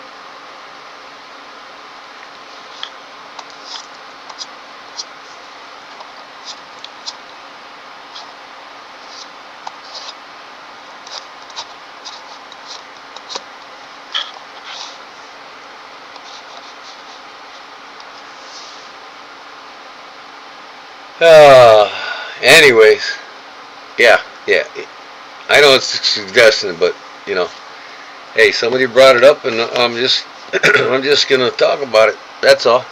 I got rubbed wrong first, and he knows it. He's not man enough to man up to it. You know, called him, texted him, left him messages, nothing. Whatever. Let somebody else support your ass. So, anyways, what else I got? Yep, I think tomorrow I'm gonna start cleaning on this thing. This guy bought a nice buck 110 custom off me for $325. And believe it or not, this gentleman is a retired professional baseball player. We became good friends on Facebook. Mike Gura. I talk to him all the time. Look up that name, Mike Gura. But yeah, you know, I'm not gonna show people how to do things fucking wrong on my channel. That's all there is to it.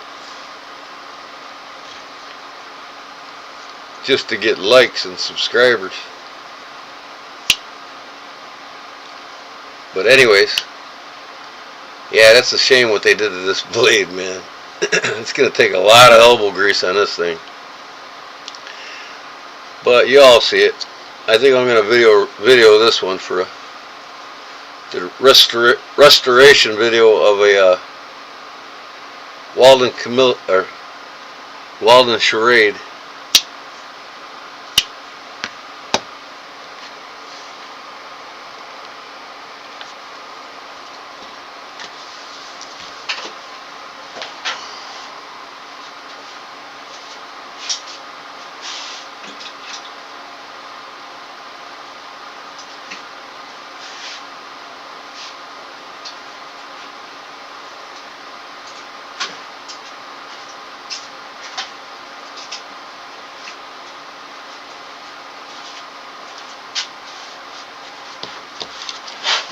I got a few Civivis. I gotta buy some more Civivis. I used to have more, and I got rid of a couple of them. I don't know why I did. This is a sun cut here. This is probably one of my favorite ones here. The Appalachian Drifter. Oop.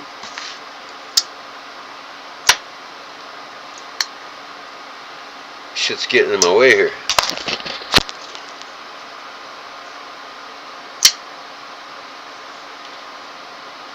This is a super slicey hollow grind here, man. I tell you what. This is probably the sliciest Civivi I got. The Appalachian Drifter. I got the purple because that's the color of my high school my high school team. You know, I played football for them, baseball and basketball. So I had to get the Wildcat colors. It's got the carbon fiber bolster on it.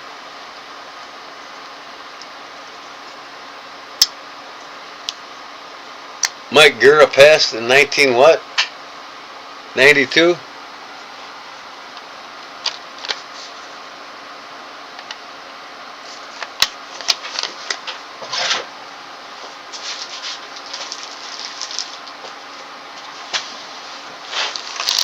Well, here it is right here.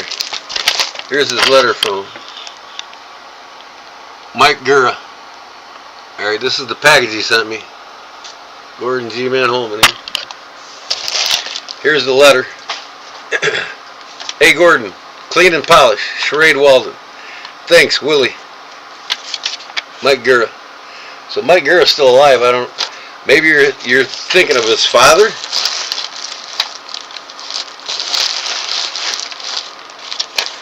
But I just got this in the mail from him a couple days ago.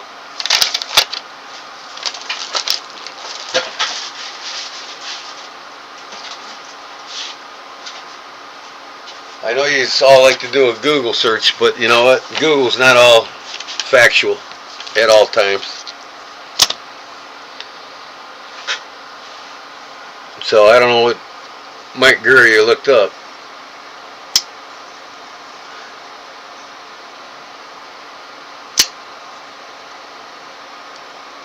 Must be the wrong Gura. But this guy is a retired. I mean, he's been retired from pro ball for a long time.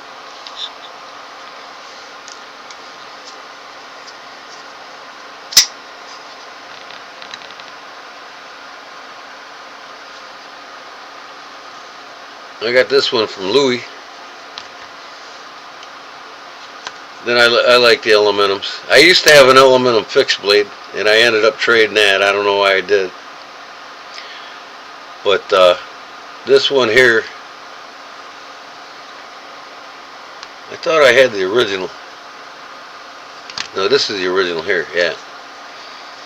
This is the original Elementum before they came out with the button lock. And then the fans wanted to see one with a button lock, so they came out with the button lock. So I had to get it. The Elementum, one of the most sold knives there was.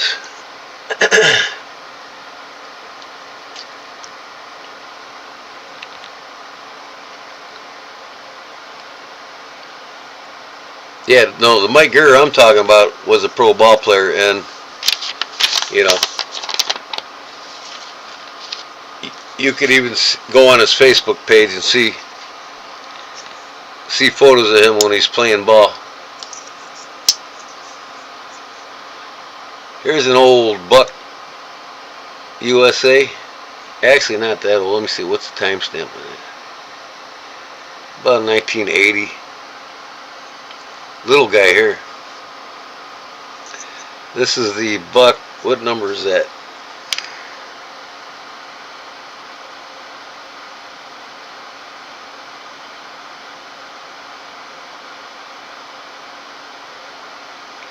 .324. Buck 324. Little guy. Lockback. I got this at a gun show for like 20 bucks. It's like a 1985, 87 maybe.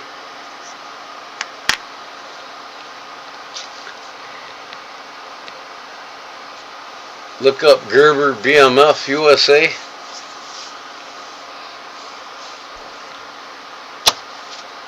Oh, I like these too. Sierra JB Pyrite. I did something wrong to this thing when I put it back together. It's not locking up. I'm going to have to take it apart and see what I did wrong. I got 2 pyrites.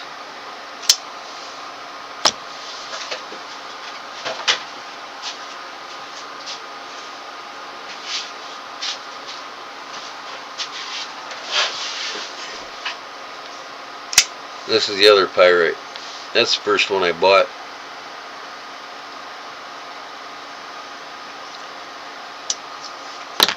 See, I'm not into expensive modern folders, you know. I'm a simple guy. I like simple knives. You know, you see all these knives around with all these different flashy materials and everything's titanium, and I don't care. That's just me. But I'll continue to add to my Civivis because I like Civivi. And even Sencut, you know what I mean? How can you beat the price? I mean,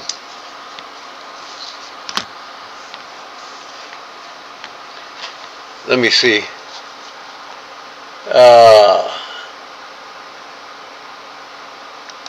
Yeah, it did. Elementum did. That's for sure. Yep, in the Penguin. Or, I mean, the Pyrite.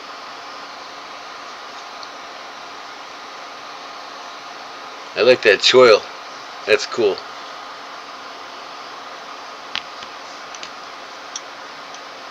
Yeah, this one here, I messed up the lock. I got to put it back together right. It don't even lock. I got this one from Louis too.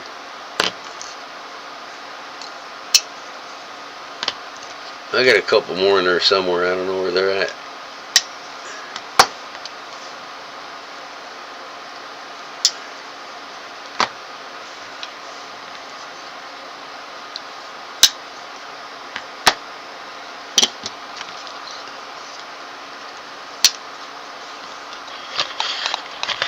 Okay, what knife do you want me to look up? Let me see here.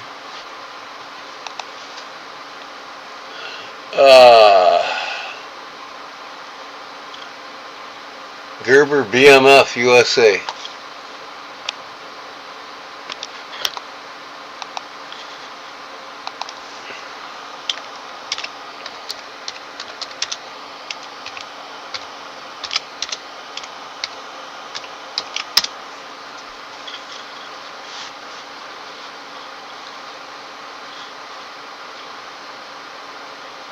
Original fixed blade, huh? $159. 1975 Gerber Mark II wide wasp.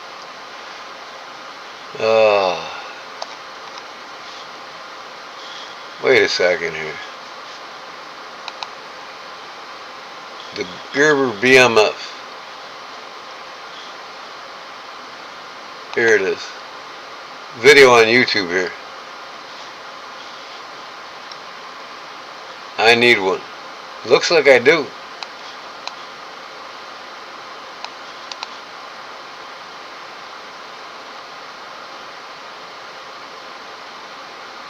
That's a pretty cool knife.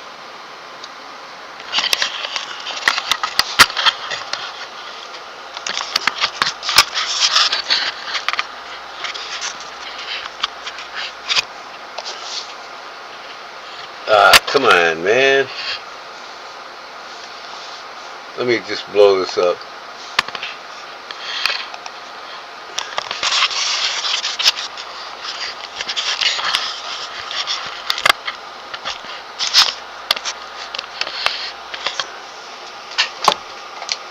I can bring this back up on my cell phone so I can see the chat.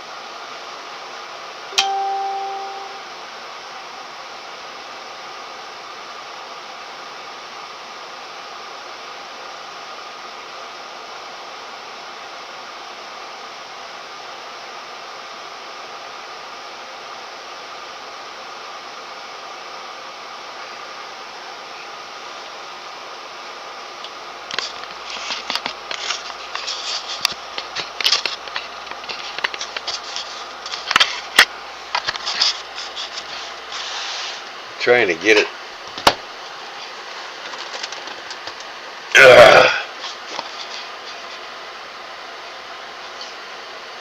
Why is there lag time? There we go.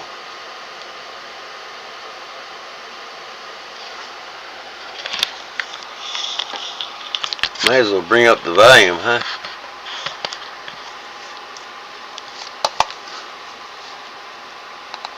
Attachment on Bianchi holsters and on the detachable clip of the M9 Fergus bayonet, so you can attach it to any military belt, load carry belt, or you can remove that and simply slide it on a regular belt. We have a integrated sharpening stone here. It's a diamond sharpening stone, very fine. And let me show you this here. When you undo these two snaps, it will remove this strap here, and you will see a small pouch. And inside of this pouch, each Gerber BMF has a compass. It is a very nice silver compass type gun holster. It's a pretty cool knife. It is rigid, and you're well protected, and the knife is well protected. So yeah, I can show you the knife. Here it is. It is huge and very, very sharp. I really need to be careful. I love the design and how it looks. Again, Gerber USA. And here we have BMF and the serial number. I did some research and turns out this one was made around 1988. It is actually very difficult to find good info and to date these BMFs and LMFs, but with some effort you can find info and actually make it work.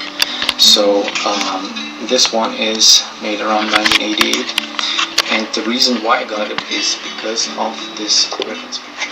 Let me show you. I got some of them gloves.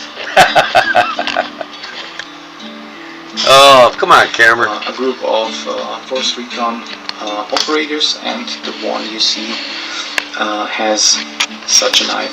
Goodbye, camera. What's this thing doing? This was the reason to get it. These Turn it around. are collectible, and they are there we go. more expensive. You will find some in not so good Oh yeah, I shape, got some of them gloves. and these will go for less. This one has almost. I found one today. I finish. wonder if I could Stay. find this non-reflective finish. Great, you can see it's worn off here because this knife is used. So when you're purchasing these, be careful. Pay attention if it has the original finish or was it polished by the I don't know where I put it. because some people do that. I don't know why, but they strip off the original finish. Yeah, I should, huh? To rusting. It shouldn't rust because it's surgical steel. I believe 440A. This kind of reminds me of the buck. You should remove the original finish. What do they call that buck survival knife? That nice when polished. I can't remember the name of it. Protected this way. Yeah, with So, parachute pants. the handle Then I need to special Hypalon material. I need to wrap. Something They're not wrap, but like spongy and rubbery. So it is a great breakdance grip. too. Even when it's wet, you will have great grip. And each of them was balanced, so it is. Where's this guy from? Around the guard here.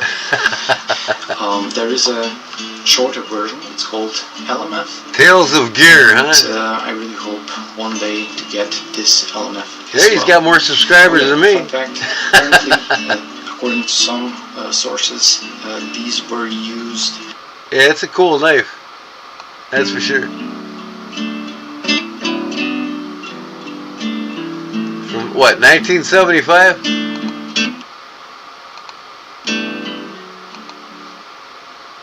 I probably got that. I'm gonna look. What year is that? 1975?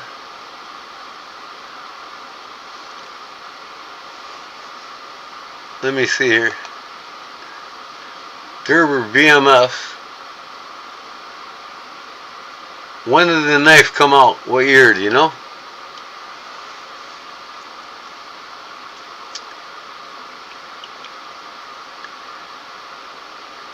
You know what year, Todd? What year the BMF came out? Because I got Blade magazines that date way back. I'm going to look it up, one of the Blade magazines. Speaking of which, maybe I should, let me put these knives away. Anyways.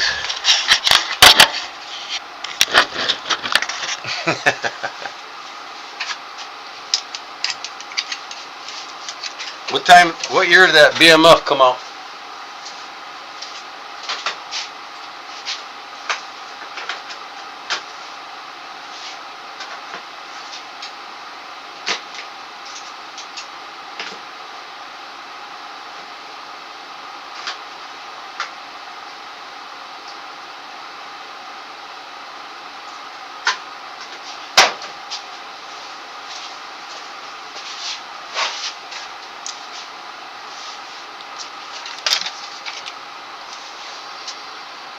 Let me see if they say anything about what year it came out.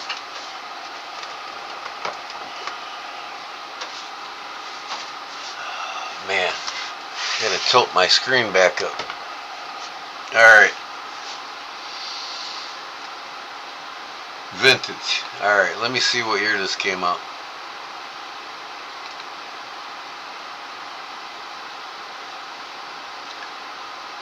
Famous Gerber knife dating back to the 80s and discontinued in 99.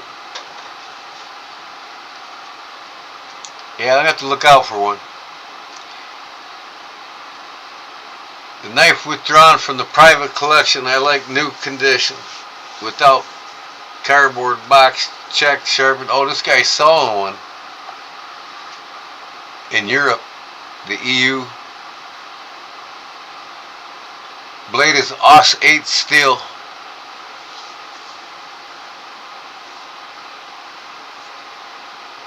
High Pollen Production Llama USA handled. High pollen blade length 220 millimeters, 6 millimeter thickness.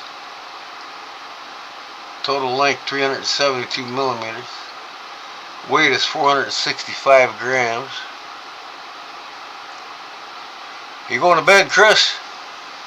Getting tie-tie, huh? I hear you. I'm beyond tired now. Come back tomorrow night, though. I'll be making something simple for y'all. I think I'm going to make that fishing knife sheath.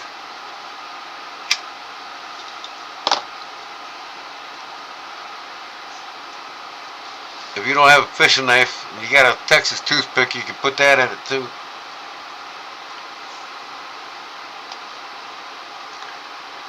The sheath is ABS and Cordura.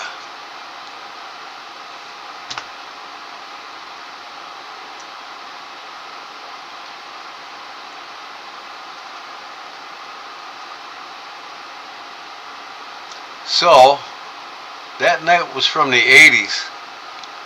Let me see if I got the magazine I can show you. From the 80s.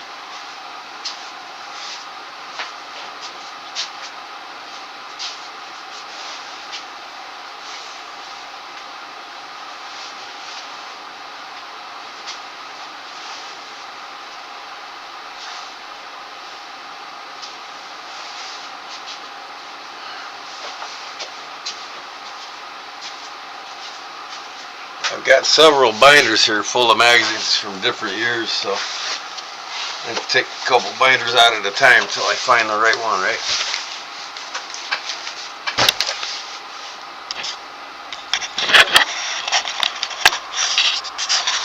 Hold on. Got to reposition the camera here. Maybe I'll get lucky and find the right one.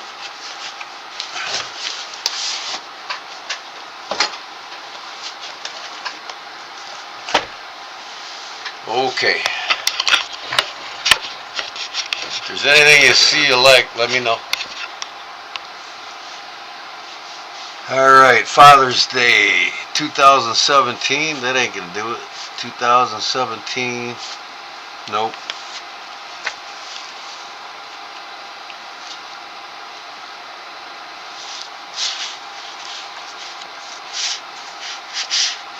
Microtech. Precision Cutlery, Microtech.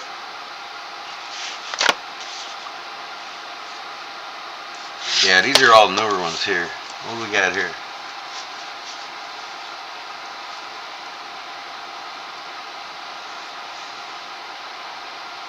Yeah, 2016. Yeah, these are all newer ones. I gotta find the older ones.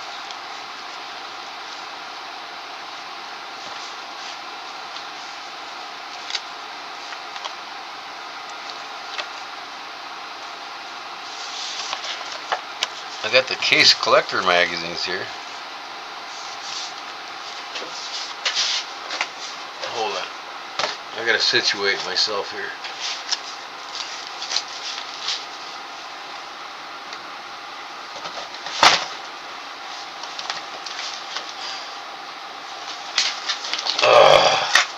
Man.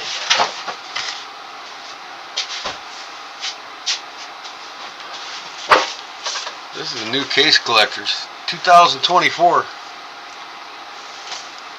Case Collectors magazine.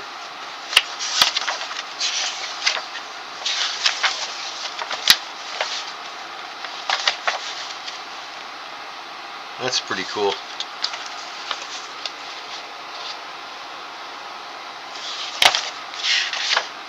Barlow, 2024 Heritage Jig Burnt Amber Bone Barlow. The new rust lock.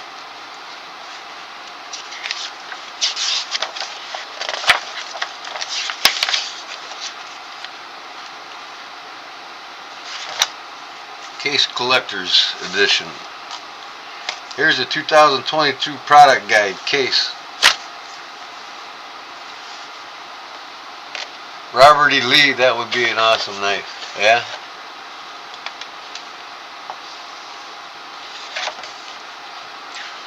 Let me see here, what do we got? Here's all the doctor's knives. Here's all the long horses and the high banks. Sportsman Series. The Heritage Series.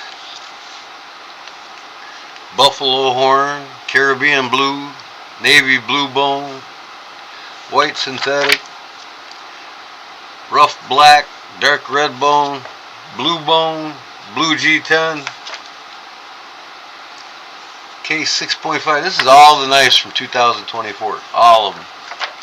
This book's got every knife from 2024 in it.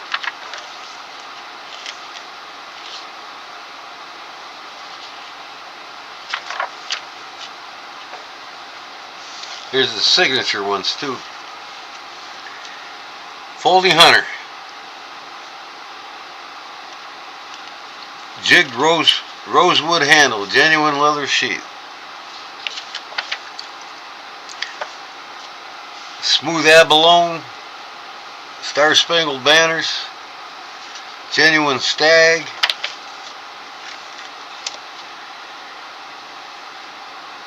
War Series, gift items.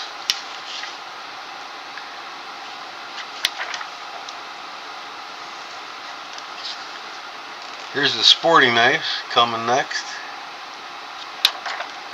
I got this one. I won it on Deep South Cutlery with the cross. I don't know where the hell I put it either. Hell. Got the cross on it.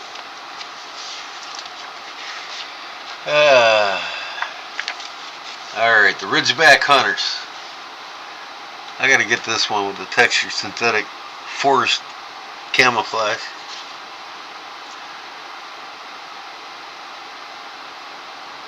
The Lightweight Hunter. Now is that in the 119 series? Sasquatch. A Sasquatch Skinner and a Sasquatch Bowie.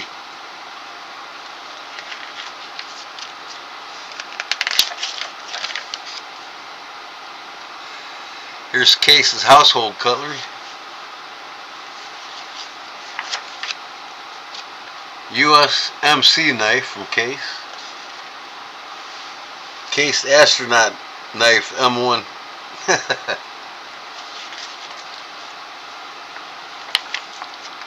Case t-shirts. Case coffee mugs and stickers and patches, hats. Zippo lighters case. All the different sheaths that Case offers. I've got this display case here. Lights up. You only put 6 knives in it, man. That sucks.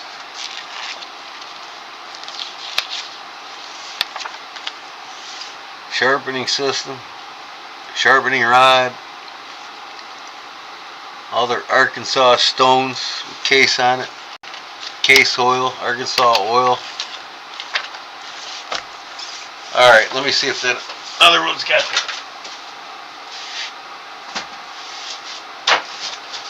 older magazines in it. Oh. No, these are, yeah, 2018. I got the wrong binders.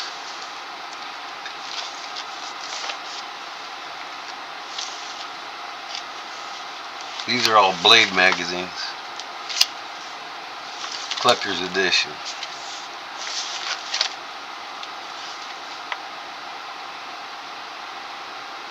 New knife handles for the Spider Coast.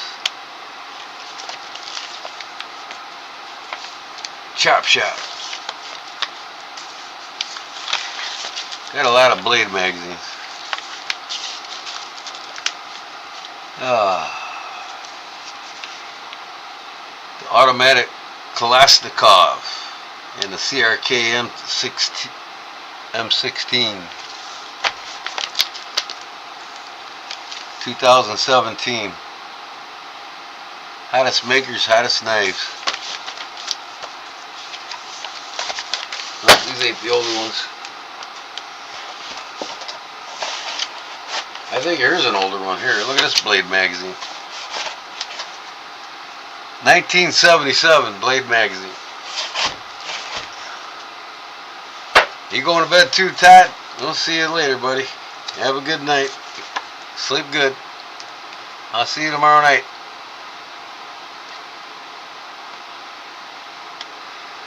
Yeah, I started buying their,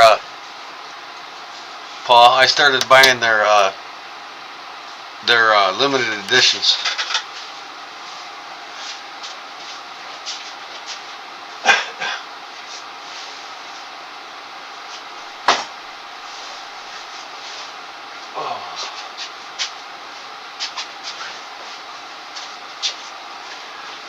I gotta get the 2022 now, I think, and the new 2025. What I got? Oh, here's 22. 2022. These are the 42nd edition. These are the big ones, the big thick ones with all the makers. This is 2022.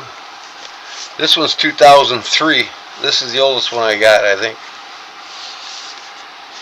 This one's 2024. So I got the 24, the 22, and the 23. 2022, 2023, and 2024. And this is the oldest one I got, the sporting knives. Oh, this ain't even with blades. Alright, yeah, so I got 3 of them. This is actually the oldest one I have right here. This is 1977. We'll look at some of the knives in here, huh?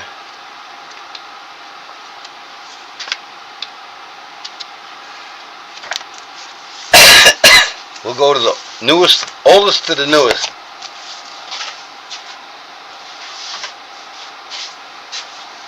Now, I gotta set my camera up here. What magazines I got in here? Okay, I got some 80s ones in here. 1989. No, 1880. What? Hold on. 2020. Yeah, I don't have no.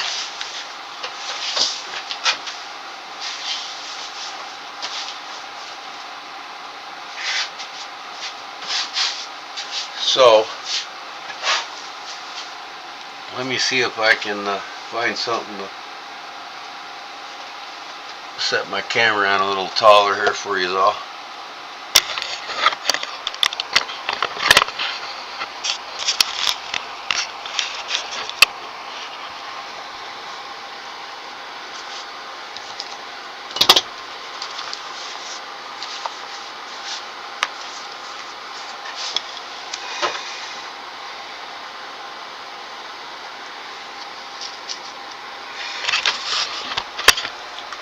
This is 1977. Look at that folding 100 there. What is that? K-bar.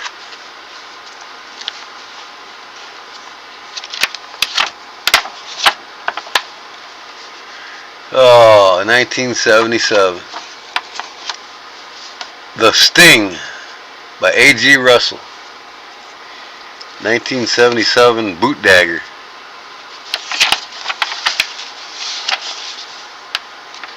Uncle Henry by Charade.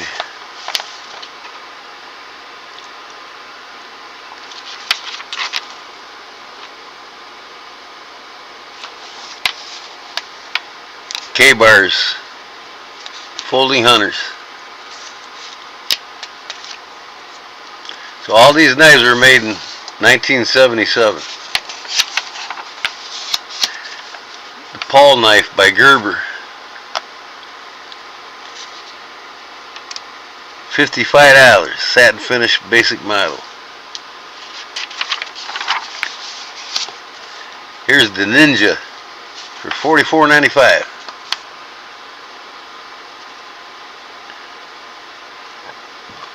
Benchmark Company. Here's the James Black Legend Bowie knife.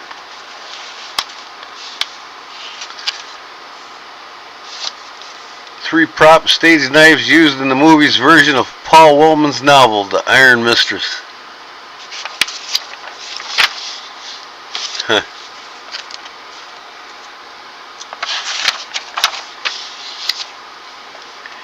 Ron Little, knife maker profile.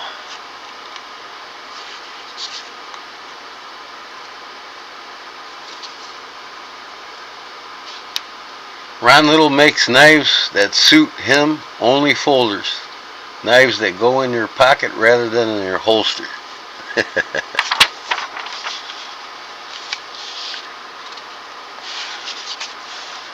Gun Knife U.S. Cavalry Mountain Man Show. November 4th, 5th, and 6th, 1977. Spring Show in 1978.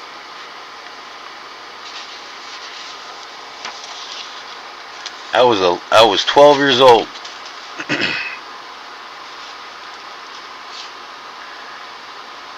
Here's the Jimmy Little Arkansas toothpick.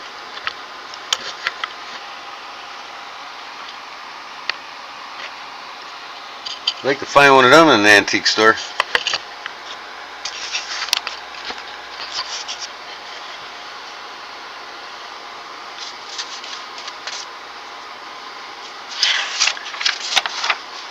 The Anvil. Talks about the anvil. Brief history of the European sword. Here's Pollywog's category. Seneca. That's an expensive knife back then. $90.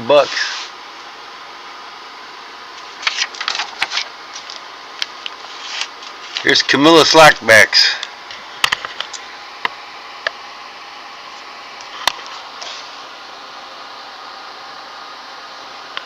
I'm better off just holding this damn camera.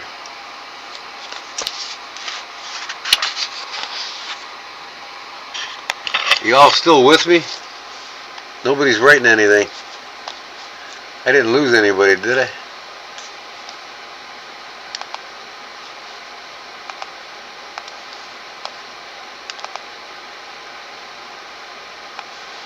See what's going on here.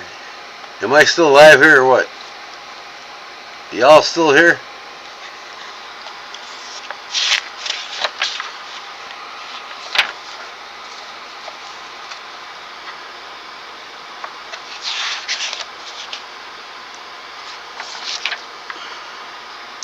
What's this one here?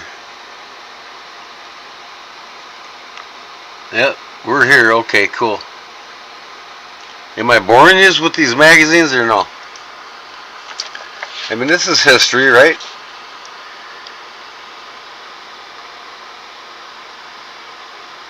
The Good Marketing Company. Who makes the damn knife? Good Marketing Company makes that knife, I guess.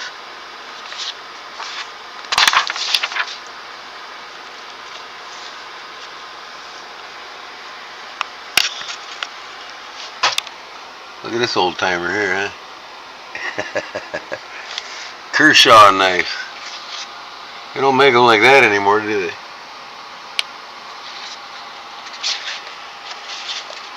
You love it? Okay. Pug made knives. Look at them things. Got a bear. It's a bear head and a cat. That's cool. I need to make a knife like that, right? Kodiak edge, right?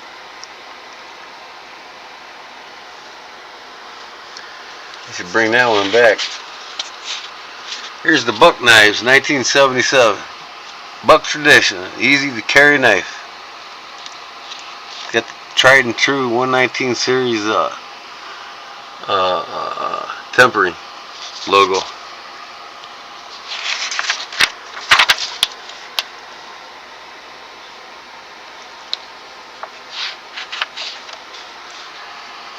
Here's rigid knives. Back in the 70s, man, they made a lot of knives with them finger grooves in them. You notice that? Even the Buck 110s are made like that.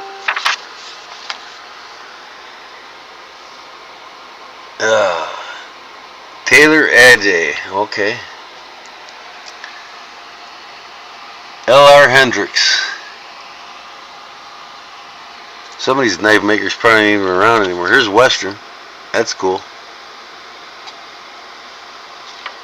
I'd like to find that one in an antique store. That'd be cool.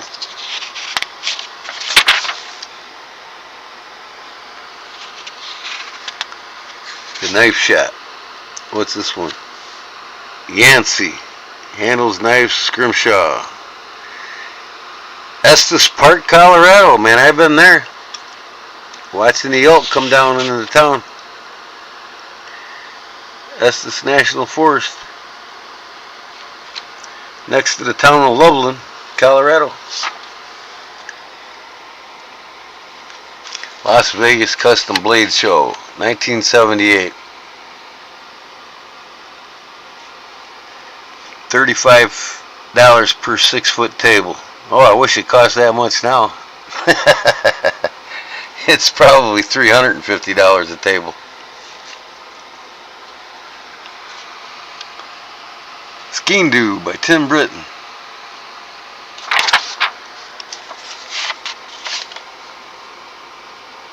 Joe Lundberg, handcrafted knives.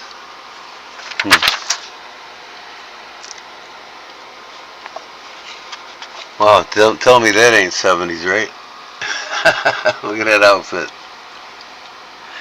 Oh my God, memories. Burt Custom Knives, that's pretty cool.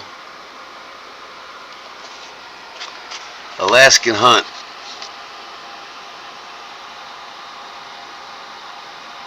Duff Custom Made Knives. Yeah, I tried to get that knife for 45 bucks. In mint shape. Benton's Custom Knives. Ingleside, Texas.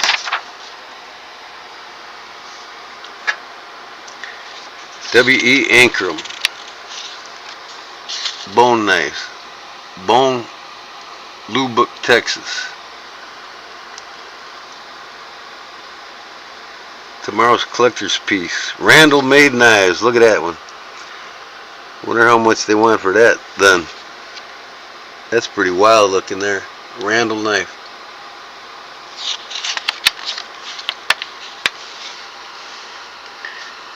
You wish I had a time travel machine. Yeah, no shit, and buy some of these knives, right? At them prices back then. I-Brand Cutlery right here from Germany. Check it out, boys and girls. Still making the finest knives around. World's finest hammer forged, made by Karl Schleppler, Slaughter in Germany.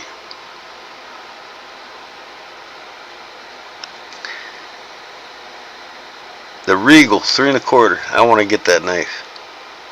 Wait, is that the one I got? Hold on, I gotta go check now.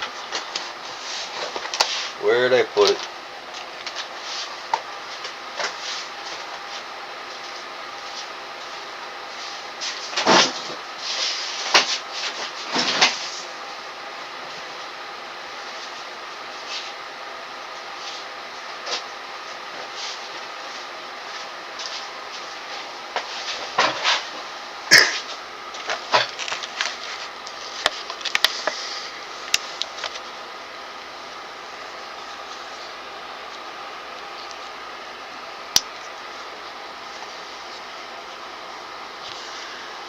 I would say it's the same knife, boys and girls. The Regal. I didn't know it was called the Regal. I do now. 1977. Karl Schleppler, Solid in Germany. That's the same knife, guys. Am I wrong?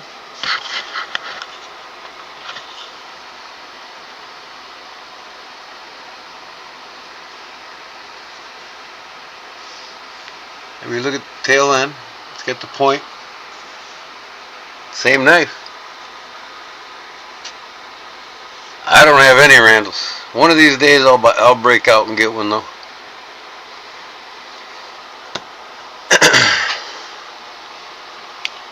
Yeah, this is the same one. I got this from Big Jim, Barlow Jim. He sent that to me. I traded him a case Granddaddy Barlow. I'd rather have that than a case Granddaddy Barlow by far. That's the same knife. It's called the Regal.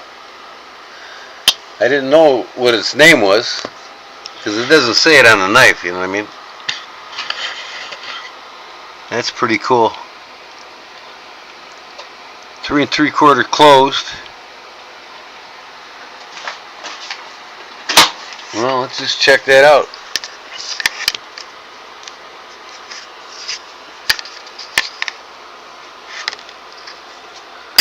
Three 3/4 closed. No, this is a little bit longer. Maybe this is the shorter version. It's the same knife, but it's just a shorter version. Oh wait, this ain't a lockback, that's why. Okay, so this ain't the same knife, but it's close. It's the same shape. This one's a slip joint. I have to look for that one, the Regal. Cool. Anyways, where were we?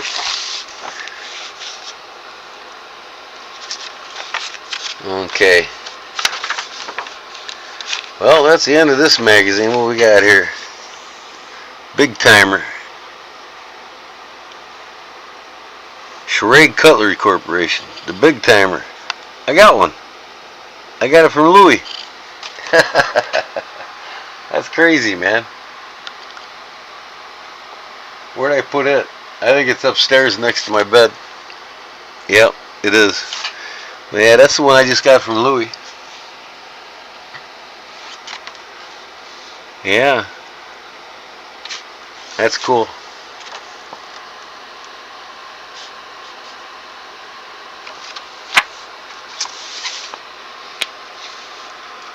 Yeah, I'm yet to get a Randall. I'll get one day. They're not cheap either, but you know what? You can always appreciate a great American knife maker, right? Like Randall. Gotta have at least one of their knives in my collection. Alright, here we are at 2024, the same magazine. Skipped ahead 50 years.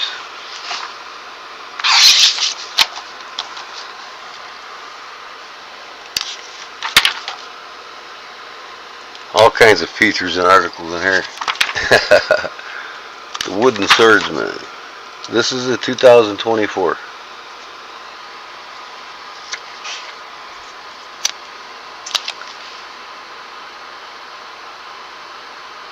The bottom bolster is different.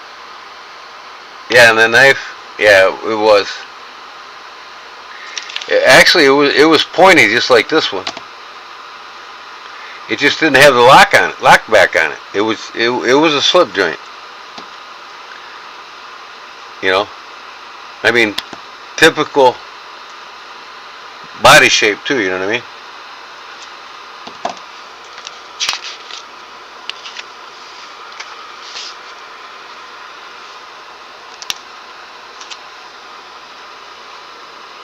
I heard a lot of good things about this Daniel Winker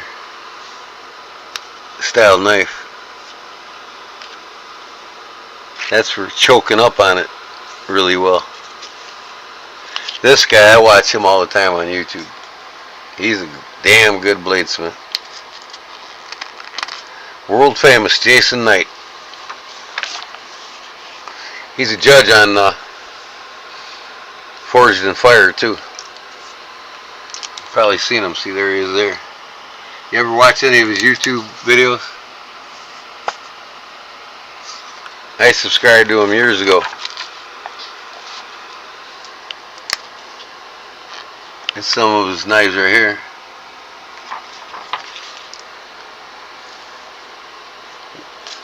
Eastern European makers offering value price knives. That's a pretty cool knife there. That's a fixed blade. Tactical fixed blade. Elmax stainless steel. A black textured micarta handle. OD green micarta. That's a badass knife right there, boys.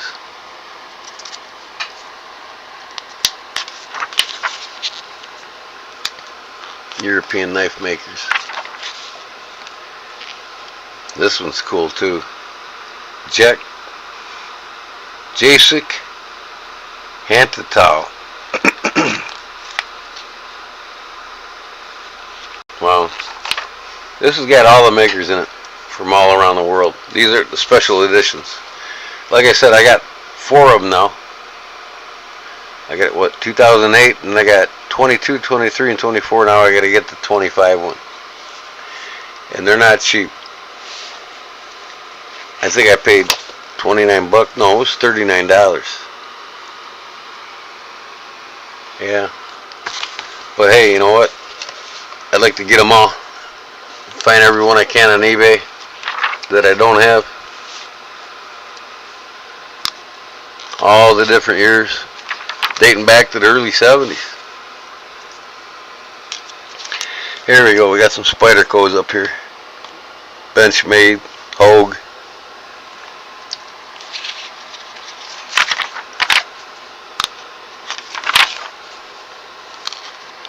See anything you like?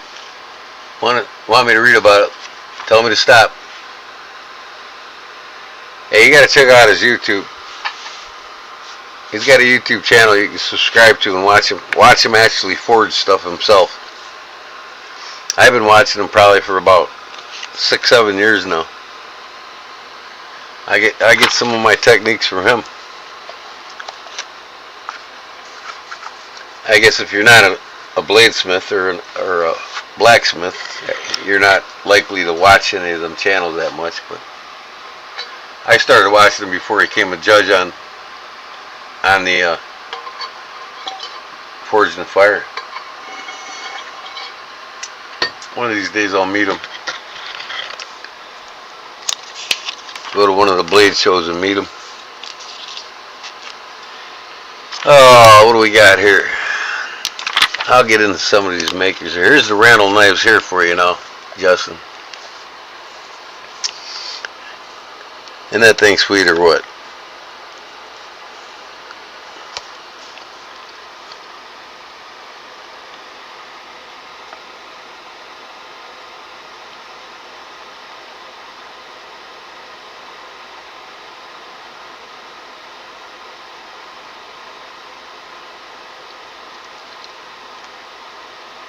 Now, this is a guy that wrote this article about Randall.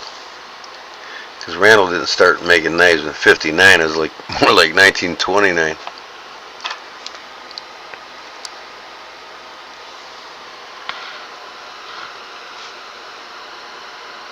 These are cool knives, man.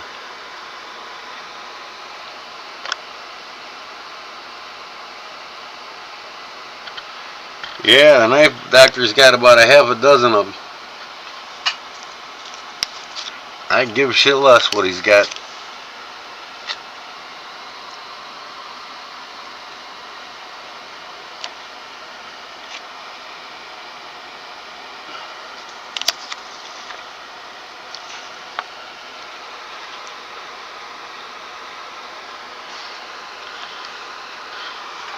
I could go out and spend fucking $2-3 grand on some knives easily. Any day I want to. But why? I'll wait and pick one up at a damn good price somewhere. I ain't no hurry to get one. This one's cool as hell. The Bowie. No, the Ballas. Rick Bowles was a Randall's official scrimshawer. Randall dealer since 1988. That's cool. I can make a sheath like that. I can make a knife like that too.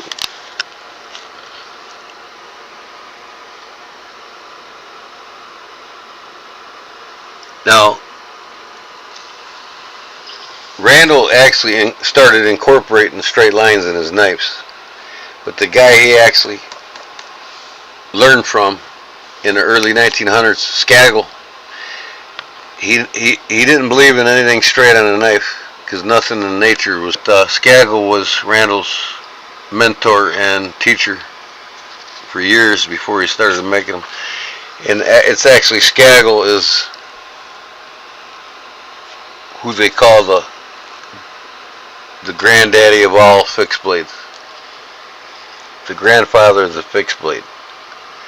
Any serious collector will tell you that Randall learned from him in Michigan. And later on, Randall moved to Florida, I think it was. Yeah.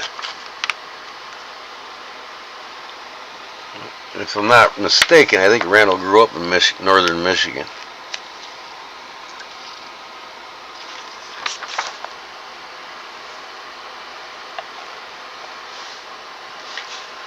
Yeah, you know, I should buy a Puma. I need to buy a Puma. What does he want for it? Because, you know, a lot of the knives, he's just asking too much for them. You know, I got kind of turned off when he started selling them Chinese-made German, what do they call them? Not German, them Chinese-made side busters or whatever they were, hillbilly side busters. He started selling them for 40, 50 bucks in his, you know, when you can get them for $18, $19. That turned me off. And some of them case knives that he's asking high dollars for, not cheap dates, you can pick them up places for half of what he's asking.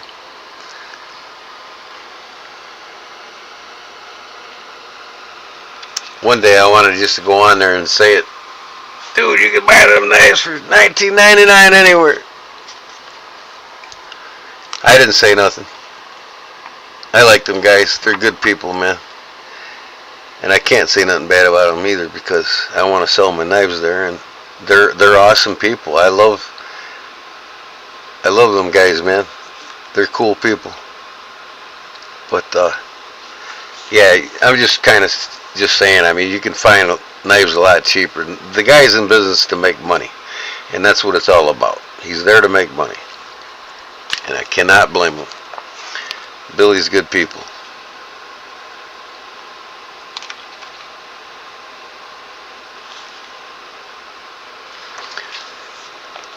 Yeah, but it's not my place to go on there and tell people what they actually cost. They can find that out on their own. If they want to spend $50 for a $20 knife, let them do it.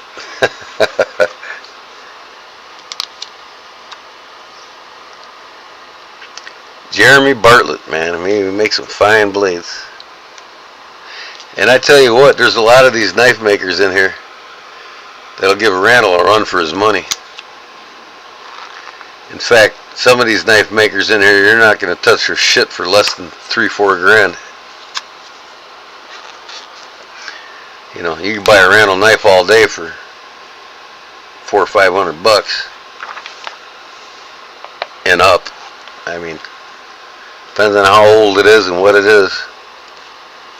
A lot of his knives go for in the thousands too, but there's some custom knife makers around the world that just phenomenal work. Randall's just the best well-known one of the United States, that's all.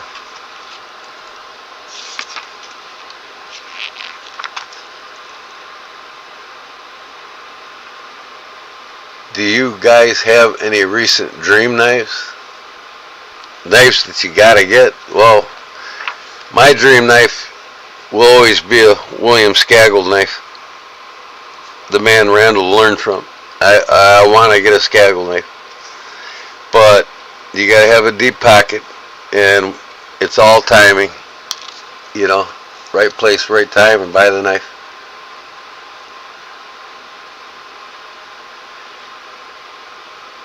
Yeah, he was telling me that earlier, Justin.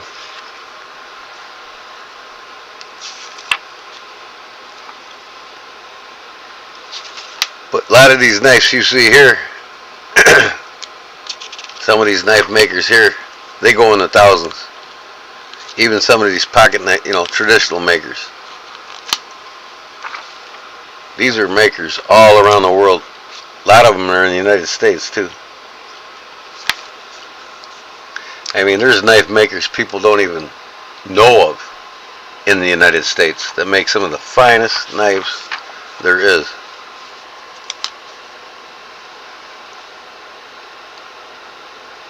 Look at this guy, David R. Davis, American. Look at that knife. It's crazy. Make their own Damascus and everything.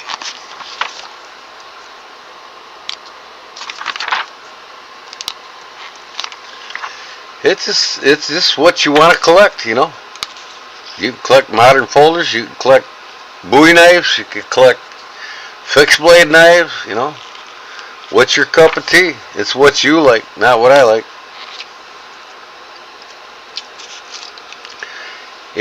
Expensive knives are cool. There's, like this knife right here, this Kelly Rooney. You're not going to touch that knife for less than $3,000. I'm telling you right now. And a lot of these makers. You think a Spyderco or a Microtech is more expensive than this one? Nah, you better shell out about $1,500 for this knife.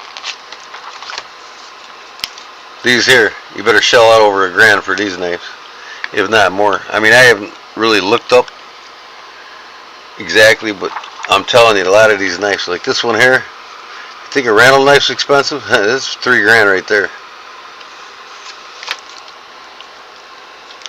These are not cheap makers, and a lot of them you'd be lucky to get a knife from them. 2 or 3 years they're booked. It's like what's his name? Made the Rambo knives, Gil Hibben. You want to get a knife from him? It'll cost you $5,000 and about 5 years of wait time to get one from him. So it's what you can afford, what you like, what's your taste, Because your taste ain't the same as my taste. Nobody's taste is the same. It's cool to see all these high-end expensive knives, but man, like this one right here, just to buy the material to make that handle's $275. Just the material. Not counting the hand-forged Damascus and the skill of making the blade. I mean, you're probably talking $4,000 or $5,000 right there.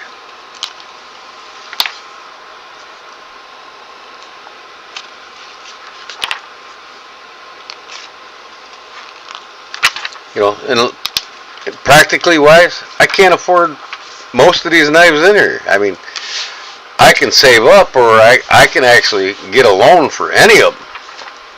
Do I really want to? Nah. I have more fun making them myself. But, if you collect and you want it as an investment, and you want to spend that kind of money, are you going to get your returns on it? How well is the maker? You know what I mean? Like most Randall knives you buy, you'll never lose your money on them. That's not a given. I mean, that is a given. Aaron's back. What kind of material is what? On what? Tell me the page. 117, 118, 119. This one here, that's a utility blade knife. He's probably talking a page back, because I kind of a lag time, Justin. I can't keep up with when you made your comments on what I'm doing.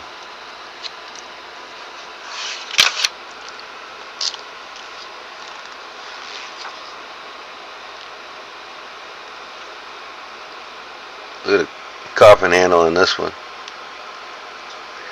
5160 steel. Zebra Damascus. Look at that, man.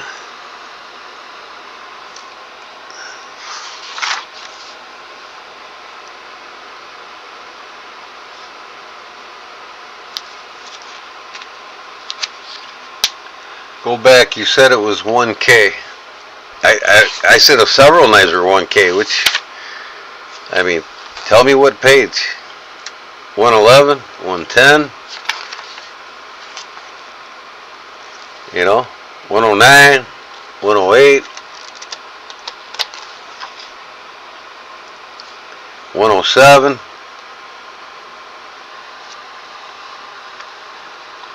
106. I can't remember which one.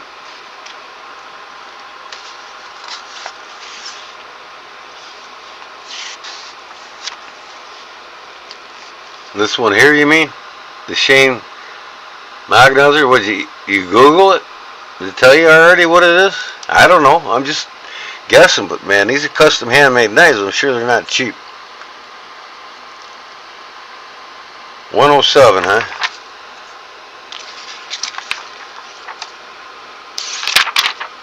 Right here. I would assume this is $1,000 knife. This is mammoth tooth. Now, mammoth tooth, if you get it, it's usually like the blanks to make that is like $200, $225. Depends on the type of mammoth tooth and how rare it is. The woolly mammoth tooth can go from $175 up to $250 just for the material to make the handle. That one right there, Bobby Garza. Now let's look up Bobby Garza here.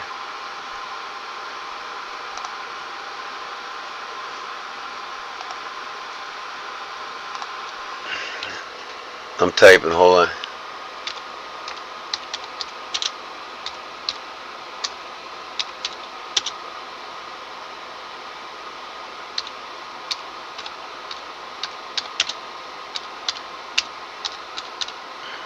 I mean, I'm just curious myself too.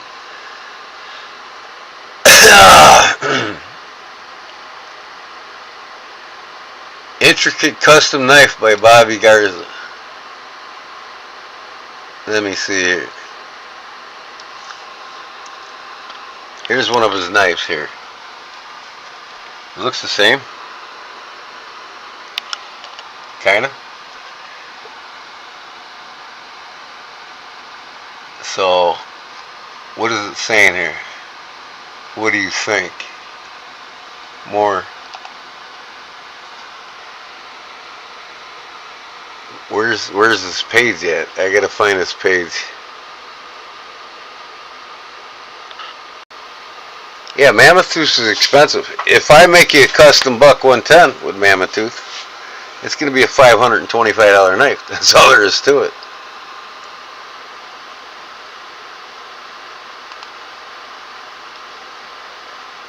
Let me see here. Arizona Custom Knives.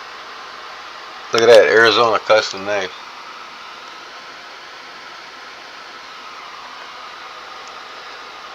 Garza Robert. I guess he's in Arizona, huh? All my knives are handmade in Texas, he says. Alright. Let's see this here. All my knives are handmade in Texas. My goal is to craft a knife that will hold an edge. Now, let's see, we'll look at his knives here. Okay, he's got some not so expensive. $245, $175, $225. Let's see if we can find the one with the blade. Let me see handle material here. Handle material. Oh, it's not showing anything. Bone, Z-Tech.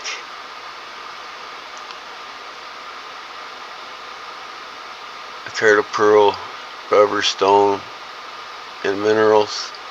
It would be stone and minerals.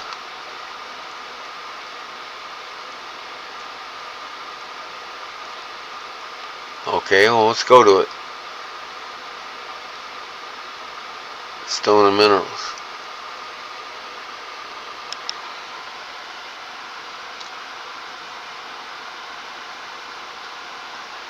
And see too, I mean, it's expensive to get the mammoth tooth to do knife scales with it. But if you put that on like a typical knife, you know, typical knife that's being made, Like if I was to take that and put it on 1095 or 1084 or any high carbon steels, does that automatically make it a $2,000 knife? No. I'd be lucky to sell it for $450. So some of these guys that make these expensive knives, they fetch a premium price because either they're popular, they're well known, or just people will buy anything. I use some of the best steels in the market. CPM S30V, Damascus 440C, 154CM, 1095 D2, and 012 steel. So he uses a variety here. I'm trying to get to his knives here. Let me see. Show the damn knife.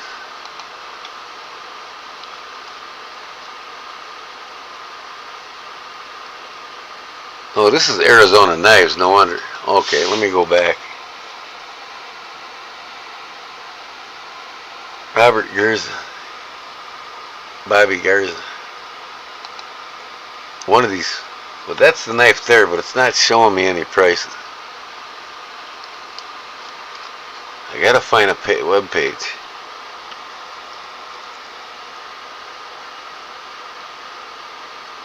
Here's one on Instagram. Everyday Cleaver. No, I don't want to join.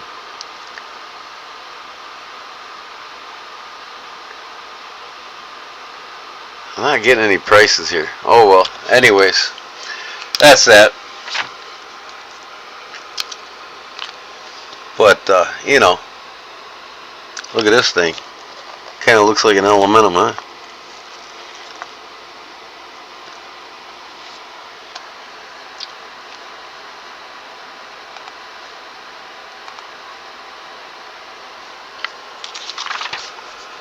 Like I said, stop. Look at the page numbers and tell me to stop if you want me to stop. Talk about a knife. And we can always look it up too, if we can find the damn guy.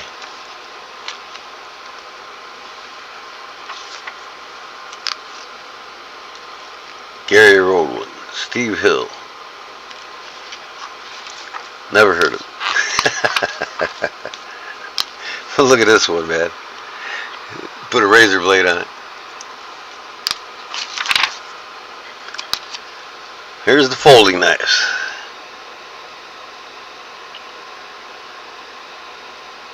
Now look at this one, Tobin Hill. Sweet little swing guard, lock back. Just like Case makes. You think that's better made than a Case knife? I bet you it is.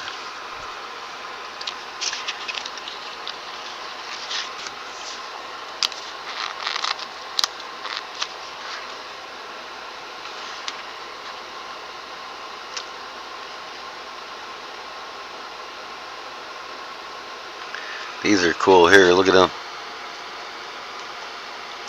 Keith R. Johnson. Look at the colors in this thing, man.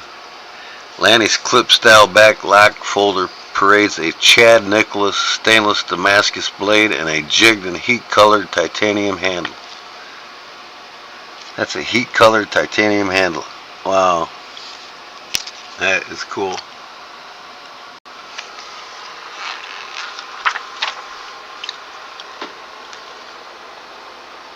Bob Mers. That is cool.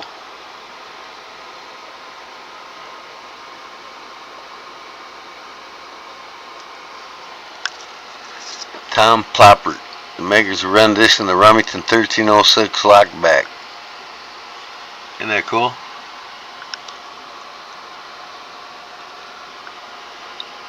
Folder involves CPM 154 blade, pre-band ivory handle slabs, and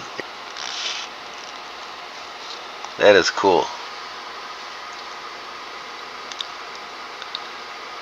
Look at this elephant toe. That's cool as hell, man. Wow. Spade blade trapper.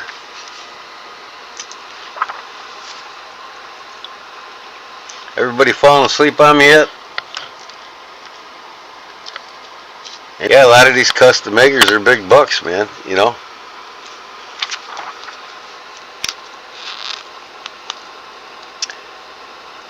like here's more of your moderns now. See, a lot of these knives are probably like what Justin was looking at today. I mean, these knives here get up in the thousands. I mean, look at this thing, man. I wish they'd put a website on these, you know what I mean? You tell me this ain't better than a Jack Wolf knife, right?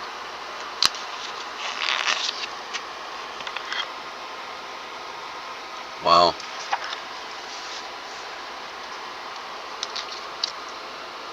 Ken Onion. We know that name, right? CPM 154 Rune Flipper is equipped with textured and anodized titanium frame with bronze golden. Now that would be a cool knife to have. You know. And I'm sure it's close to $1,000 or more. In fact, I think I seen it listed. I think I seen one listed cheap was like $800 and some dollars. Maybe I'm wrong, I can't remember.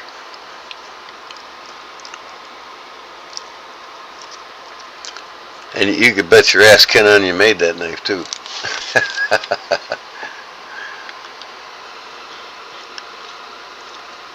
Lee Lerman.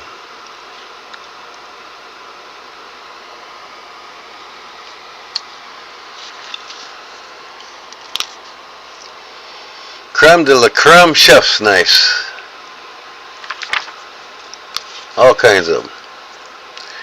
Y'all go on my YouTube channel, see my first food video I put out. You want to make, tonight I'm gonna record me actually making them on the griddle. But I recorded how I made the burger tonight on my YouTube channel on how to make Reuben on rye smash burgers.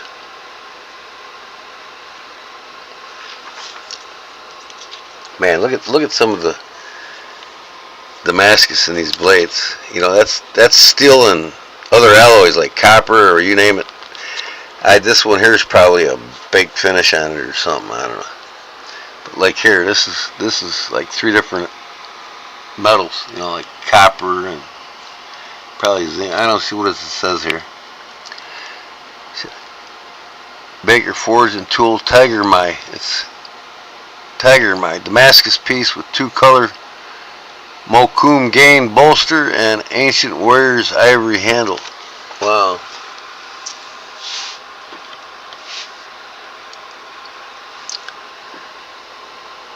So I'm looking forward tonight to making some some Reuben on rye smash burgers. I'm also gonna video my making my Russian sauce for them tomorrow.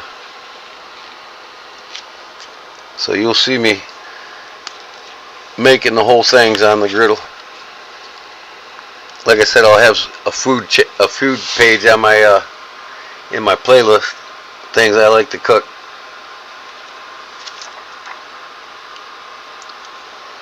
Now look at some of these here.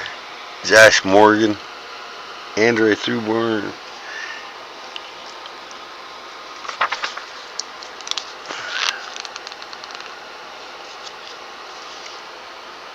Some crazy looking knives, boy. Jason Ritchie. CPM 154. A lot of these guys like to use CPM 154, man. This one's here is 80 CRV2. I love the handles on these knives. Dyed burlap micarta. I'm gonna have to dye some burlap micarta.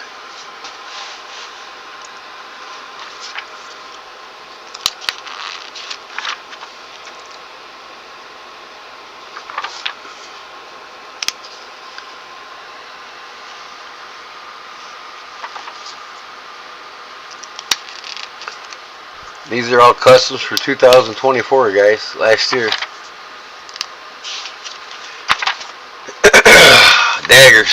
Daggers and more daggers. Not interested in daggers, nor making them. This is cool one here at Tobin Hill.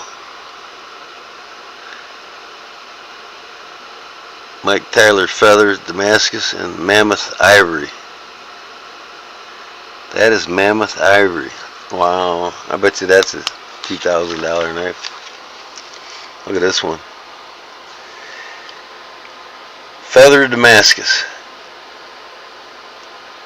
Blade of a Tony Bow style. Saddlehorn trapper, float, majestic above the red stag handle scales. That is badass, man. Tony Bow style from Case.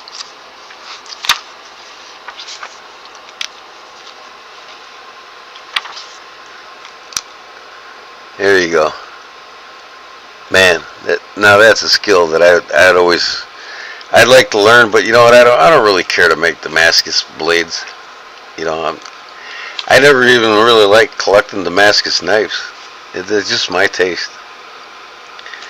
I just think, you know, there is skill in this, a lot of skill in doing this with the copper. And if I did do Damascus, that'd be the only way to go. But, you know, everybody and his brothers are making Damascus. See, I mean, look at this. See how beautiful this is with the copper in it? It's crazy. Definitely a skill. Look at this. Wow. Even this one is traditional. I mean, what do they got in that thing? Hitachi Blue 2-cubic My blade. In a ringed Gidgee handle featuring hue and pine inlays. Wow, that's out there.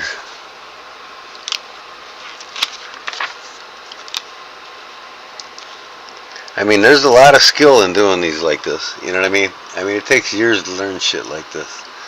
I mean, it just ain't done overnight. It's an experimental learning process that's done over years. Like this here, how symmetrical one is to the next, and how he forges, you know, the folds together and everything else, or welds them.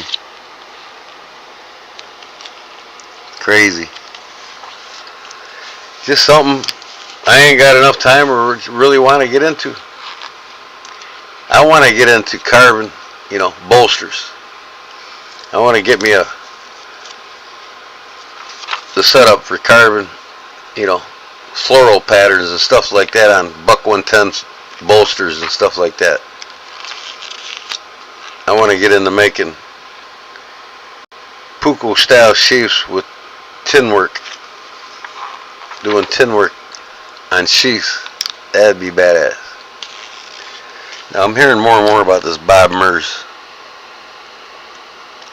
That's a crazy ass knife.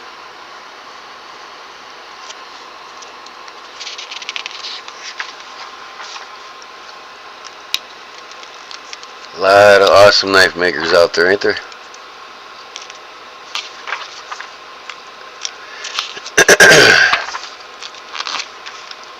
Clad to the core steel. I mean, look at this thing, man. Holy shit. But any one of these particular knife makers, they've been doing this shit all their lives. You know what I mean? I mean, look at the pattern on this one. How symmetrical it is. I mean, it's crazy.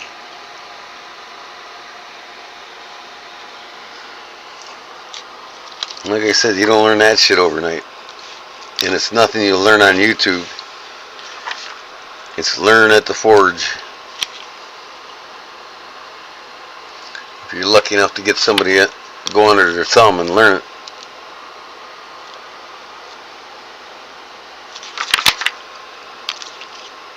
There's Justin's style right there. That's what Justin's a cleaver, man.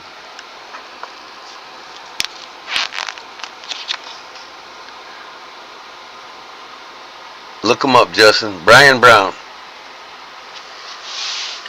Oh. Look at this cleaver. Cleaver barrel. There's one for you, Justin.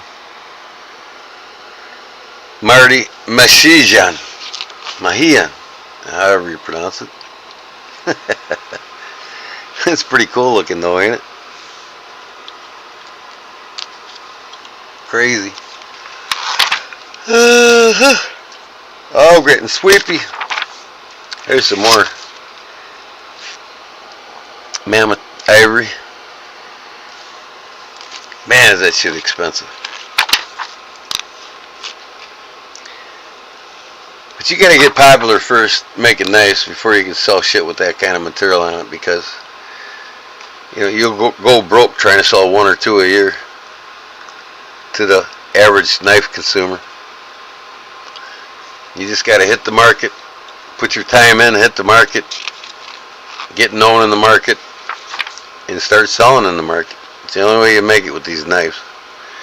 You gotta get known, get your work out there, get known. Get in this magazine, you're known.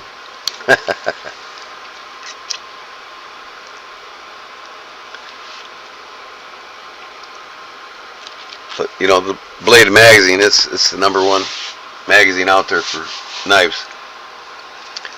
Just like In Fisherman magazine is the #1 magazine out there for fishing gear, right? Well, when I used to make fishing gear, I had my gear in that magazine. So I did my job in the fishing industry. And I am known in the fishing industry, and I just gave it up. I gave it up to make knives. On to the next chapter in my life. Kind of looks like the M16, don't it? But it's cooler, no doubt. Dr. Death's fixed blade and the TNT folder set makes it ample use. Rob Thomas's Spirograph Damascus. The whole thing's Spirograph Damascus. The whole fixed blade. And even the scales on this is Damascus. That's crazy.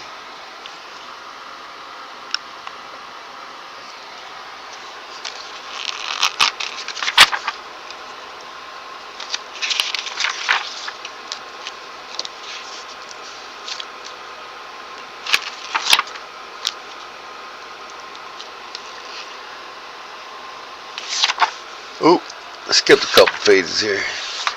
A couple cool ones too, no doubt. Factory trends, here you go.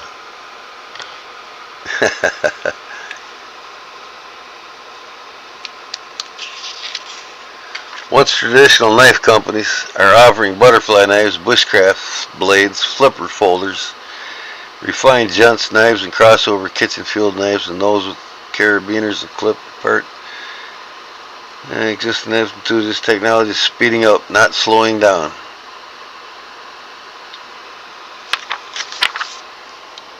Here's the CRKT M16.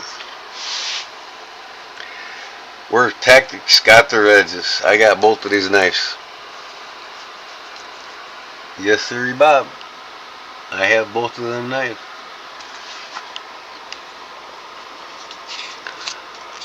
Author traces the origins of today's varied, unusual, and exotic blade shapes.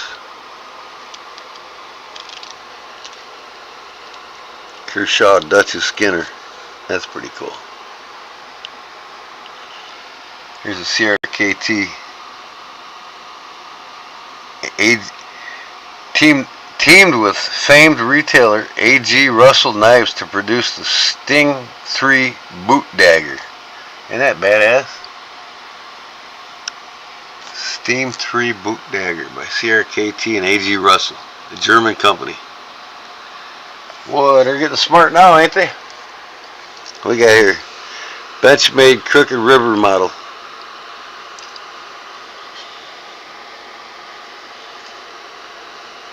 State-of-the-art clip point folding hunter with thumb stud openers and modern axis lock. Even the most famous folding hunter of all time, the Buck 110, first produced in the 1960s, got converted to an automatic button.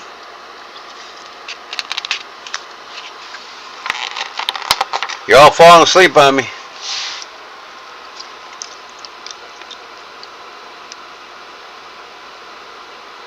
Here we go. There's the Gerber you want right there from me.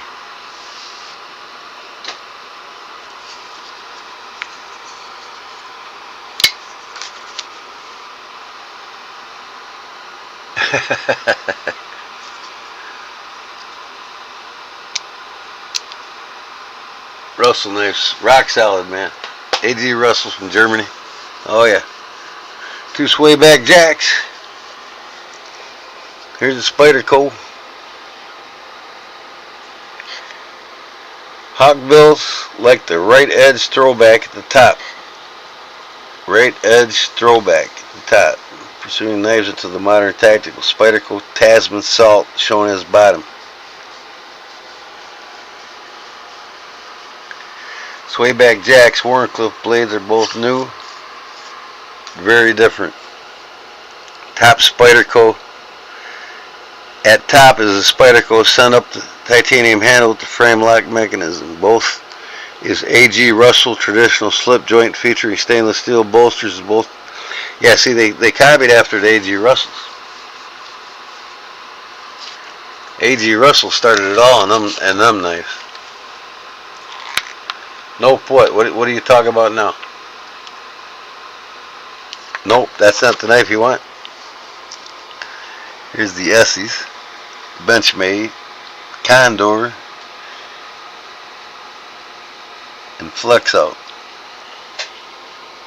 Firecraft, Fieldcraft, yeah.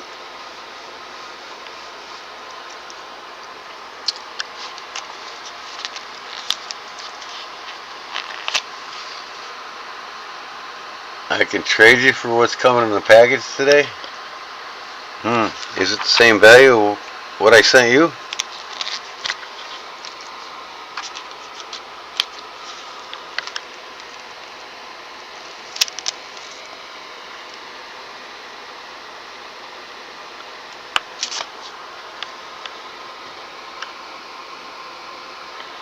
So what you're saying is what you sent me is worth way more than what I sent you?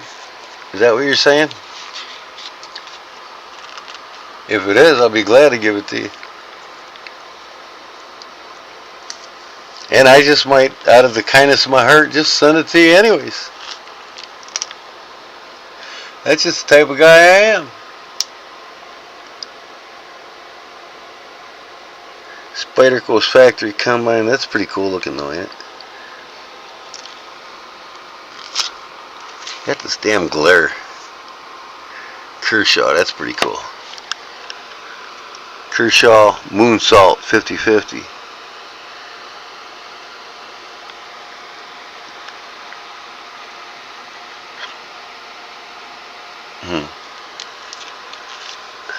Lot more, huh? Okay. Well, you know I know the value on knives, so we'll see. And if it is a lot more, I'd be glad to send you a couple extras your way. Just to surprise you.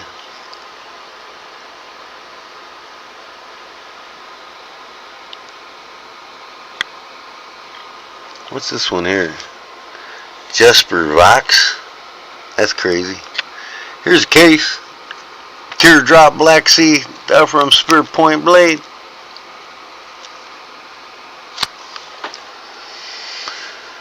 Oh.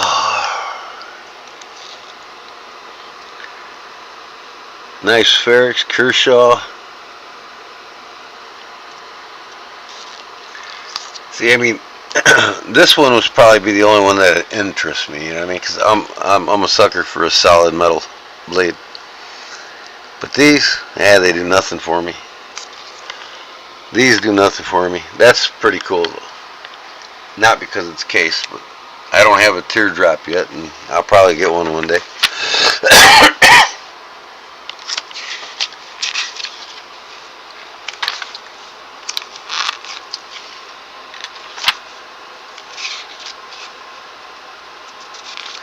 Okay, so you've seen what's this? QSP. Pretty cool. This is the end of the 2022 Blade Magazine. Tops knives. I just wanted to get one of these, man. That officer at the Mexican border designed it. I think I'm gonna get one. El Pionero. Tops.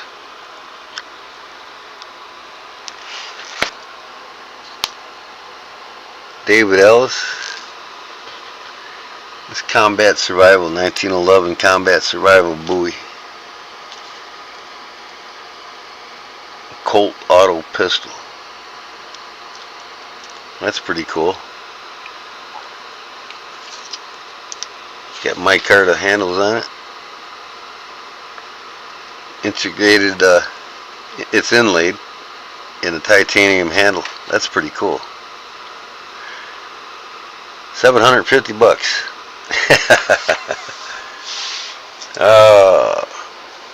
Smoky Mountain Knife Works.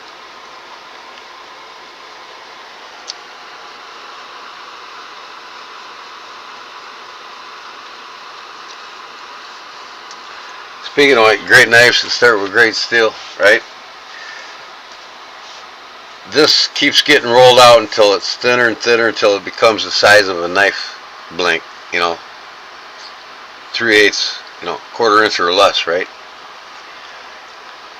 But yet the sheets are cut in squares and sent in bulk rate at a much cheaper price. So basically, this will probably make about, it's an inch thick now, it'll probably be rolled out to where it'll make probably about 50 sheets, okay, no matter what metal it is.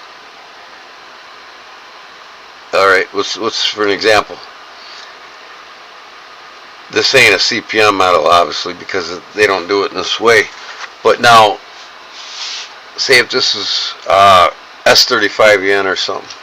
No, it's not a powder metal, I guarantee you that. But even with the powder metals, when it's rolled out into sheets, they get sheets, the sheets, like I said, there'll be probably 50 sheets made out of this one inch thick piece. It's the same with the powder metals. They come in sheets to the knife manufacturer. So the knife manufacturer, as an example, I'm going to use Benchmade. For Benchmade bug out, they're charging what, $275 to $325 depending on the model, right? One knife. Okay. Now when Benchmade gets the sheet metal for making them bug outs, they're going to make approximately 7 to 8 blades per sheet. Okay.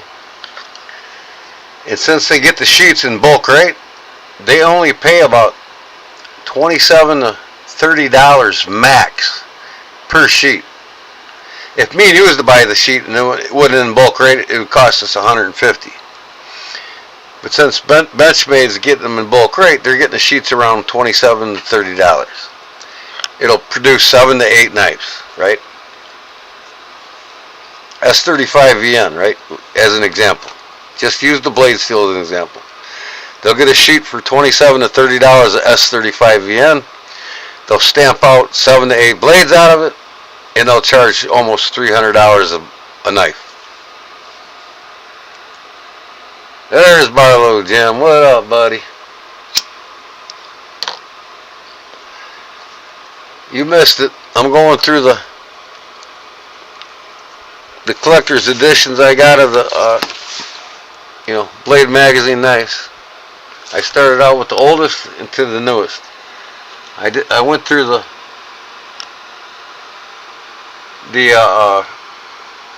American Blade one here, 1977, to the newest one, 2024.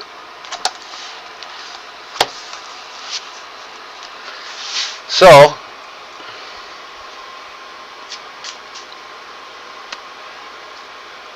I can't wait to see your video tonight on my blades, Big Jim. Just teasing you, buddy. You can put it up whenever you want. I just like to see your first reaction live. Not live, but in a video. That'd be cool.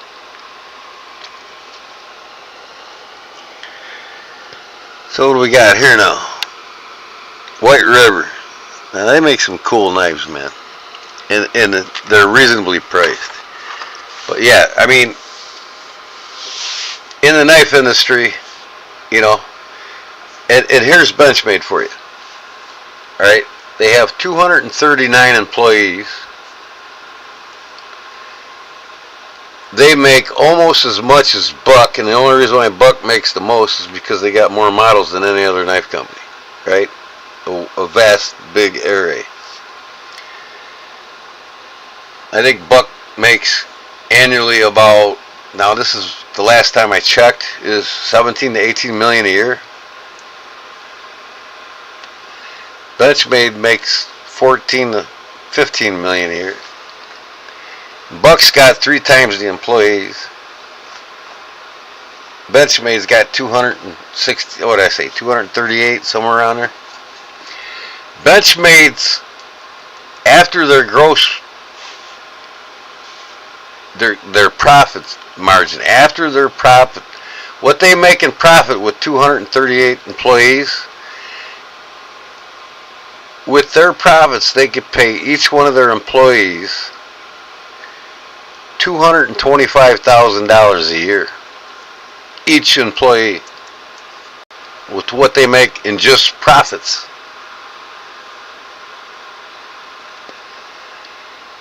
So, and that's one of the reasons why I don't really care to buy their shit. They probably pay their employees $25,000 to $40,000 a year.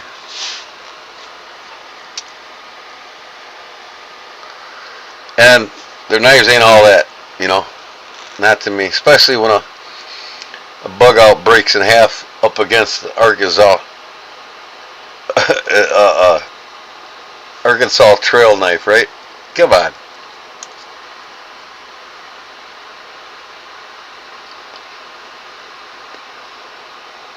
You're waiting to get it done. Yeah. I'm gonna do a video, I think, today when I wake up. Well, my mail is getting later and later every day. I used to get it at 11:30. Now I don't get it till 3:30 if I'm lucky. Understaffed government employees, right? So, anyways, I'm flipping on this page here. Jim Lucy.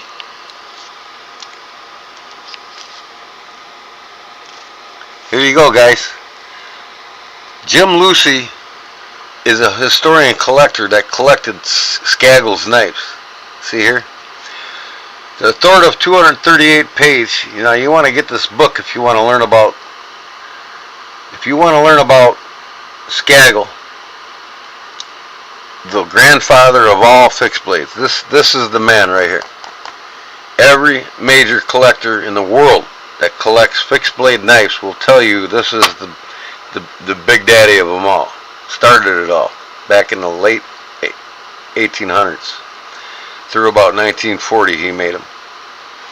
William Skaggle.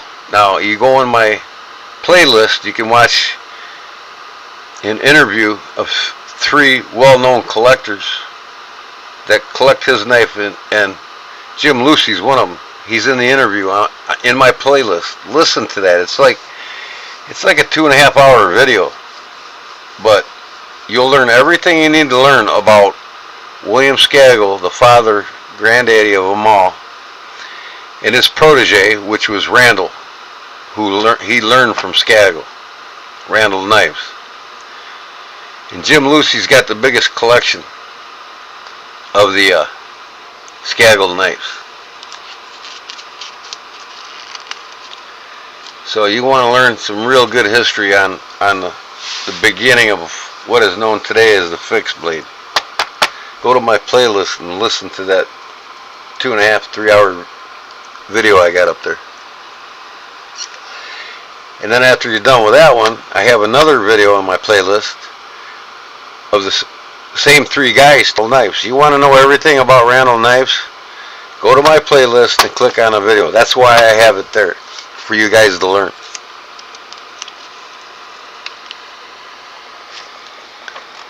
I mean, over 300 photos, including color photos, over 200 knives that Jim made. Okay, Jim Lucy made. And he was another protege of Skaggle. And he's got one of the biggest collections of Skaggle's knives. Jim Lucy and Randall were both, I keep forgetting his first name, were both proteges.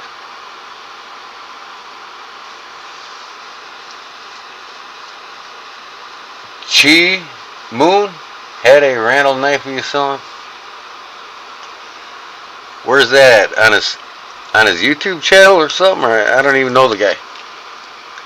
Chi Moon was the name of his page or what? Oversized 9x12 hardbound book with gold imprinted and dust jacketing as pictured. That's cool, man. I'm gonna get that book. $120 includes shipping and media mail. I gotta get that book. But go watch them videos on Skaggle and Randall. You'll know everything you need to know about the beginning of the knife making in America. When it comes to the fixed blades and the father of them all, Skaggle.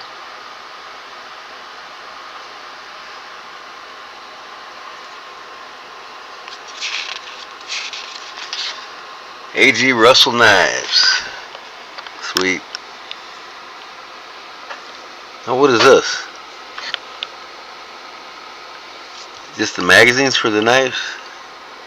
Or are they collector's magazines? I'm going to have to get them.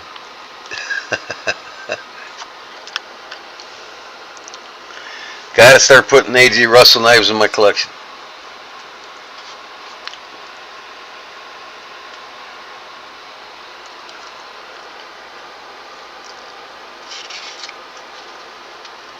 Blue Ridge knives. Pretty cool. I gotta get one of them too. I don't have one of them yet either.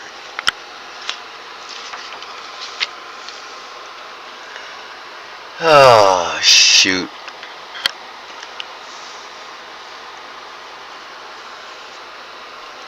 So I'm coming to the end of this magazine. These are just the advertisements in the back.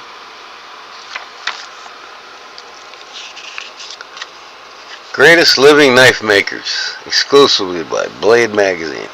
R.J. Martin. That's a cool book. I had to check that one out.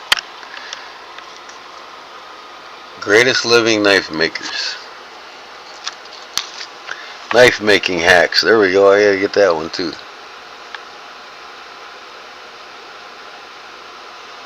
All kinds of cool knife books. Bob Loveless. There you go. That'd be a good one to have.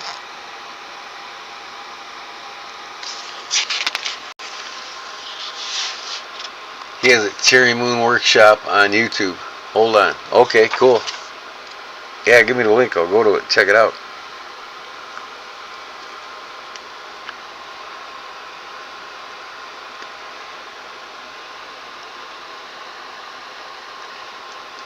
Hey, you name some knife makers on your page, Jim. You know, they send you stickers and knives and all that. I don't even know half of them. But because of you, I'm starting to go look them all up now and subscribe to them and get to know them, you know what I mean? Just so I know the other guys in the industry or in the community. Military Firearms. 9th edition.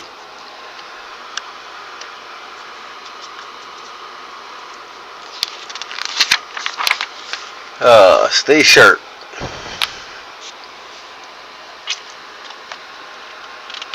EpicEdge.com. I'm gonna have to go there and check out the knives in that. BladeConnection.com. There's one for you guys. Write that down. BladeConnection.com. Practical and tactical. The best of everyday carry.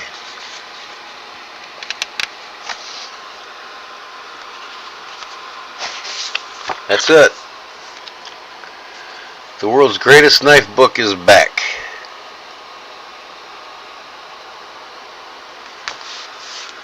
Okay, that's what I got. I got the oldest one there. That's what they were called before they were called Blade Magazine. They're just American Blade when they first got started. And that's a K-bar folding hunter there, 1977. But as you can see, I'm starting to add them to my collection. I got 24, 23, 22, and then I got the 2003 sport knives. So now I gotta get a 21 and I gotta get a 25. So I get one of the new year and one of the latest year. Till I get them all. So that's that.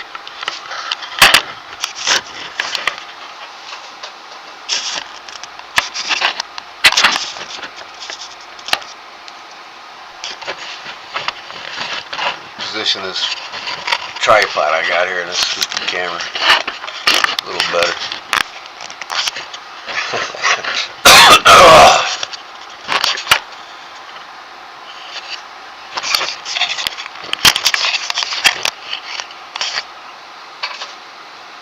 Okay. So I got like 1, 2, 3, 4, 5, 6, 7, 8 folders full of magazines, other than these ones that I want to collect, all about knives. I like collecting books and knife books, you know, just like a lot of the other guys in the community. I need to put all these back.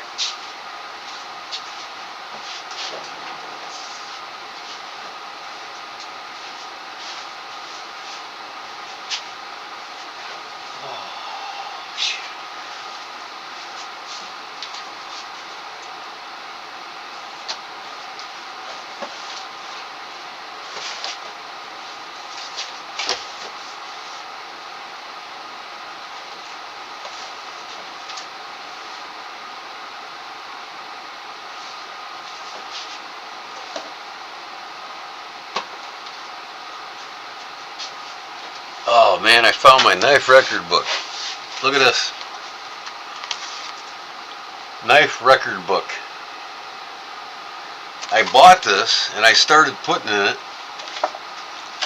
This book belongs to contact information, Gordon J. Homa, my address, and my phone number. And here's what it is. It's a place where you can document every knife that you own. Okay, let me show you here. And I started it, and I haven't continued it. So now that I found where I put it, I'm going to start continuing it. So here's my case knives in here, right? I bought February 3rd, 2024, Case Sodbuster Jr., 6137, model, blade material, value $40, make, overall length 6.5, blade length 2.8, manual folding. So this is a place where you can document every knife that you own. And when you got almost 1,000 knives like me, you gotta have, if I die, I want my wife to be able to know what I paid for everything. Date acquired, condition, blade length, make, value, overall length, model, blade material, note, knife type, manual folding, fixed blade, spring assisted, auto switch blade, or butterfly volley saw. So this is a record book for putting all your knives in. Now I'm going to keep it out.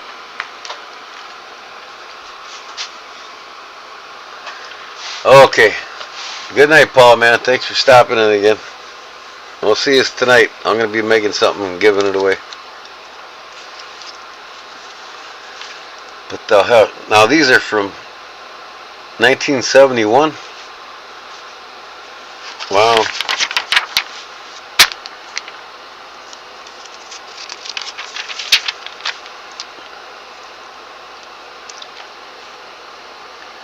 Whose are these?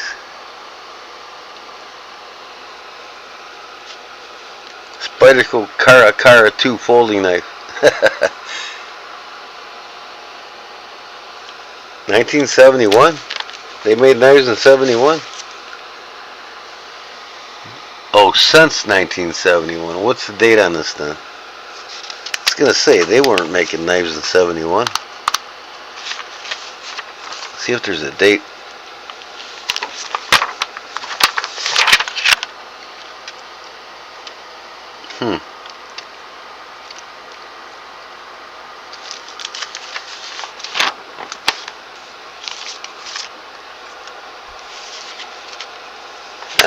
These are probably like in the early 2000s. These knives are. I can tell you that right now. I'm just looking for an date on this thing. Printed in the USA.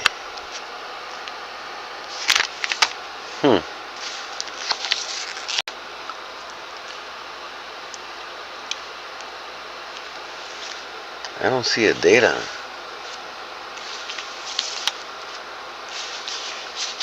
They're cool books, no less.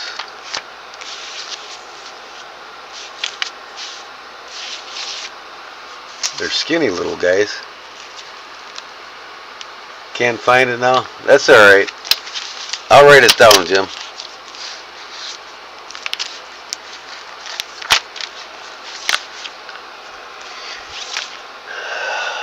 I wish I knew what the dates on these are. Doesn't say. I guess we'll look at the knives. Yeah, these are early 2000s.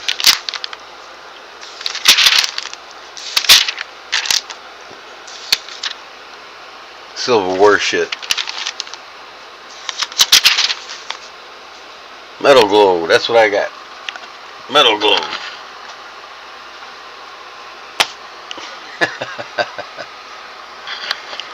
What does it say?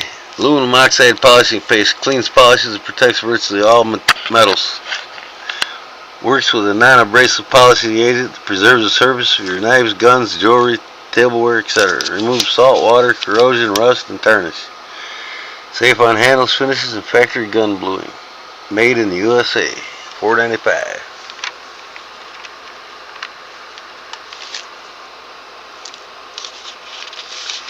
If I could figure out the age of some of these knives in here, I know what year this magazine is.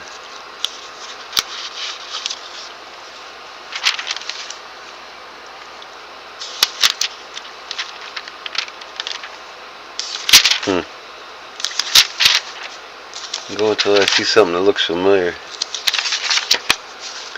There's all kinds of shit in this thing.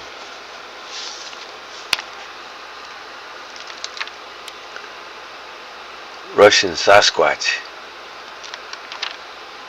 A lot of kookeries in here. Kookeries.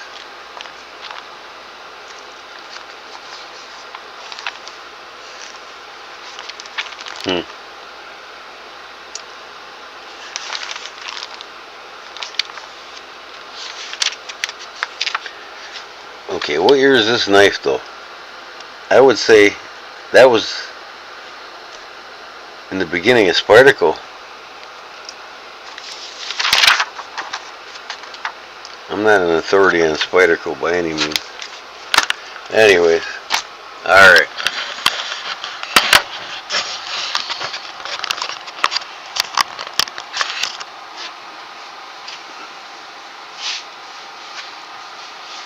I gotta put these books away real quick. Look at this little book, Jim. That's a little guy there. Locked back, aluminum scales. This thing's 20 years old. 524 buck.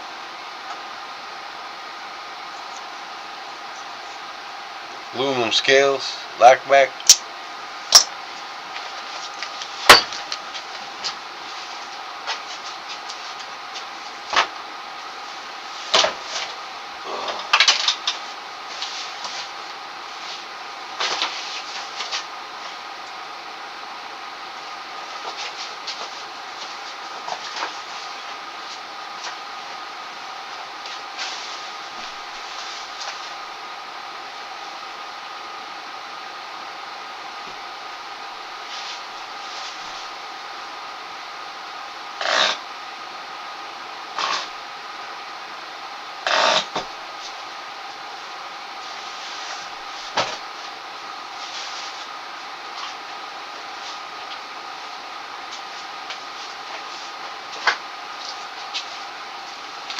Wait till you see this book I bought. I had future plans on making this, and I still would like to make one. This is crazy. And then they got plans to make make your own mini excavator, some of your own mini kits you can buy to make them. I can buy a kit for this, or I can make it myself, but everything's here for making this. It's called a mini Beep. It's basically a mini Jeep made from wood, and then you got like a Briggs & Stratton motor on the back of it. Build it your way and safe. 4-wheel drive steering wheel. And this is all the plans for it. For everything. Every part of the Jeep. All the panels, all the side panels. And then in the back I believe it's got the frame. Yeah, here you can actually buy the frame kits if you don't want to make it yourself. For the steering and the wheels. Everything.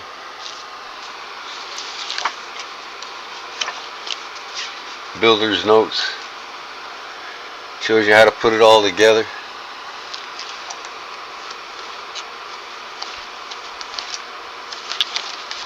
The mini Beep. Here it is. I wanted to make it and look exactly like that. So I bought this in hopes to do that. $80 for this book. But here's the company now. You can get the different kits for making different things. Like I said, the excavator. And you get a kit to make an excavator for yourself.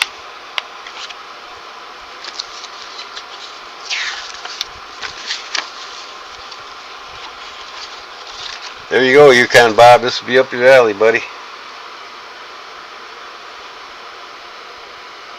Let's go to www.struck-kit.com. See that? www.struck-kit.com. And you can get one of these kits for making any of these things.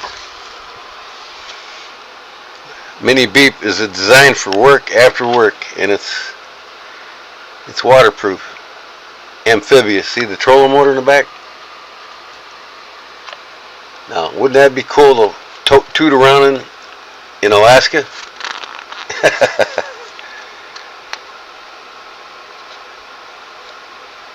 Goes almost anywhere with the Mini Beep amphibious or. See, this is my certificate of authenticity that I actually bought it. But you can see here different dimensions of making it. Rear axle, transmission, control pedals. You can buy the whole kit and make it yourself and make it with this book, or you can make everything yourself from scratch if you're mechanical enough. And they have all the blueprints for actually making all the mechanical parts.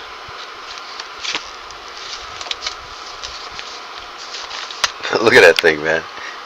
Put a trolling motor on the back of it and you're set.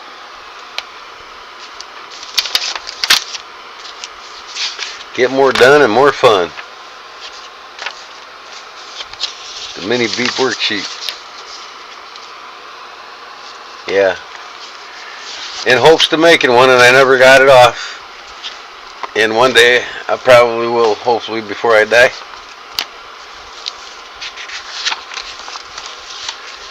I got a 20 horsepower mini bike build. Sucker does 60 miles an hour.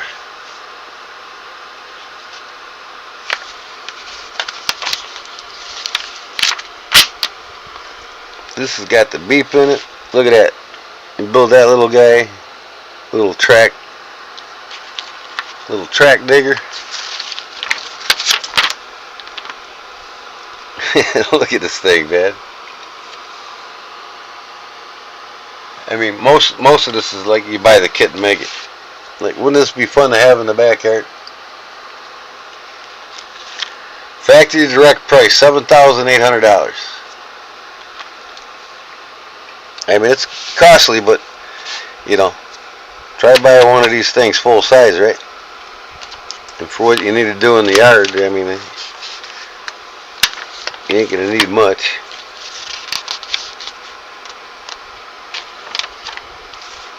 Look at that thing. Now here's the bigger one, the A92. Factory direct price $37. Sale price $29. Freeloader $2,000. You pay $26,000. Yeah, I mean that's if you're into making this shit. You know what I mean? So yeah, go to www.struck-kit.com. Oh, a true hobby build Jeep and toys. Yeah, I mean this is up your alley, Yukon Bob, that's for sure. So yeah, I came across this one here in my books up there.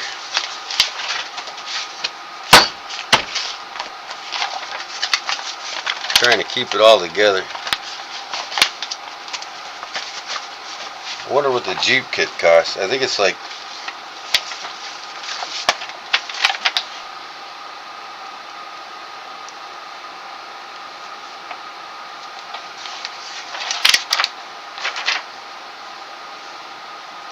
engine and tire group, $1,000. Hood and seat group, $179. Mechanical drive, 4-wheel drive group, $2,000. So it looks 1, 2, 3, 4, like $5,000 to buy the kit to make this mini Beep. But like I said, you could buy just what you need. I mean, you could buy the engine and tires group only, or you could buy the hood and seat group, hood kit, seat kit for $175. You know, mechanical drive, 4-wheel drive group, $2,000.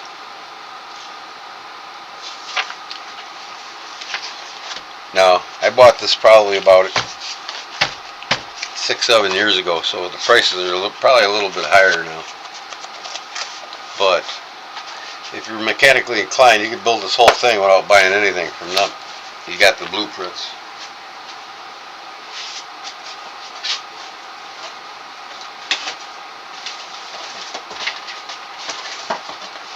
I'm putting these folders of magazines away. I'll be right with you.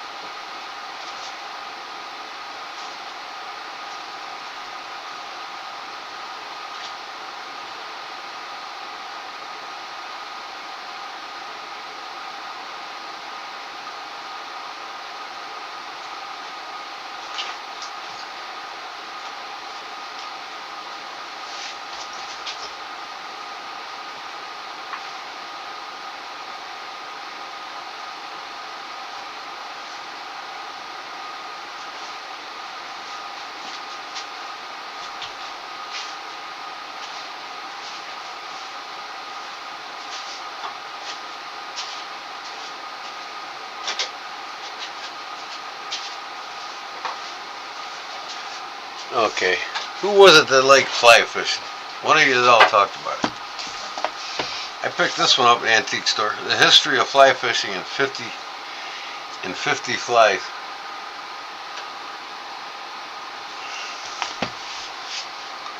You feel old when you see that type of advertisement. I got to get 2 tires, this check, knife budget blown. Oh man.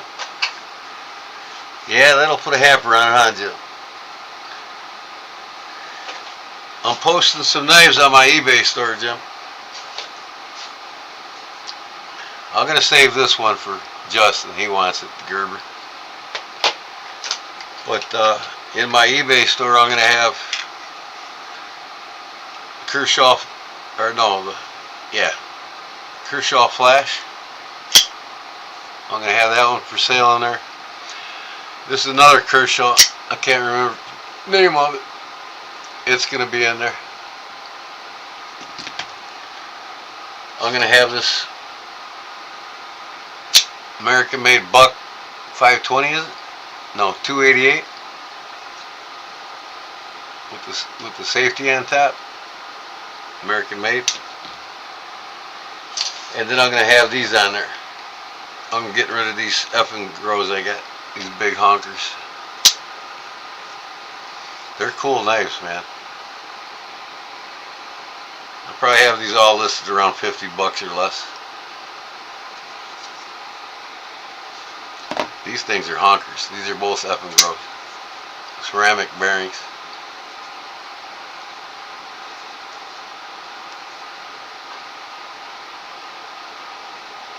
Skeletonized frames. Both of them. This thing probably weighs about 15 ounces. I ain't kidding you, man. This thing is a honker. Yeah, my eBay store.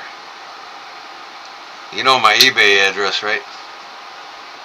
My eBay name.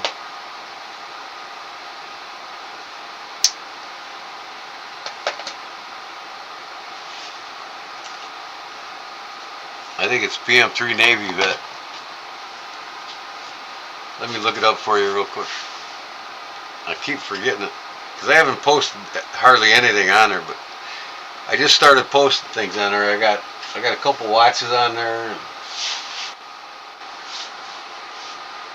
I got a silver commemorative 9/11 coin on there. I'll tell you in a second here. Hold on.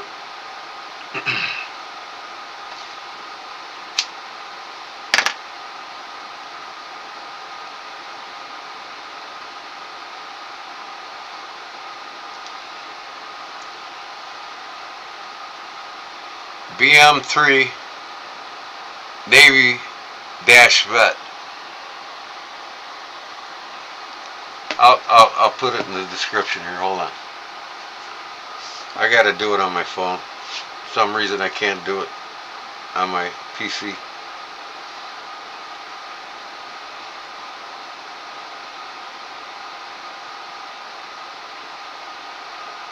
Okay, here it comes.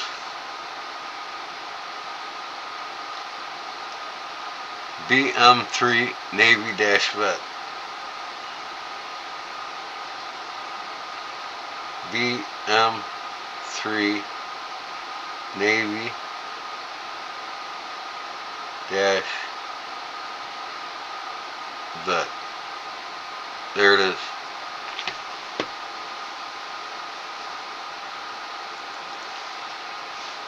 Just go on to eBay and type that in and you'll come to me.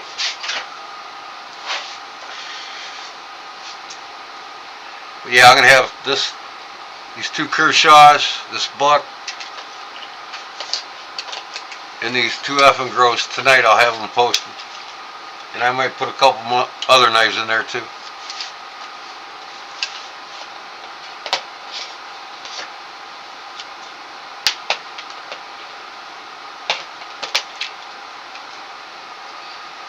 But these are brand new. I mean, this Kershaw Flash. I sent you the 2 blurs, but this is the Flash. This is the one that came out before the blur.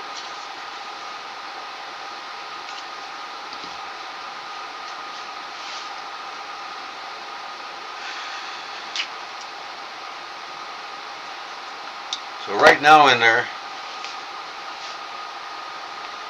well, I'll just look it up on my computer and show you a bigger picture. I don't have much in there now, but let me see here.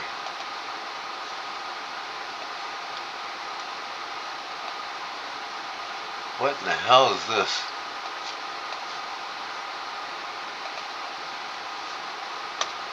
Oh, God. Here we go, eBay.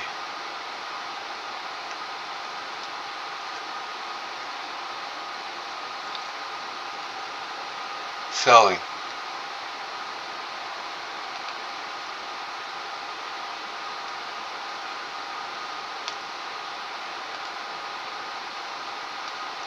Okay, here's my eBay overview. I'm starting to list things back in there again. I haven't done it in a long time, so.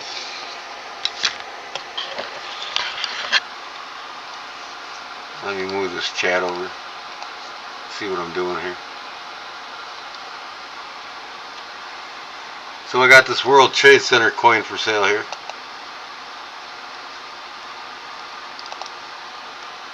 I got that for sale in there.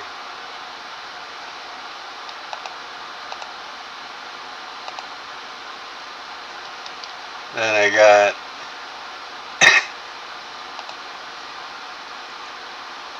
I got all these if anybody's interested in them.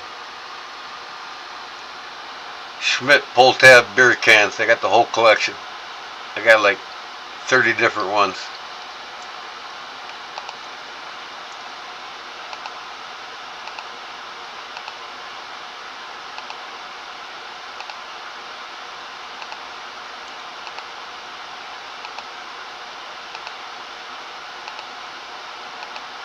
So I got them in there.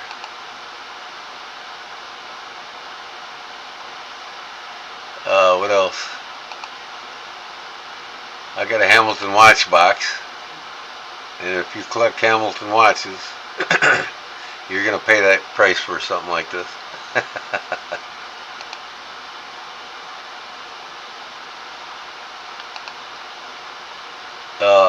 Ladies Geneva wristwatch, Viewpoint men's watch by Timex.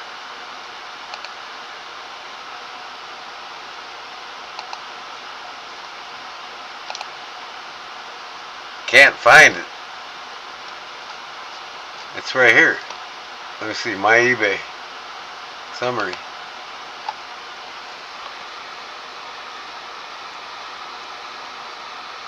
See right there? BM3 Navy Dash Vet. Did you put the Dash Vet in there?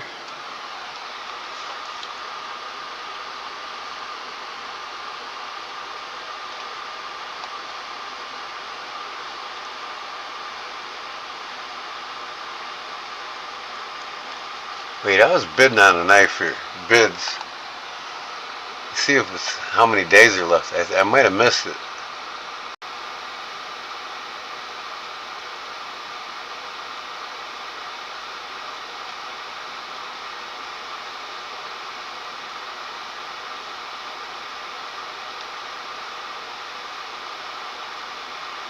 Man, I thought I was bidding on something.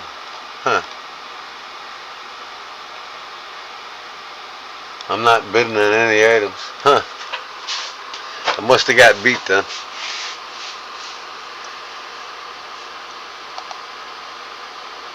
Yeah, this is me right here. BM3 Navy Dash Vet. Did you get that, Jim? And this is what I have listed. And tomorrow, by tomorrow, there'll be knives on here.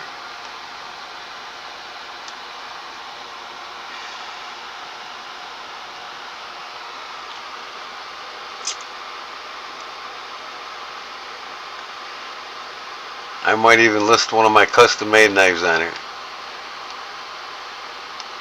But that's me.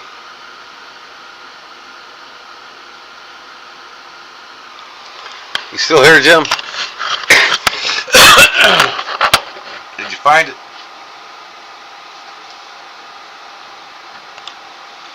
You gotta make sure you put that dash in there.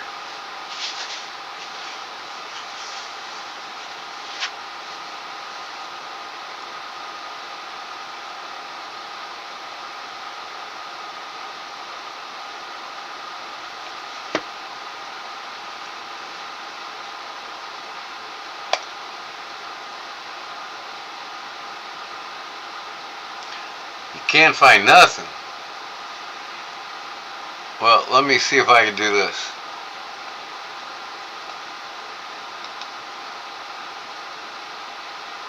Copy. Oh man. I can't. Okay, hold on. Let me go through my cell phone.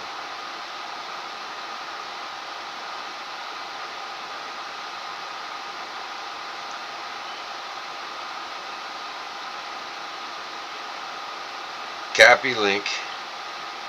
Alright, now I'm going to post it.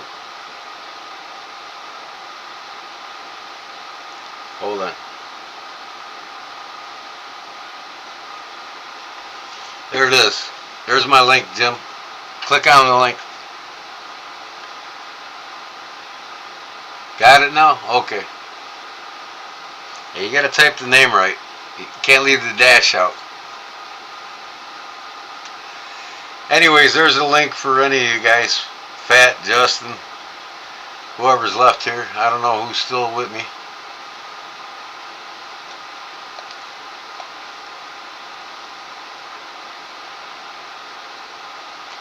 Oh, how long have I been live?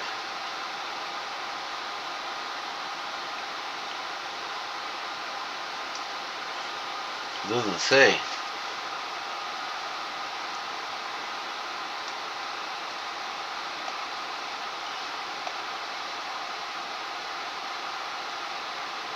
Five hours and 43 minutes I've been live.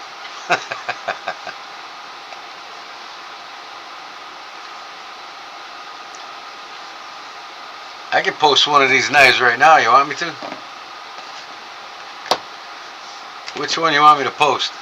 The Buck or the Kershaw? I'll put a good price on them for you. Oh, brown sugar. I got a silver coin in there if you want to buy it off me. You see it?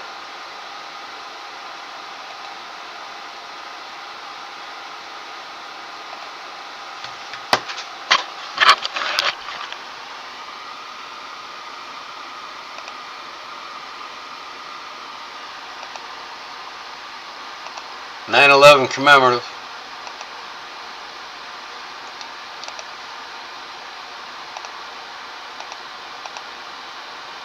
World Trade Center.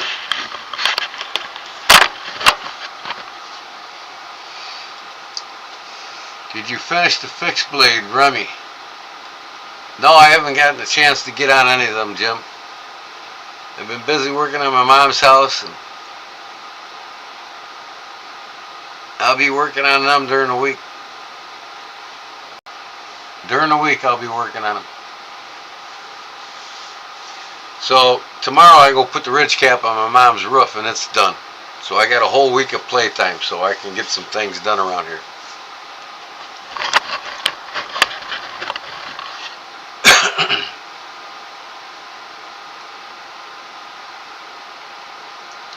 I saw it have many O in New York. What's many O mean? Many of them? I mean, I'm asking market price for it, so, you know, everybody else is charging 45 for this coin.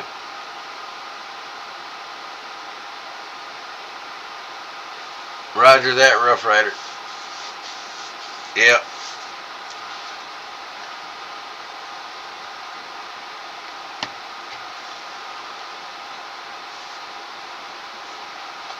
I'm going to post this one on eBay right now.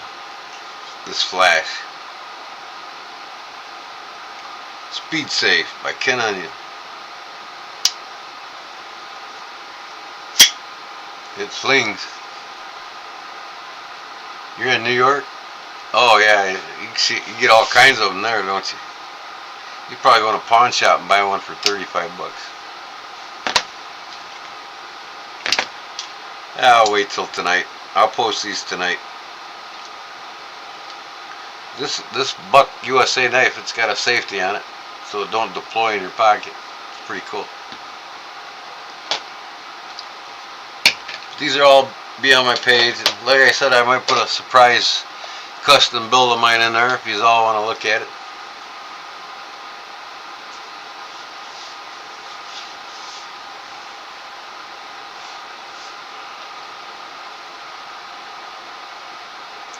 I'm 100% positive on my eBay channel, by the way. He even has the one where the towers are gold. They come out. Yep. I got another one upstairs, and it's red, white, and blue. One side's painted, the other side's, it's 99.9% pure silver. But one side's painted and the other side ain't.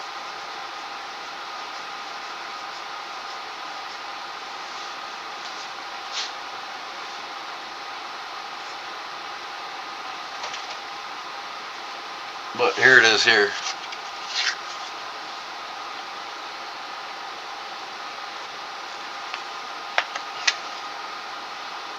Ready to go.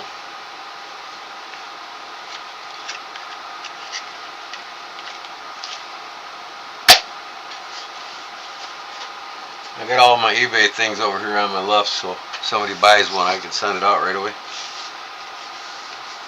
So I got this, the Purpose Driven Life Journal. My dad gave this to me one year for Christmas. Me too. 3,000 positive life feedbacks.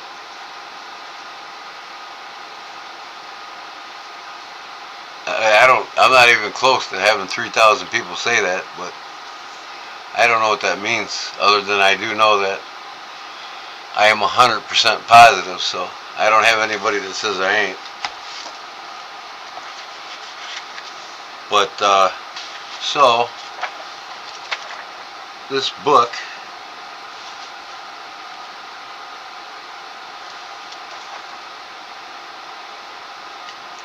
is about developing your friendship with God.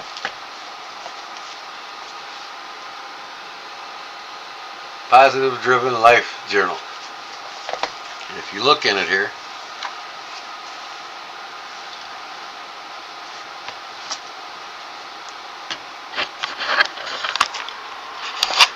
the book starts out here, what on earth am I here for?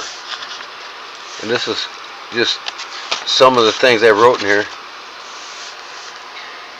It all starts with God, for everything, absolutely everything above and below, visible and invisible.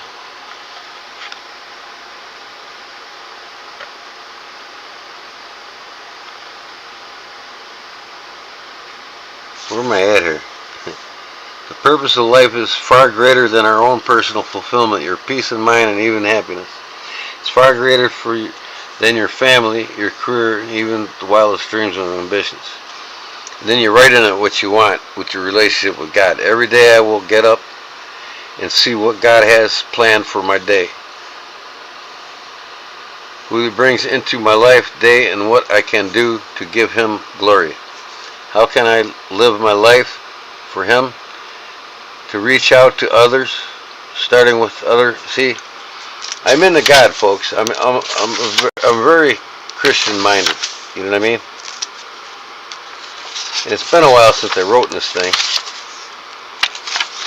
but I need to continue. See, because each day you're supposed to, like July 7th, July 8th, you know, and then it gets on to the next month. I think by July 8th, nope. Some days I haven't wrote in it. But it helps you out. And I just don't preach it to people on my YouTube channel, you know what I mean? I've been selling a minute on eBay. God is good, absolutely, Jim. So, yeah, my father bought this for me for Christmas some years back. I think about, I don't know, when did he send it? When did he give it to me? 2002. And I didn't quite get through a year on it, but I might add some more to it.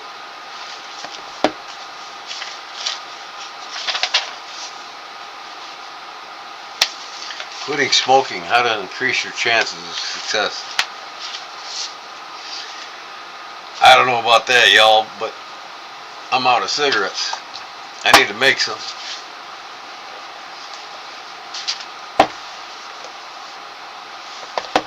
Yeah, Jim, I got this book here. You might want to check it out. You can buy these online. The Knife Record Book. Like I said in it, I started doing it, and I haven't. I need to complete it because if I pass, my wife's got all my knives. I wanted to know how much everything's worth. So if you look at this, you just fill in what you got, you know. In each section it shows you date acquired, condition, blade length, case knives here. See, these are all my case knives I started out with. Let me see how many knives I got in here. Yeah, see, I didn't even end with the cases yet, and I got more cases now. But condition, blade length, make, value, overall length, model, blade material, note, knife type, manual folding. This is the case side buster. I paid $40 for it. Model 6137. So it documents all the knives that you own. Oh, I need coffee too, but I won't go to sleep if I get it. So I'm coffeeed out for the night, or for the day. I need to get to bed. 3:51. Holy cow! I do need to get to bed. So just you and brown sugar, huh? Everybody else went to bed on me after 6 hours nearly of being live.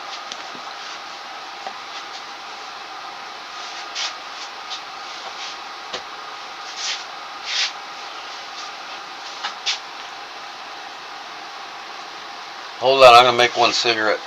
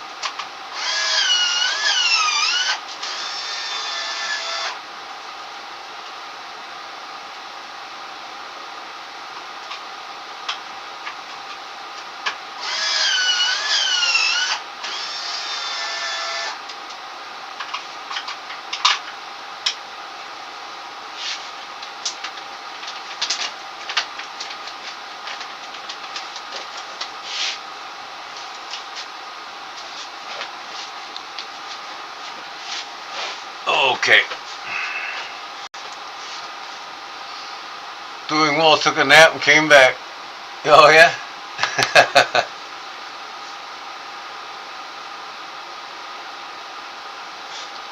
Oh. So I'm going to smoke the cigarette, y'all. And I think I'm going to hit the sack because it gets daylight here in about a half an hour. And I hate trying to sleep in daylight. It brings back too many bad memories.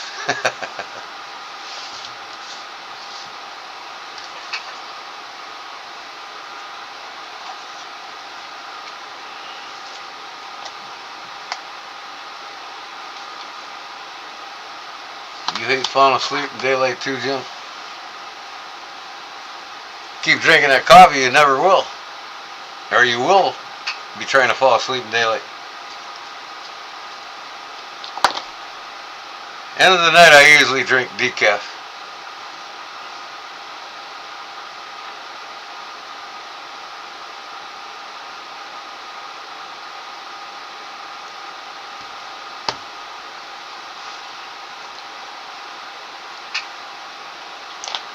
This is what you need in your collection, Jim. Man, this is a honker. You put this in your hand, man, you'd be like, man, this makes a $1.10 go to shame when it comes to beefiness. I mean, I'm telling you, it's almost a pound. This thing is heavy. You could easily stick it in somebody, that's for sure.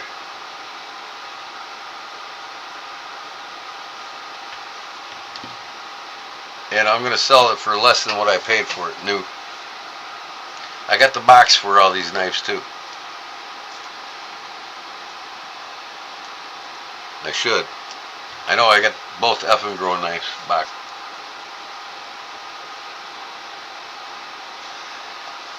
He sells all kinds of things on his eBay, brown sugar. All kinds of things. Put your link up, Jim.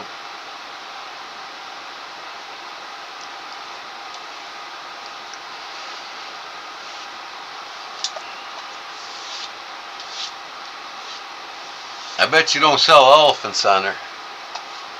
Things with, things with elephants.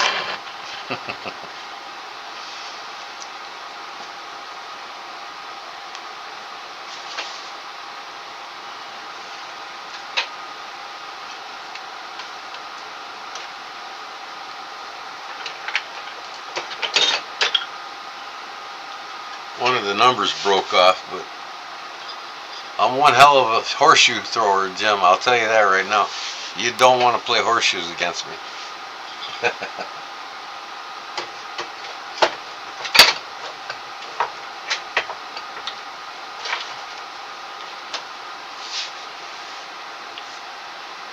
It's in your channel description? Okay.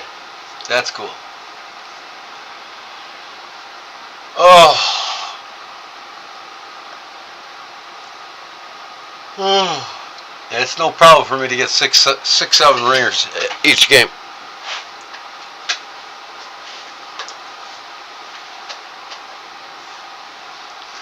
I'm somebody you want on your team if you play horseshoes. Maybe I'll come down there one day and they got any horseshoe pits around you? The Seth and the boys, they got horseshoes. They throw horseshoes.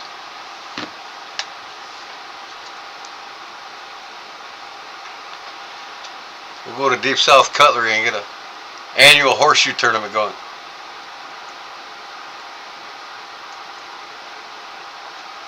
Then I'll have a reason to come down there once a year.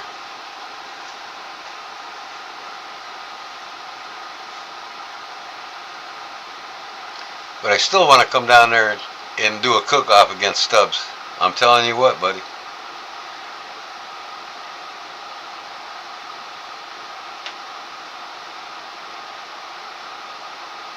There is it.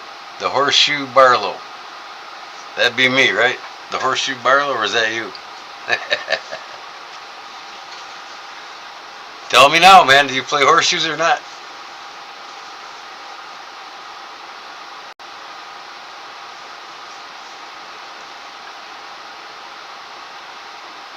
We'll call it the Horseshoe Barlow Tournament. The Barlow Brigade Horseshoe Tournament. The annual Barlow Brigade Horseshoe Tournament. Sponsored by Big Barlow Jim and Gordon G. Manholm. Yeah, we gotta have a horseshoe tournament down there. I bet there's a lot of boys in Wiggins, Mississippi that play horseshoes. A small town like that, they gotta have a pastime of doing something, right? I know that's what we did growing up here.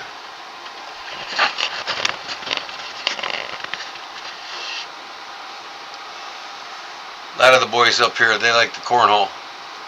They like the beanbag game. I'm pretty good at that too. No horseshoes for you? Well, I'll give you a few lessons. I'll get you putting them ringers down.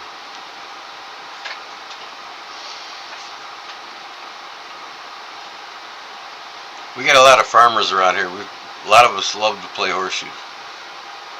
A lot of ranchers, farmers.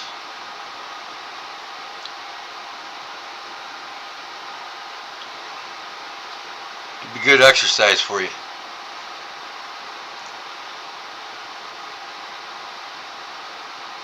Get them arms moving. Oh, so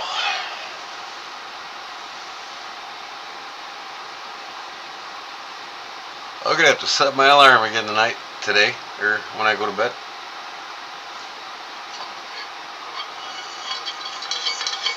Yeah, I'm out of drink. A lot of chicken dropping, yeah.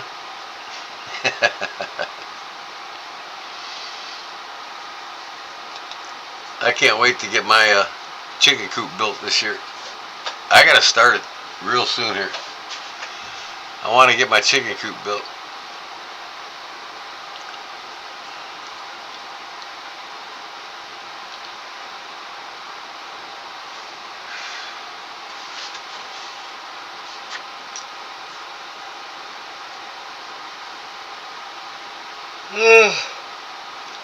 Man, Claude Williams, he hasn't been feeling too good lately.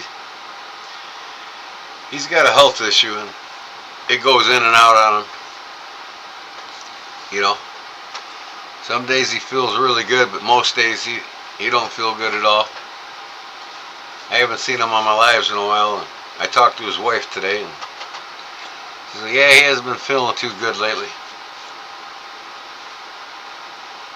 He's got a health condition that more than half the day keeps him bedridden. You know, and that's why he retired from being a professional fisherman, because of his health condition. He's had this health condition for like 20 some years now, and it's like slowly getting him.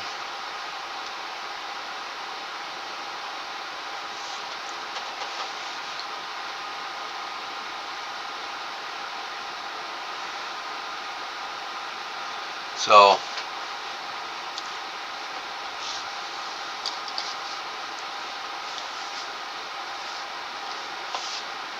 man, I started watching your video today, Jim, and I doing something. I zoned off, and oh, my wife's like, turn off YouTube. I had you on the television. I want to watch a movie. Okay. So I'm gonna watch it today when I wake up. Maybe a second video, right? But anyways,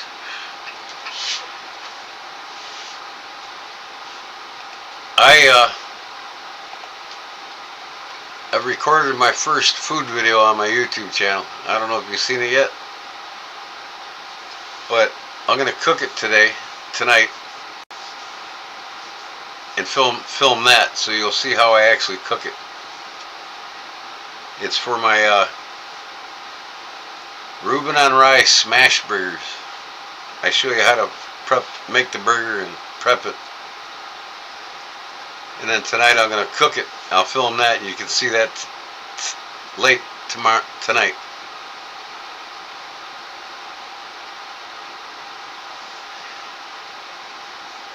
And show that to Stubbs. Hey Stubbs, you need to make these Reuben on Rye smash burgers with the sauerkraut and the whole works. And I'm also going to film and show you how I make my Russian sauce for it. Chapelet Barlow.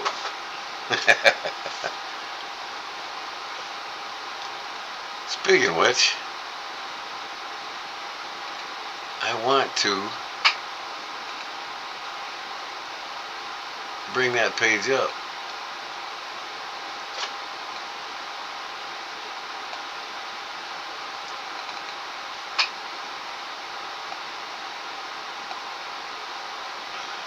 I want to bring my page up.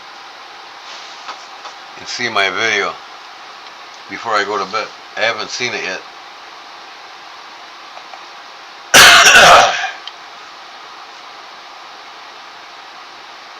There it is. Corned beef smash burgers. Hold on, I'll show you.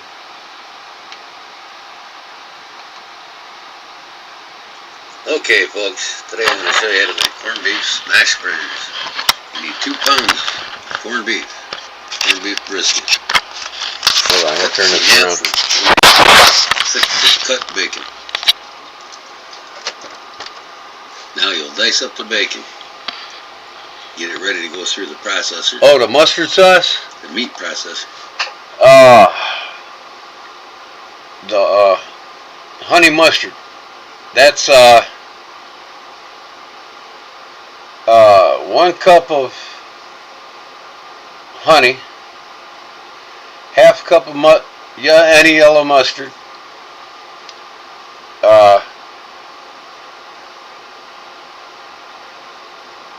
man, I gotta look at it again. I can't remember.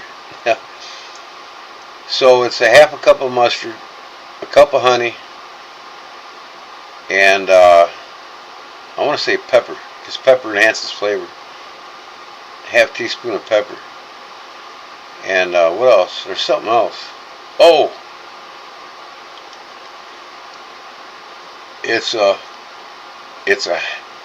I got it wrong. It's 1 cup of real mayo. Okay? 1 cup of real mayo. Mayonnaise. A half a cup of honey. And a 1/4 cup of mustard. Any mustard. And then you could put, you know, anything else in there you like. Garlic powder, onion powder, pepper. You don't have to put none of that in. But, again, it's 1 cup of real mayo, half a cup of honey, and a 1/4 cup of mustard. That's basically it. And then you can add what you like in it. Seasoning in it, go ahead. Whatever you like. But anyways, this is my video today that I recorded. It's only 3 minutes, 3.5 minutes. Burger out of this. So I'll slice all this bacon up. Put that aside, and I'll slice up the corned beef too. Just make chunks. Enough to get through your meat process. 2.5 pounds of corned beef, diced up, and half a pound of bacon diced up. So you can watch it on my YouTube channel. Diced up, ready to go. Now I got my meat processor here. Then I just turn it into hamburger. Turn it on. I'm gonna start feeding this bacon and combination. The meat in between. The bacon gives the corned beef an extra kick of fat and flavor.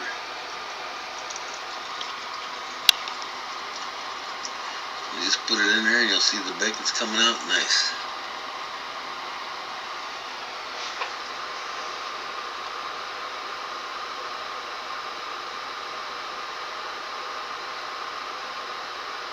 Yeah, I got it on Facebook too. And then I'm going to show you how I make it on the griddle tonight. Push it on down through and it turns it into burger.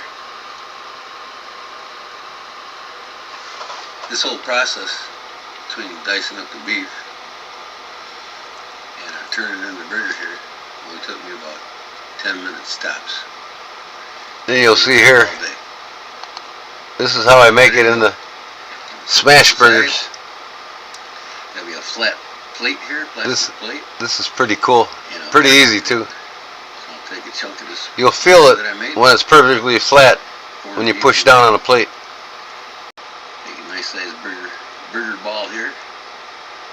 Slap it right down on this here parchment paper. Chef G-Man, huh? Piece on there. Smash her down. You'll feel it. Oh, I love doing it. Then you stop. There it is, see? Perfect smash burger ready to go from the grill. I will be cooking these on the grill, and tomorrow I'll be showing you how I make them. Put that aside. Get another piece of parchment paper. Just use parchment paper.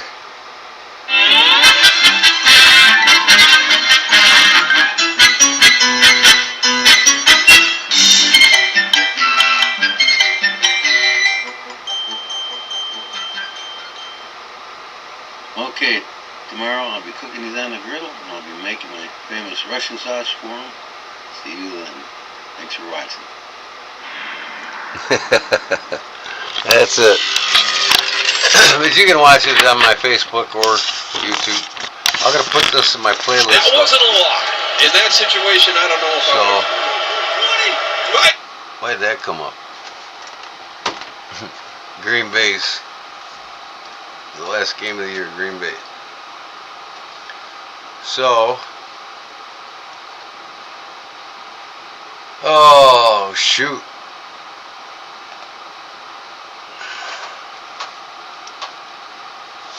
You like that, brown sugar?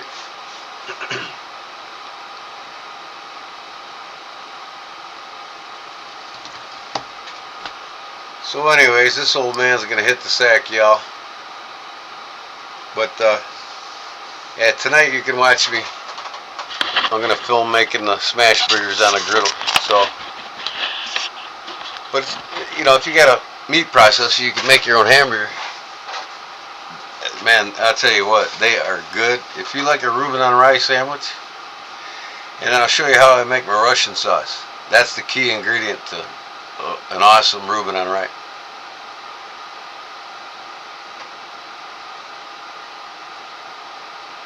So, anyways,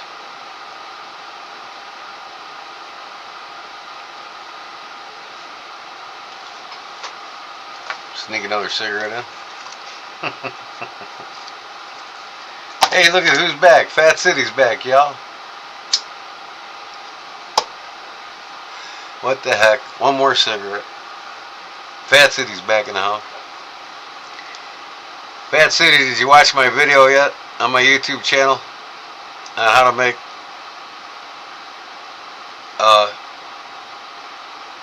Reuben on rice smash burgers?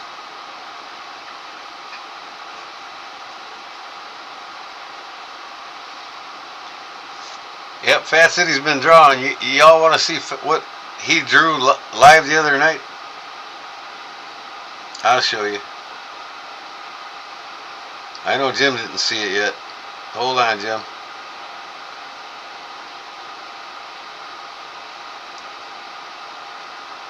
Here's what Fat City drew while we were live the other night.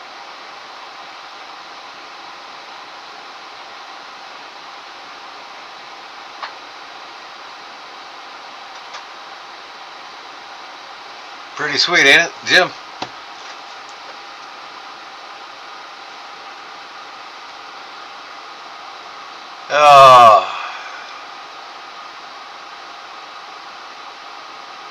I know you commented, Fat City. I was just asking Jim if he's seen it yet.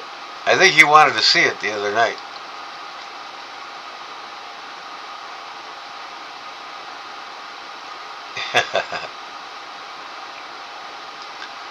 So yeah, everybody wants to get off here, so I'm gonna let you go. Yep, he's got some talent, young man. Keep with it, Fat City. Do what you love to do and do it well, man. You're already off to a good start. Fat is a legend.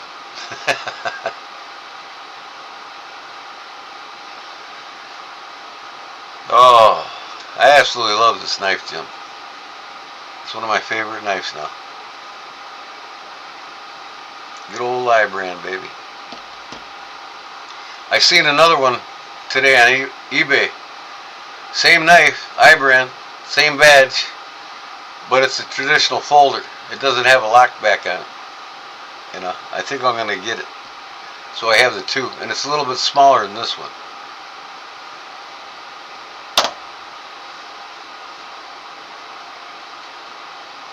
Yep. Maybe one day I'll show you how I draw too. I used to draw.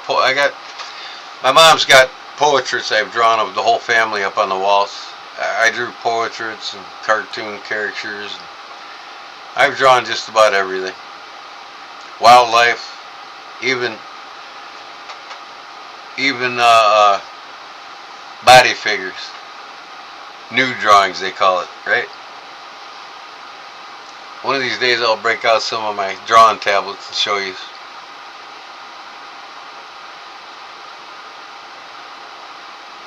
Oh yeah, Fat's a legend. He don't know it yet. If not, we're gonna make him one, right, Jim? We'll get him. We'll call him the world famous Fat City, like world famous Michael Hale, all right?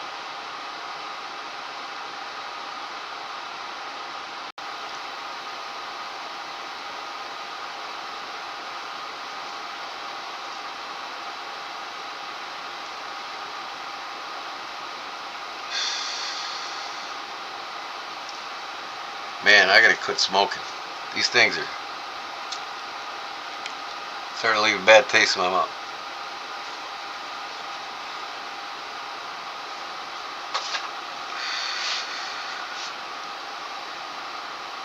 You need a tissue, huh?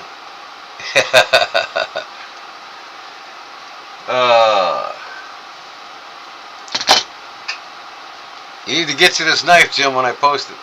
I'm telling you what, it's a banger, buddy. And it's heavy. You could hit somebody over the head with it like this. Literally. It's a skull crusher of its own.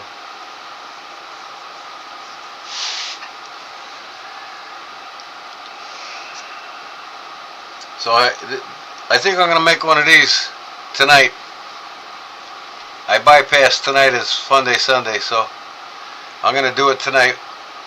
I'm going to make a molded fishing knife sheath for you all to try to win.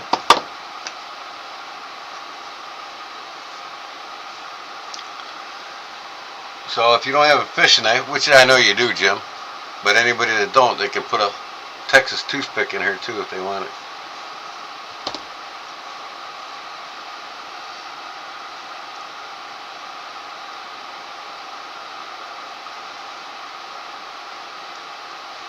What's the number of this fishing knife?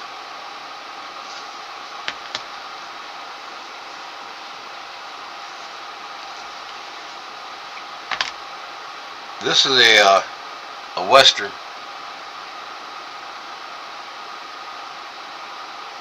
Boulder, Colorado.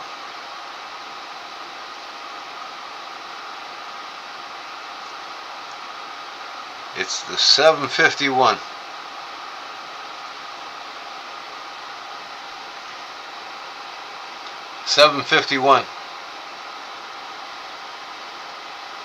But I won't mold the sheath for this knife particularly because it's got the, you know, for the sharpening. But I bet the case is the same size, and the case one does have the sharpening stone on it. This is a 751. It'd be considered like the size of a large Texas toothpick. But it fits in there, and it doesn't come out friction fit. But I take this thing, it's got the ulti clip on it. I take it fishing every time I go fishing. I love it. Yep, the Western 751. Yellow synthetic. And I think Case makes the same exact knife, really. I remember seeing one from Case with the sharpening stone on it for the hooks.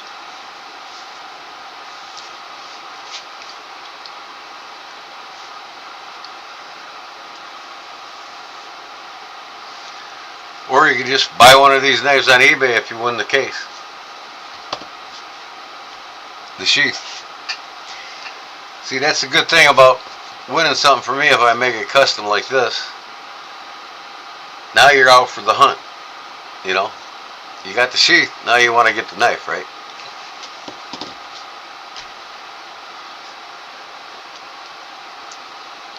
And you can find them on eBay. They sell little knives on eBay.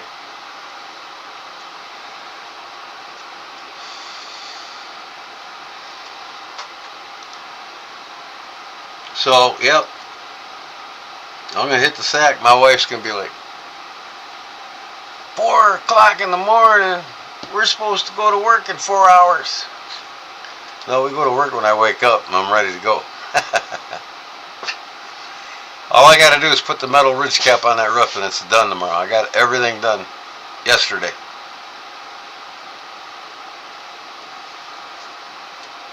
So I can get more time for myself. We're gonna go tomorrow and order the siding. I'm doing the siding on the house next, so. But that'll be 2 weeks before the delivery comes in on that, so I'll actually have a couple weeks of playtime. Get some shit done here in the shop. Get your other 2 knives done. So that's it, folks. I'm gonna call her quits. Thanks for coming in. I'm glad to see you made it, Jim. I always love it when you appear.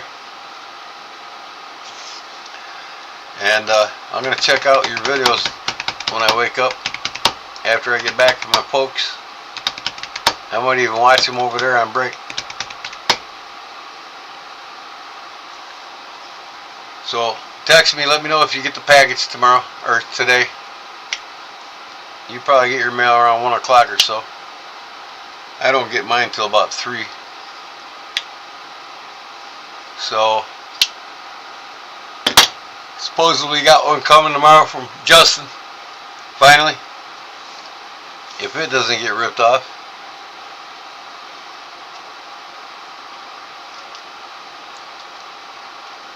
No problem, Pat. Appreciate your support and coming in and being a great person, just like the rest of you. You too, Brown Sugar, and Big Jim, of course. And I don't think anybody's left to say anything to, so